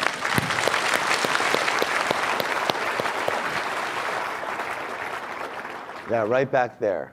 My name is Chantal, and I love money. What I wanted to say is my biggest fear is I'm a school teacher, so I have a fixed income. Not a lot, but a fixed income. And I know I have the potential to make a lot of money just with my drive and everything and the love for money. But I'm scared to lose that fixed income because it takes a risk to leave it, and then the fear of not having even less than what is already there. So how's that played out in your life? I'm still teaching. You want to be teaching? I like it, but I think I have more potential to do more and to give more. I don't think. Are do you know what I teaching mean? in the school system? Yes. So that's why you're fixed income. Is it possible you can still teach but make a lot of money doing it in another way? Oh, yeah. Yeah, for sure. So you have a fear, and that fear is stopping you from losing this fixed income for fear, obviously. Right, because I have to leave it first in order to start Right. doing it, right? Yeah, good notice. Give her a big round of applause. Come on.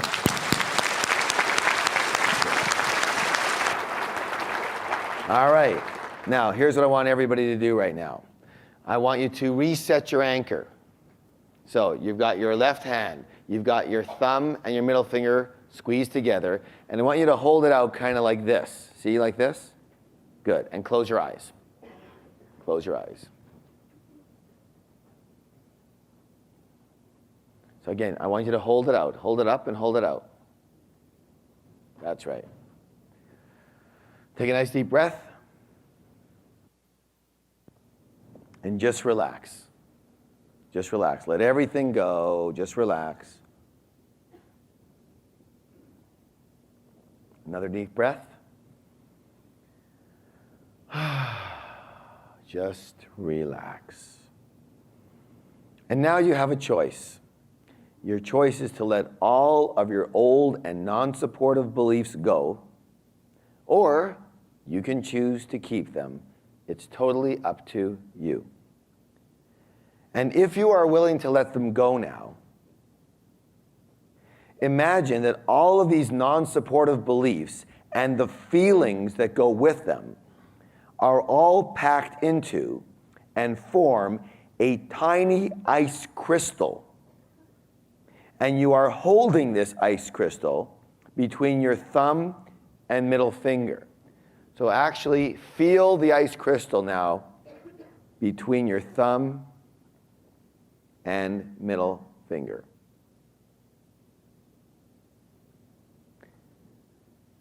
And now imagine that you are standing in front of a stove. And on the top of this stove is a red hot burner. And now hold your hand with this ice crystal that is full of your non-supportive beliefs and feelings about money and wealth, about 6 inches above the red hot burner. And think about the pain that these old conditioned beliefs have caused you. And now, if you're willing, it's time to release them forever. And when you're ready, you simply drop the ice crystal by opening up your fingers and watch it melt and totally disappear.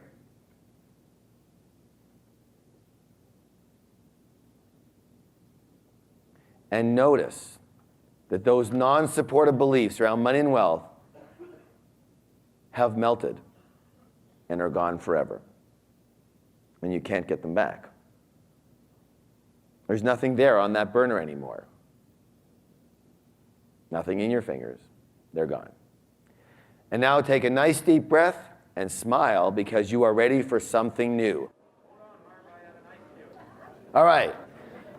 Let's talk about the power of beliefs. The power of what? Beliefs. The power of beliefs. What are beliefs? Beliefs are simply thoughts held to be true. Are your beliefs true? Beliefs are not true. Beliefs are not false. Beliefs are not right and beliefs are not wrong. They are strictly strong opinions at best. They are only your perspective. Your what? Perspective. Based on your past. Now, what beliefs are,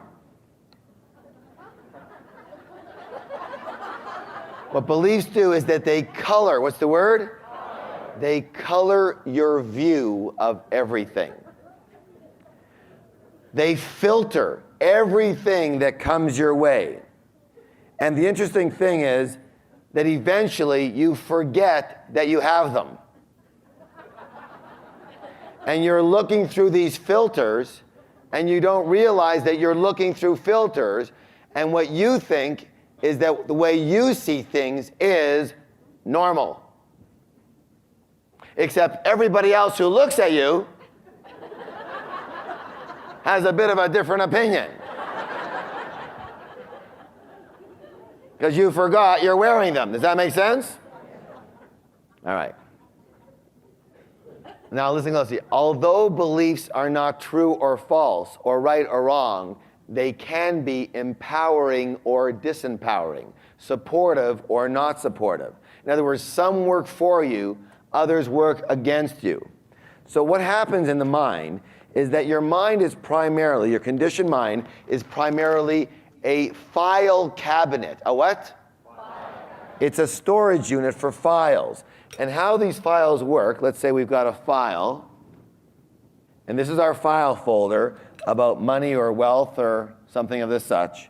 And in our file folder, we definitely have some thoughts around why money and wealth are really good, empowering, that we can do it and all that kind of stuff. So those are empowering beliefs and thoughts, yes? But many of us, as you saw here, also have several beliefs or thoughts or programs in there or weeds in there that tell us why we can't do it, why it's no good, why things won't work, that we'll lose it, and those things are not overly supportive. Yes or no? All right, so they're not very supportive here. And what happens is we have our file that's full of mixed messages. Full of what? Mixed messages. And that is very much akin to driving with your foot on the gas and the brake at the same time. How many of you think that would be a lot of struggle and very hard on your car? How many people can relate to this in your life? That's exactly why it's happening. So, we have to realize that your beliefs are conclusions. What are they? Conclusions about life, usually drawn by a little kid with very little experience. And the problem is that most people never take the time or the opportunity to re-examine the map of life they drew when they were a child and then revise it to reflect who they are today and who they want to be tomorrow. So they're still living with the same file for their entire life, and they believe they need to live with that file because they believe this is normal. But you have to understand, it's only normal for who? For you. It's only normal for you. Your file looks different than everybody else's.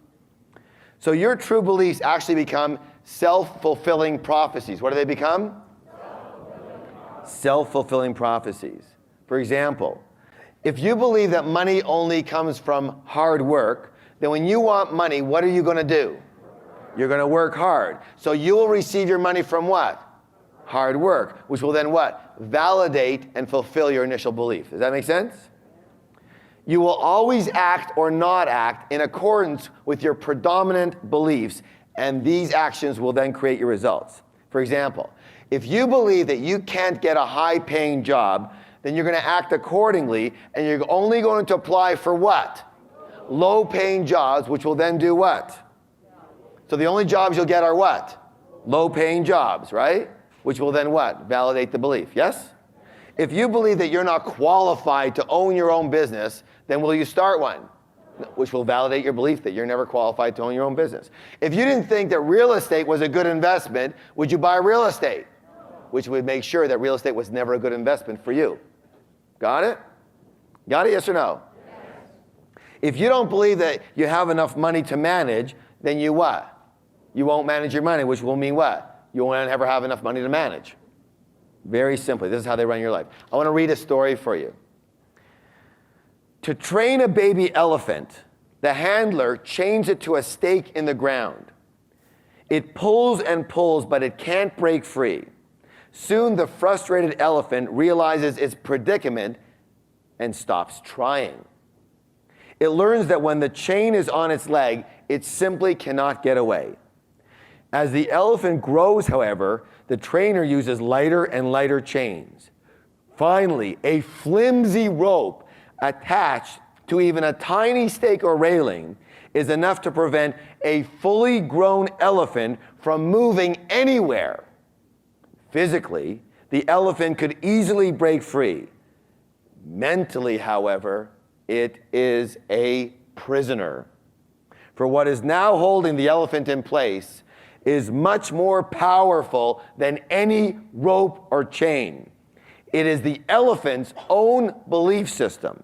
And as long as it feels the rope on its leg, it will never even attempt to escape.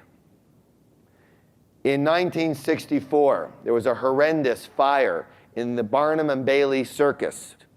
And in that fire, 8 elephants died in the elephant tent. What they found after, they heard them screaming, but what they found after was they were all tied to a little railing that a human being could have moved. It's a movable, portable railing with a little rope. They could have easily, any one of them could have easily just walked right out of there. But as long as they felt that rope on their leg, they realized they couldn't escape. It's sad, isn't it? That's how powerful our beliefs are. You've probably heard this before. Henry Ford said it best. He said, whether you believe you can or you can't, you're right. So, there's a saying that says, I'll believe it when I see it. How many people have heard that saying? The opposite is true. You'll see it when you believe it. Belief comes first, then comes reality. First the roots, then the fruits, yes? Put bluntly this, when you truly want to be rich, when you truly believe you're supposed to be rich, when you truly believe you deserve to be rich, when you truly believe you will be rich, guess what? You will be rich. So the first key to change starts with an A. What is it? Awareness. The second key to change is what? Starts with a U. Understanding. What is it? Understanding. Understanding. And that's why it's imperative to identify the source of some of our beliefs, the source. Now, as I mentioned, most beliefs are derived from programming. From what? Programming that we received as a child. Who are the primary sources of this conditioning? Parents. Good. Who else? Teachers, grandparents, peers. Who else? Media. Good. Friends. Yes. Church, religious leaders. Yes. Culture. Good. Isn't it true that certain cultures have a certain way of thinking and dealing with money, and other cultures have a completely different way of thinking and dealing with money? Yes or yes? And what is that? That kid comes out of the womb like that, or they get taught. What's the word? They get taught how to do that. I'm going to say this right now. Every person in this room was taught how to think and do money. You were taught how to do it. So, 3 primary methods of conditioning. How many? 3. First one's called verbal programming. What's it called, please? Verbal. What did you hear when you were young? The second one's called modeling. What's it called? Modeling. What did you see when you were young? The third one's called specific incidents. Specific what? What did you experience around money, success, wealth, and rich people when you were young? Let's begin with verbal conditioning. Let's start with identifying some of our verbal programming. What did we hear about money, wealth, and rich people as a child? Again, we're going to do an exercise, so I want you to put down your notes right now and just relax. Close your eyes and take a nice deep breath. Close your eyes, sit up straight, uncross your arms and your legs, and breathe in. Nice deep breath, and exhale and let it out.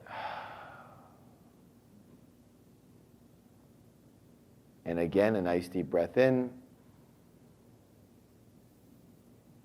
and let it out.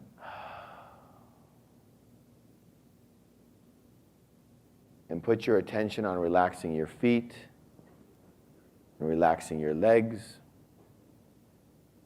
relaxing your abdomen, relaxing your chest, relaxing your arms, relaxing your shoulders, relaxing your neck, relaxing your head, relaxing your jaw, relaxing your tongue, and relaxing your eyes. A nice deep breath in again, and let it out.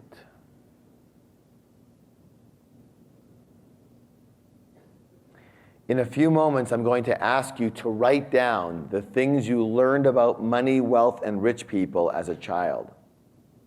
Allow these memories to come into your focus and then pass right on through, knowing that they will be available to you when it's time to recall them. I want you to remember back to a time when you were very young. And think of your parents or whoever you grew up with. That's right. And so what do you remember hearing about money? Did your parents have some favorite sayings, old adages they repeated again and again? Things like save your money for a rainy day. Take care of the pennies and the dollars will take care of themselves. Rich people are greedy. Money doesn't grow on trees. What am I, made of money? You have to work hard for your money. You can't always get what you want. Money is evil. We can't afford it. Hey, you can't be rich and a good person, or the meek shall inherit the earth. So remember all the sayings you heard about money, wealth, or rich people. And what was it that your parents said to each other about money? How about to their friends and relatives? And if you had any brothers and sisters, what do you remember your parents saying to them about money? Or maybe nothing was said about money. Maybe it was a taboo subject, a big secret. And now think back to some of the other authority figures you may have had when you were a child. These could have been close friends, older siblings, teachers, maybe even some religious leaders. And remember clearly what you heard about money from them. And now remember what you heard about money in accordance with your culture and the messages you got about money, wealth, and rich people from the media. And one more thing. Did anyone directly teach you about money? What was it that they told you? When I count to 3, I want you to open your eyes, pick up your notebooks, and write down everything about money, wealth, and rich people you heard as a child. 1, 2, and 3. Now keep your pens moving. Do not get stuck in your thoughts or your feelings right now. Just everything you remember hearing about money, wealth, and rich people as a child. Take 2 minutes.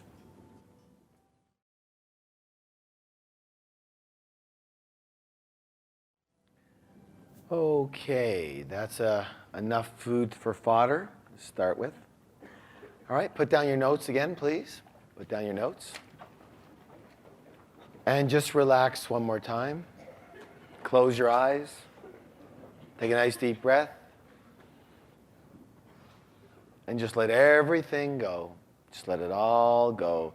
In, and a big exhale out. Very good. And just relax. Totally relax.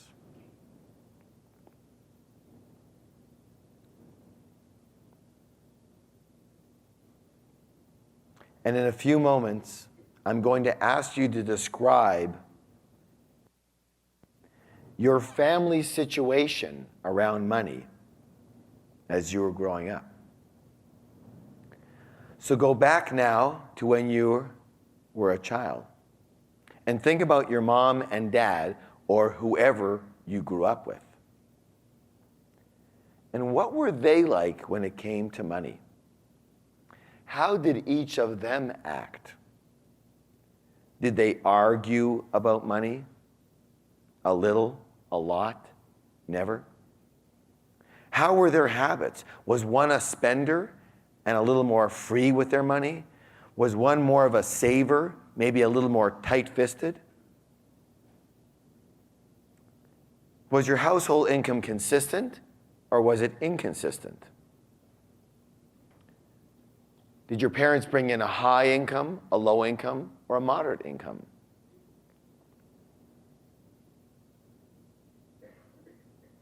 Which parent controlled the money in your household?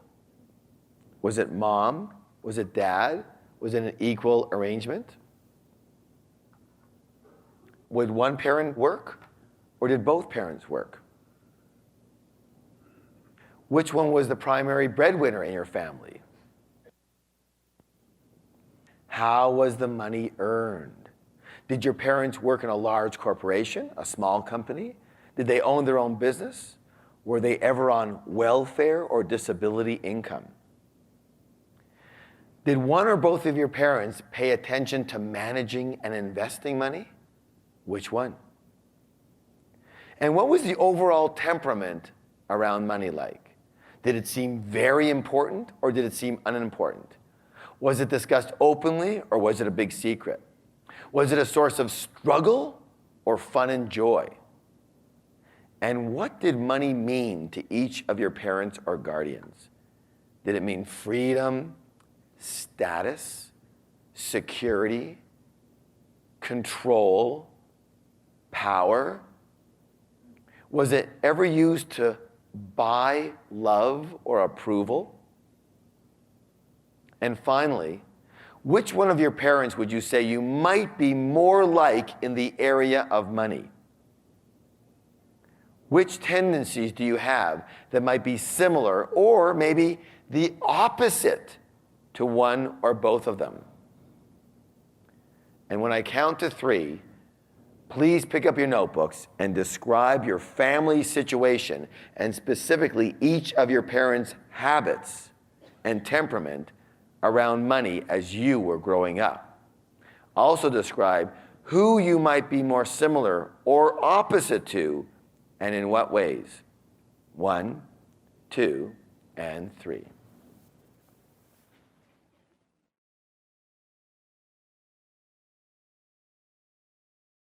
Here's what you're going to do. I'm going to ask you to articulate. I want you to share. What's the word? Share what you heard and what you saw. So that's the first exercise we did, yes? About what you heard. And the second exercise we heard is about what you saw around money when you were growing up. Notice if you are similar also to one or both of your parents, or exactly the opposite, and in what ways.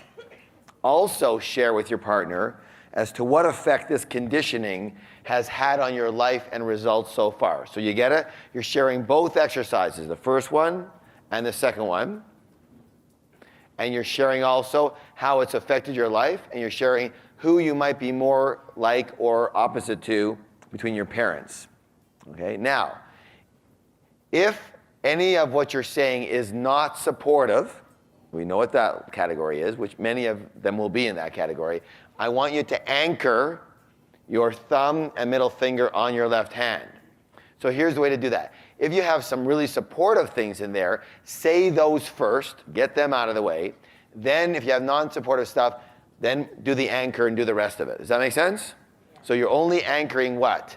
Non-supportive statements. Got it? All right. So B begins, 5 minutes. I'll tell you when to switch. Go. How many of you had some insights, notices? Yes? All right. Now, both verbal programming and modeling are extremely powerful. They're actually the primary ways in which humans learn. I'll give you an example. My son, his name is Jesse. When he was 4 years old, how old? 4 years old, he runs to me and he goes, "Daddy, let's go see the Ninja Turtle movie. It's playing near us." I'm going, man, is this kid brilliant. You know, he is like geography all the way. Listen to his sense of direction. How would he know? Well, about an hour later, I'm watching the movie with him and I see the commercial for the Ninja Turtle, now playing at a theater.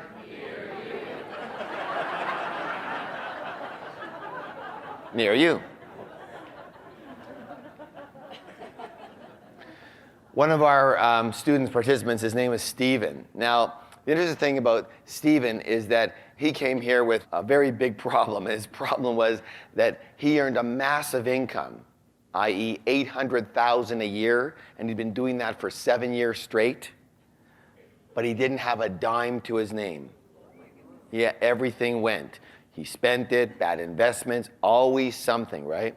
He did this process, and he realized that when he was young, he always used to hear his mother say these words: "Rich people are greedy. They make their money off the sweat of the poor. You should only have enough to get by."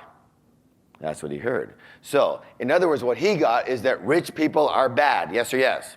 Since he loves his mother and wants her approval, then what? If he got rich, then he would also be what? a bad person, so that he could never allow himself to get what? Rich. Be impossible there. So what did he do around this?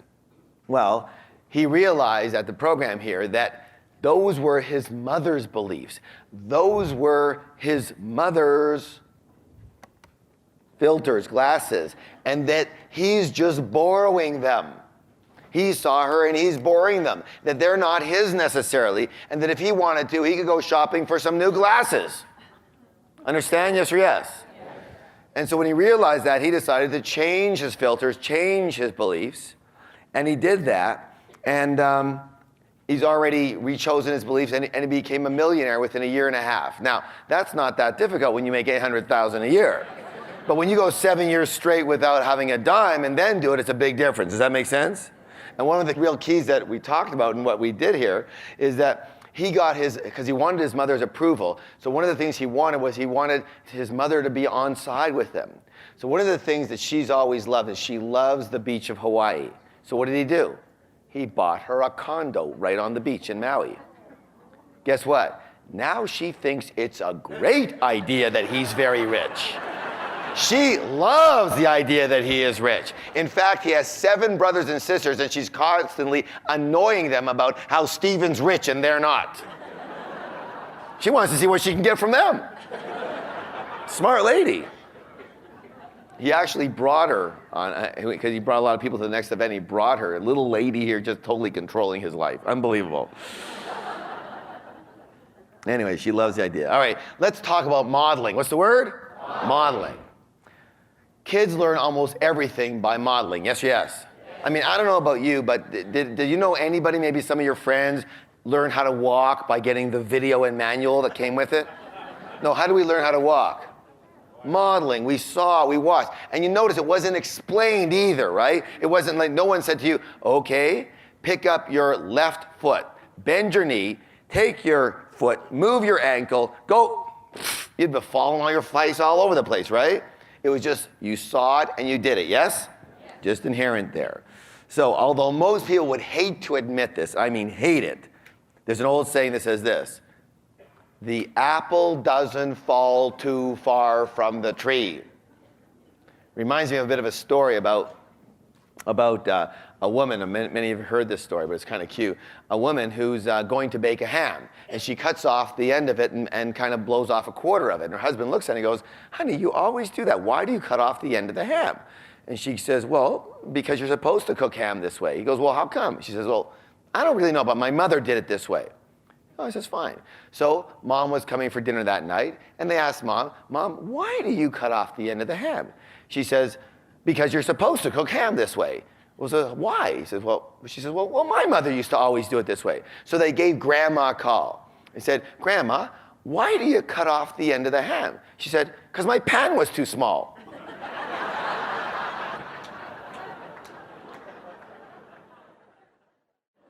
So they're saying this as monkey see, monkey do. Or sometimes not do. Not do. So chances are you handle your money identically. What's the word? Identically to one or both of your parents. Sometimes, however, some of you are exactly the what? The opposite, right? I'll give you an example. In my family, my dad was an entrepreneur. He was a builder. He was a what? Builder. So he would invest all of our money and borrow everything we could possibly borrow to start a project when he bought some land. So when we bought some land, how much money did we actually have of our own money to spend? Very little, right? Because everything was used, everything was borrowed. So we had very little at the time. But then about a year or a year and a half later, he would sell all the houses, and how much money would we have then? Lots of money. But then those dreaded words would come. He'd come home one day, I found another piece of land. Oh, Christ. And what would happen? There, no more money. Year and a half later, what would happen? Sell the houses, we got lots of money. Then the same thing, and he did this for my whole life, right? Notice the what? The pattern. The pattern. It was very, very interesting here, because I didn't realize it. But because did it affect me? Well, here I am. I'm an 8-year-old kid. And at that point in time, I was living in Toronto, and they had something called the CNE, which is the fair, which is like the Calgary Stampede or the Edmonton Klondike Days or whatever goes on here. And I remember at this point in time here, one day I asked my dad if I could have $5 to go to the CNE. And he looks at me and goes, "Are you crazy? Do you know what $5 is? What am I, made of money?" I go, "Okay, all right, no problem, And so I asked my mom if she could spare $1 so I could get down there with a bus and, maybe, do something there. And he says to me, "What do you need the money for?" I said, "Because I want to go on, to the X." He says, "Well, go in the buildings, they're free." Now you tell an 8-year-old to go visit the buildings at a fair? Okay, you understand what I'm saying? It was like, So, I got down there, went to the buildings, watched all the other kids on the rides, and I watched them, I got dizzy watching. That was good, So the next year, I asked my dad, I said, "Dad, I know money's really tight. Do you think you could maybe spare $1 so I can take the bus and go down and visit the buildings at the CNE? He says, "$1? What do you think, I'm cheap? Here's 100, take a bunch of your friends." I'm going,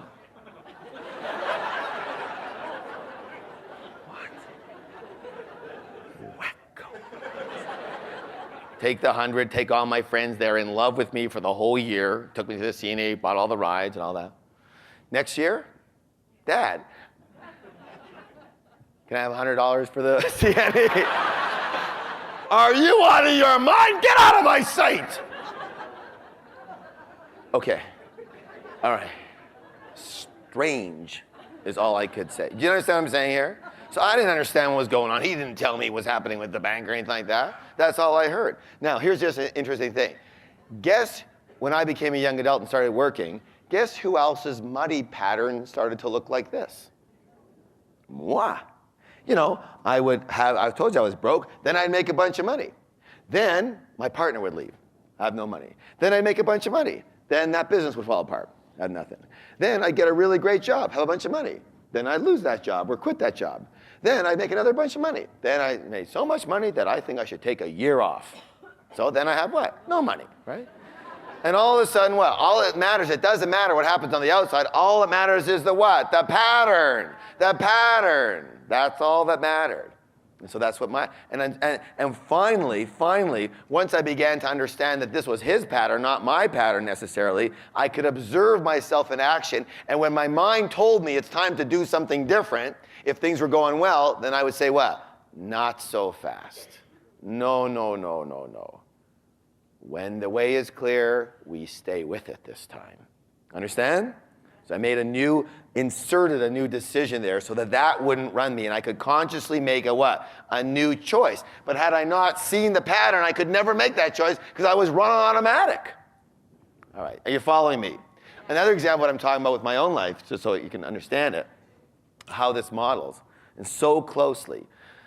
Earlier on, before I started doing this work, I could always make money in real estate. My real estate investments were great, but my stock investments, the minute I got in, they would plummet. When the stock will be doing great. My friends tell me all about it. They're making money. When I put my money in, right away, down. Then I started doing this work, and I remember my father at the dinner table every single night. Now, he was a builder, so he made his living on real estate, so he did pretty good, yes? He bought apartments, he did lots of different things in real estate, so he did pretty well. But every night, I remember him saying this. He's looking through the newspaper, and every night, these were the words he used. He'd go like this. "Those stinking stocks!" Is there a wonder why my stock investments programmed to lose in the stock market? Programmed. The minute I get it, I choose the what? The timing, I choose the stock, I choose when to buy, I choose when to sell. So it's not the stock market, understand? Programmed to lose. But my real estate, fine. Until I did this work, one of the first things that happened for me is my stock investment started going through the roof. That was the first time in my life I ever made money in stocks. And thank God today, again, every stock I get involved with goes up. That's a good thing, yes or no? Yeah, because it was the pattern. I got rid of that pattern. All right, now, sometimes, though, for some of us, the opposite is true. We're not the same whatsoever. Why would that happen? Something called what?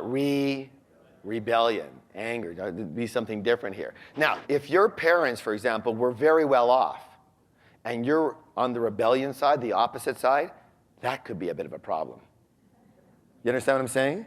Because one of the main reasons a lot of people in this room right now aren't doing as well as they could be doing is because they're still rebelling against their parents, but their parents were well off. So one of the ways they rebel is making sure that you stay broke. And you know, when we're angry, we rebel because we're angry generally. And we don't just say to our parents, Mom and Dad, have a seat. I want to speak with you for a minute. You know, I'm not quite crazy about the way you guys handle your money, and so when I grow up and be an adult, I'm going to do it quite differently. No, it doesn't quite sound like that. It sounds something like this. I hate you! I am never going to be like you! And you run into your bedroom and cry and say, I didn't get what I wanted, and you say, I vow to be the opposite. Does that make sense? So now the problem here is this. Let's go back to our tree and our roots over here. The problem is this. So we've got these roots and fruits. And what occurs here is that because we're angry, what's the word? Angry. So here we are, we're angry and resentful. Let's say the opposite happened. Let's say our parents were not as well off as we'd like them to be. And then we said, I am never going to be like that. I'm going to go out there and I'm going to make a bunch of money. Yes? So we do that. And we do that out of make a bunch of money. But what's the root of that money? What's the word? And what's the word? Anger. So the root of that money is what? Anger. That's your rationale. That's your motive. And motive is critical when it comes to making money and whether you keep it or not. So anger is the root of that money. And so, by the way, what might be another root? We'll talk about it in a second here. So let's take the anger one. So here we are. We have the root of anger. So what happens? The mind creates links. What does it create? Links. The mind creates meanings and links everything. So all of a sudden, money and anger get linked. Yes? So all of a sudden, what happens here? The more money we make, the what we get? The angrier we get. And we're wondering what's going on.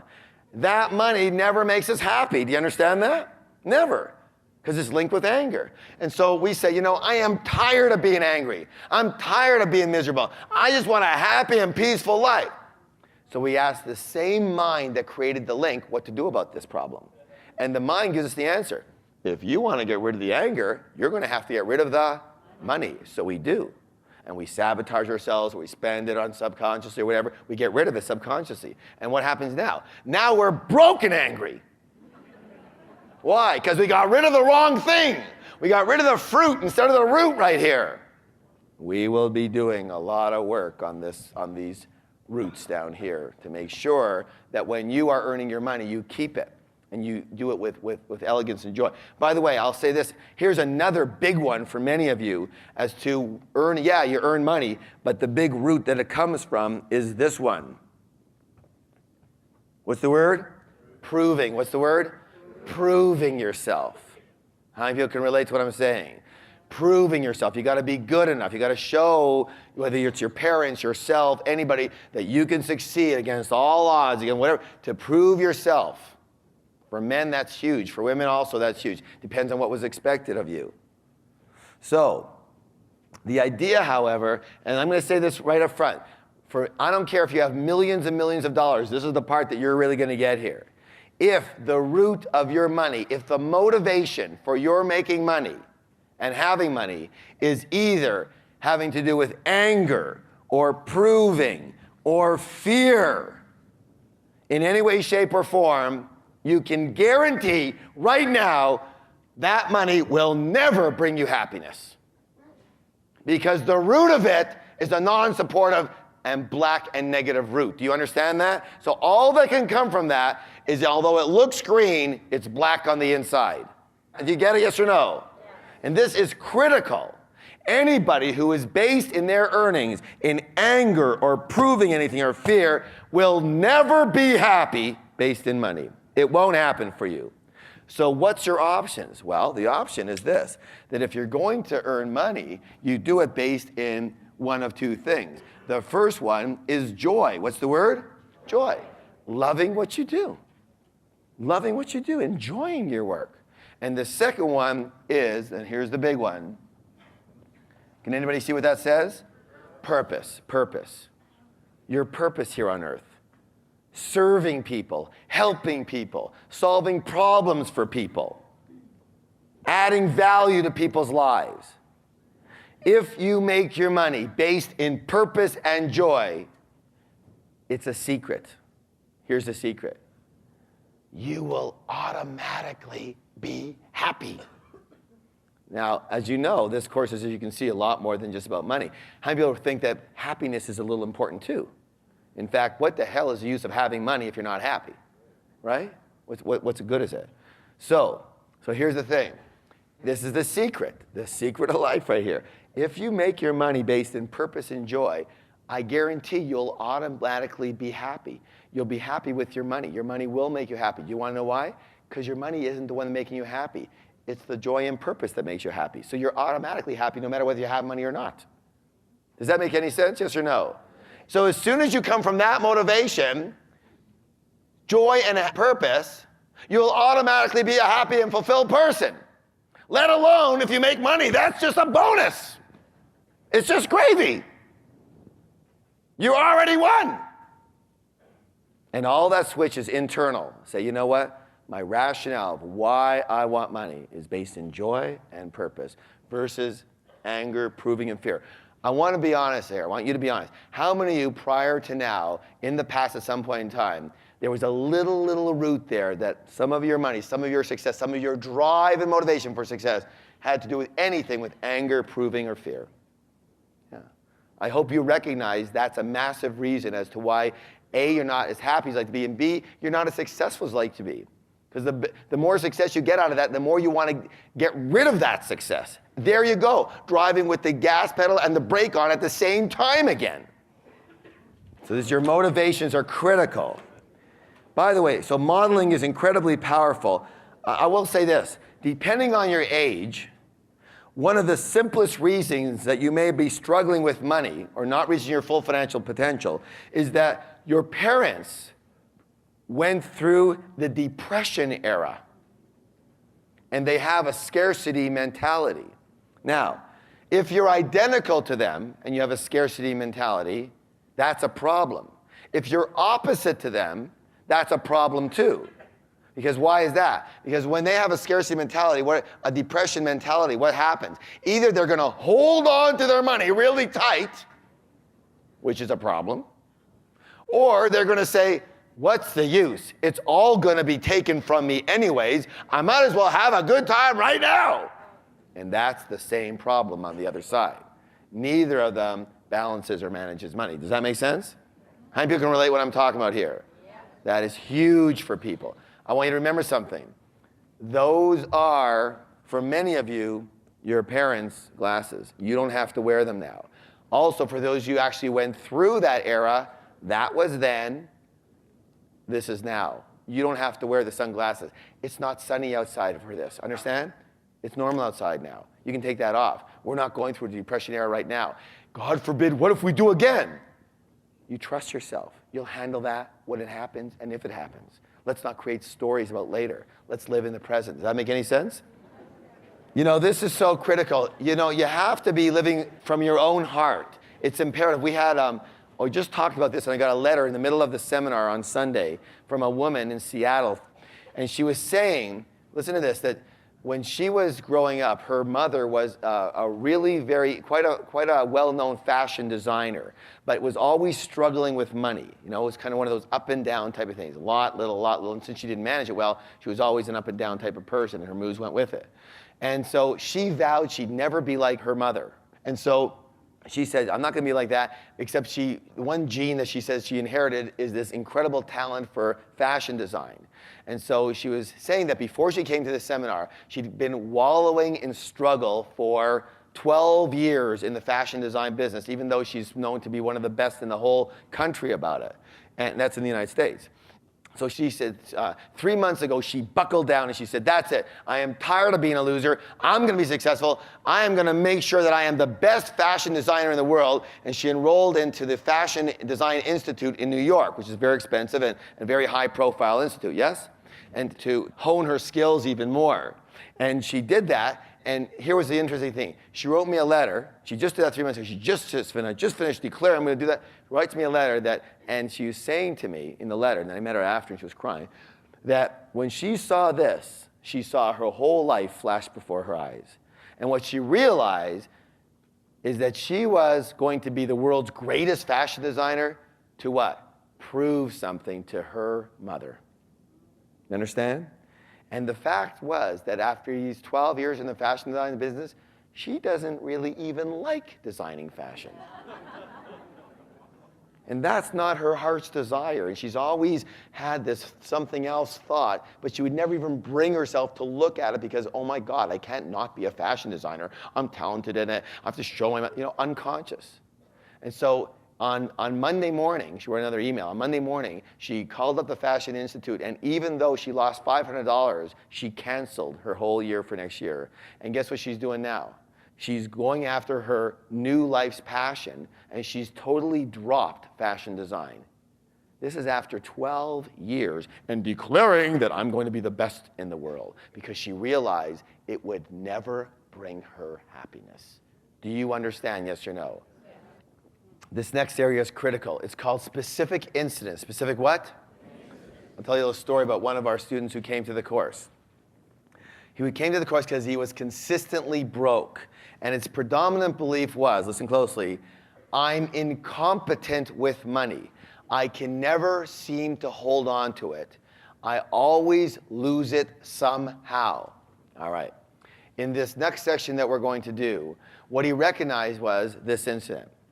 When he was young, about 5 years old, his mother would always give his sister money to go to the store with him down the street and buy candy every Saturday morning. That was their ritual. Understand what I'm talking about? Yes. And so she would always give the money to his older sister, who was 8 or 9 at the time, to hold on to. And every single Saturday, he would beg and plead with his mother, please let me hold the money, please let me hold the money, please let me hold the money. And every Saturday she said, no, you're too young, no, you're too young, no, you're too young. So finally, one Saturday, she finally relented, and she gave him the money to hold. Him and his sister go down the street, go to the store, they pick up what they want, they go to pay. He doesn't have the money. He lost the money. His sister freaks out. You stupid moron! What's the matter with you? You lost the money. He gets home, and it's no better. His mother says, it's obvious you can't handle money. You're never going to get any more.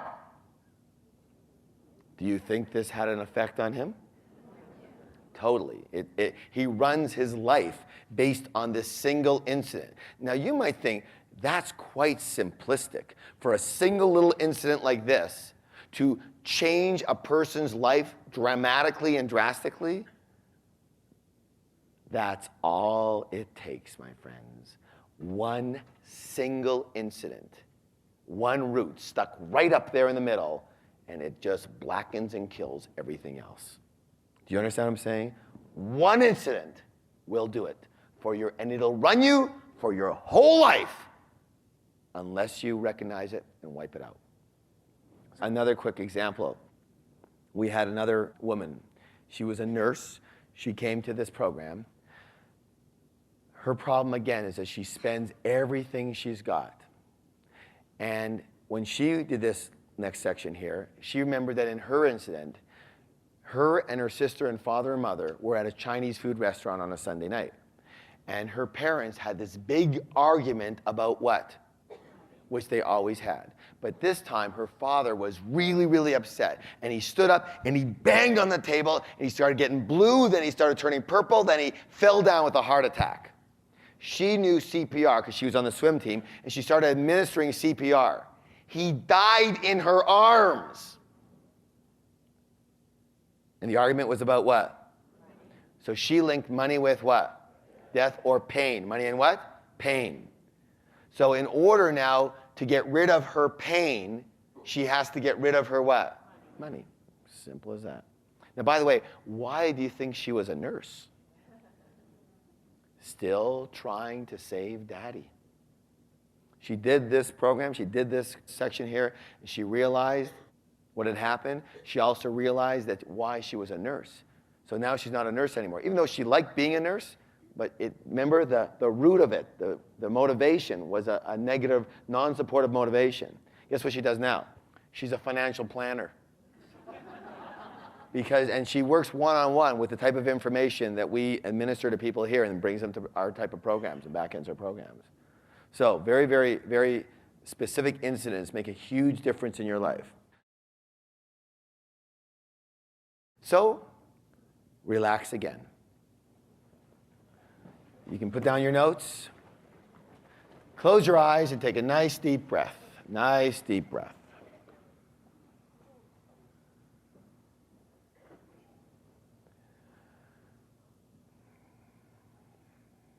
Just relax your feet. Relax your legs. Relax your abdomen. Relax your chest. Relax your arms. Relax your shoulders. Relax your neck. Relax your head. Relax your eyes, relax your jaw, relax your tongue. Relax your forehead. Just relax. Nice deep breath in. And let it out. Nice, slow. Uncross your arms, uncross your legs so that you're open instead of closed. Uncross your arms, uncross your legs. Excellent. And now think back again to a time when you were young, very young.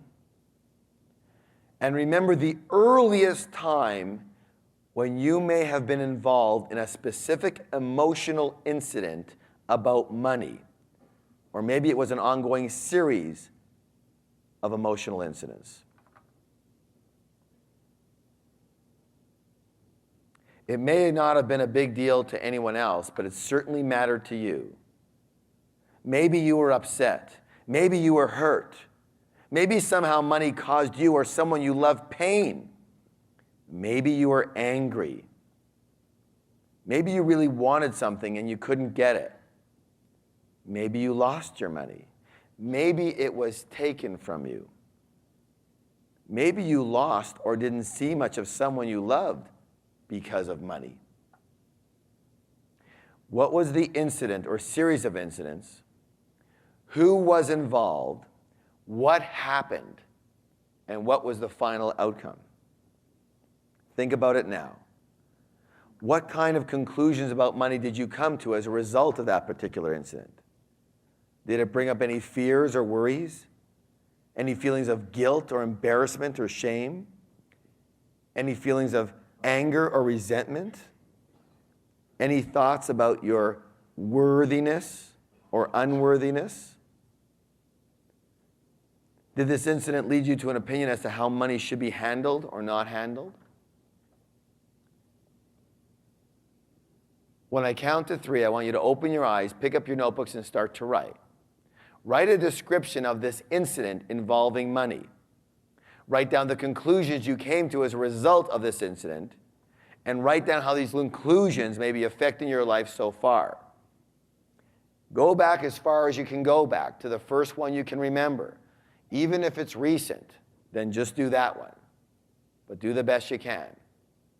Again, we're looking for an emotional incident involving money.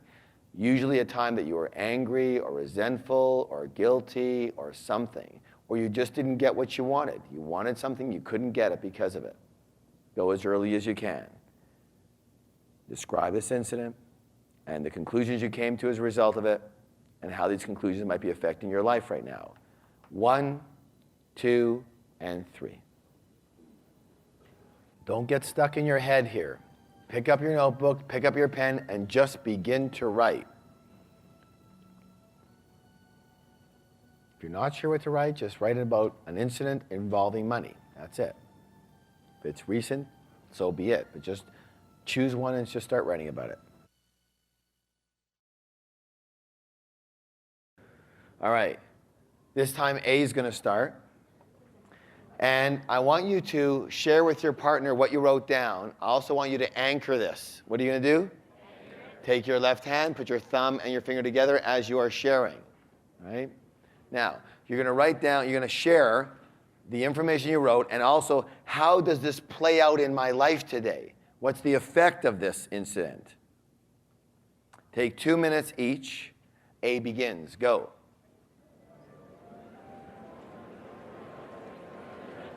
How many of you had some big notices in this last exercise? Good. Who would be willing to share an incident and how that affected their life for them around money? Hi, my name is Scott, and the incident happened when I was about 5 or 6. My sister and I we came into some money, $2 of my mother's money, with which we were going to go down to the store and buy some candy. And the understanding was, you don't buy $2 worth, you buy maybe 10 or 15 cents. 32 years ago, that was enough. And we went down and blew the entire $2. And from the second we did that, we knew that was all wrong. And we're immediately conspiring as to what the heck to do with this. And we ended up throwing half the candy away, stuffing our faces with most of it, and lying about, what we did with the money. We had to lie to my mother that we lost the change, and that, we threatened each other if we had told the truth. So I guess how this has played out, it was quite dramatic how this came to me, because I haven't thought about this in 30 years, but I have a heck of a time, I guess, spending anything on myself in terms of, basic needs or even luxury or play items, and getting any kind of enjoyment from it. There's always some justification, or it's completely understated. I don't even tell anyone I bought something. There's a lot of guilt and shame and fear involved with having money. I don't want to have that. So, thanks. I couldn't have said it better myself. Good job. Give him a very good hand here. Excellent. I have one more question for you. What was your name again? I'm sorry. Scott. In your life, I'm just guessing here, is there any situation where when you get good things, you get rid of them? Yes. Hold on. Anybody want to buy a motorcycle? All right. So do you understand how that happened? Why does he get rid of things that are good? What did he do with the candy? Here's the words. Threw it away. Scott, you got that? Threw the candy away, right? So that's what generally happens for the rest of our life. We get something good. We shouldn't have this, so we what? We get rid of it. We throw it away. Are you in a relationship right now? You're not. Have you been in relationships before? What happened? Was any of them pretty good?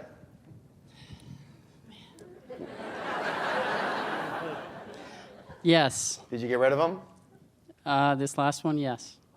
Before that? No. What happened? They fell apart. No doubt. Until you can accept good things into your life, you're going to start on the money management, yes? Yes. See this one over here? I want you to wear this whole jar around your neck. Right? Like a cow has a bell. Scott's going to have a jar. Okay? All right. So, do we have any more of those jars left at all? Who's got one? You got to say, okay, good. I want you to pull the play jar out of there.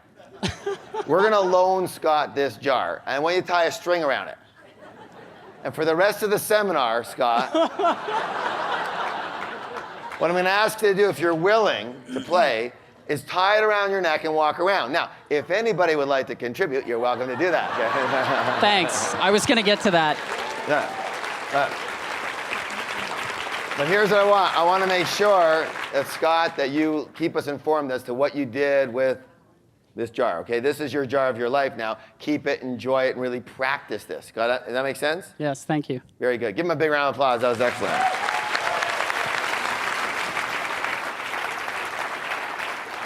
So I'm not kidding about that. So, let's play with that and see what happens. And report to us what happens at the end of the seminar. Fair enough? How you feel around the whole thing. All right, who would like to share? Who else would like to share?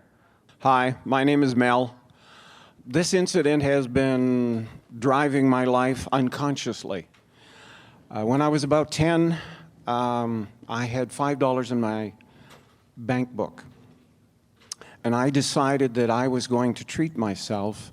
I took the $5 and I bought a brick of ice cream and I went down to the beach. And I ate the whole ice cream from start to finish. And I felt incredibly rich, happy, loved, and fulfilled. However, when I came home, my mother found the $5 was missing, and I got an incredible licking. Incredible what? Licking, spanking. Appropriate. I had a very red rear end. The decision I made from that experience was, even though it's my money and I earned it, I don't get to do what I want with it. How has that played out in your life now? That I have not handled money well. Because of why? Because I don't feel that I get to do with it what I want to do. So it's not worth it. Absolutely, it's not worth it. It's not worth working your ass off, doing all those things, because what's the use of it anyways? I can't even do anything I want with it anyways, right? Exactly. In fact, I would choose to either be spiritual or go play, rather than put any focus into my work. Well, what's the use of working? Not going to do you any good. None at all. Right. The money comes in, and I don't get to do what I want with it. Yeah. So what's the use of that? Good, good. Give him a big round of applause. That's excellent.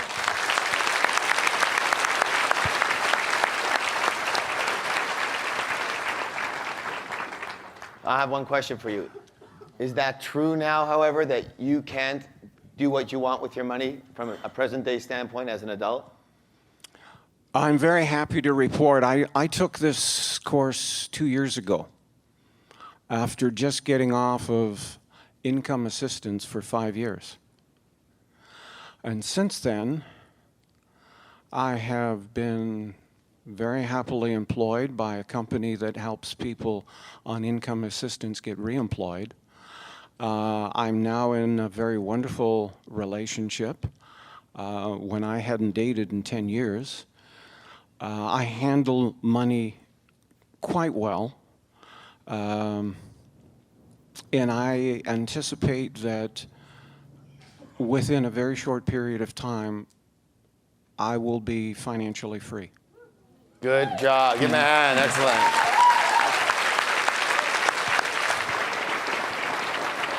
Good move. Good move. And you know what? Really good move coming back, because you know what? There's multimillionaires in this course right now who are here for a tune-up. And again, all it takes is in real life, right? In real life, when you go into a forest, whatever, or trees or a garden, is it true that even though your trees are growing nicely, that inherently weeds begin to grow automatically? Yes or no? That's just the way it is. That's the way life works. So that's why people come for a tune-up and keep the garden mowed and pretty and things like that. All right. Now here's the thing I was getting to with that. First of all, let's do this. I want you to now close your eyes and reset your anchor and hold your hand out with your left hand out with your thumb and middle finger close together. Take a nice deep breath and just relax.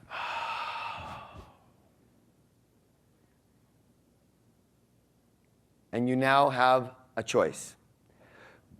You can let all of your old non-supportive beliefs go, or you can choose to keep them. It's up to you. And if you are willing to let those go now, imagine that all these non-supportive beliefs and the feelings that go with them are all packed into and form a tiny ice crystal. And you are holding this ice crystal between your thumb and middle finger.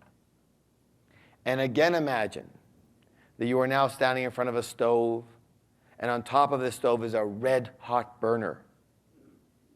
And now hold your hand with this ice crystal that is full of your non-supportive beliefs and feelings around money and wealth, about 6 inches above the red hot burner, and feel the heat and the warmth on your hand. And think about all the pain that those old conditioned beliefs have caused you. And now it's time to release them forever.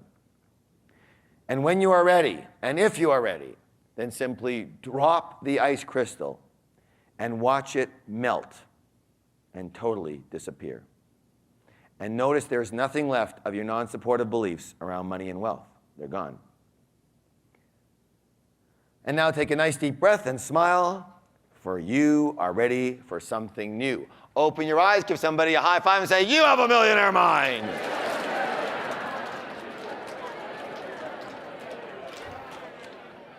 Okay, now, this is one of the most important parts of the course right now, this information you're going to get. Listen closely. Listen closely. Because this is not just about money, this is about your life, this is about everything to do with it. And it's taken people 40 freaking years in a cave to get this. And now you're going to understand it in a nanosecond. Are you listening? Your beliefs are not based on actual experiences, but rather on your personal interpretations or misinterpretations of those experiences. I'll give you an example. 2 sisters. They were both abused by their father. One of the sisters is now mean and hateful, and she abuses her friends and her family. The other sister, though, is kind and loving and caring and nice to everyone. Different interpretations of the same what? Experience. To one, the abuse showed her the way to live. To the other, the abuse showed her the way not to live. You have to understand this. Read this really loud and really clear, all together. Nothing has meaning except for the meaning we give it. Again, nothing has meaning except for the meaning I give it. One more time, twice as loud. Nothing has meaning except for the meaning I give it. Do you understand what that means? Inherently, there is nothing, no one, not a thing that has any meaning whatsoever. It's all neutral. It's all what? It's all neutral. Everything is neutral and means absolutely nothing until you show up. And then you give it its meaning. You decide what that situation meant. Someone cuts you off in the parking when you're driving. One person goes, "What a jerk off! What an idiot! I can't believe that guy." Another person goes, "That guy must be in a real hurry." One person's all uptight. The other person says, "Oh well, what's on the radio?" Same incident, yes or yes? Yes. The incident means nothing. You have to get this. This is right out of our wizard training. You give every single thing its meaning. Nothing inherently has a meaning until you get there. And then you are going to give it a meaning. Why? Because you can't help it.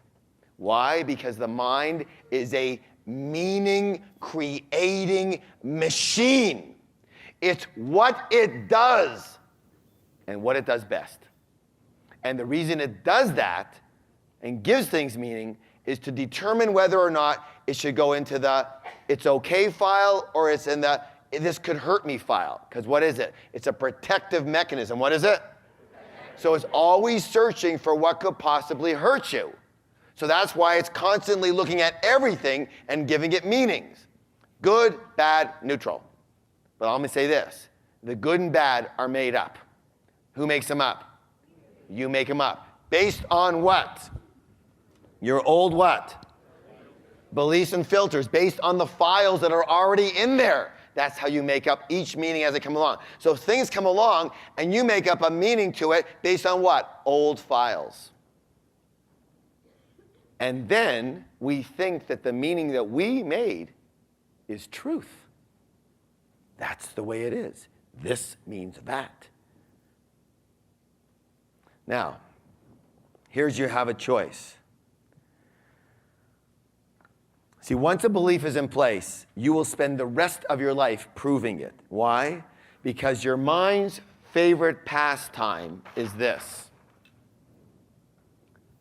to be right. To be what?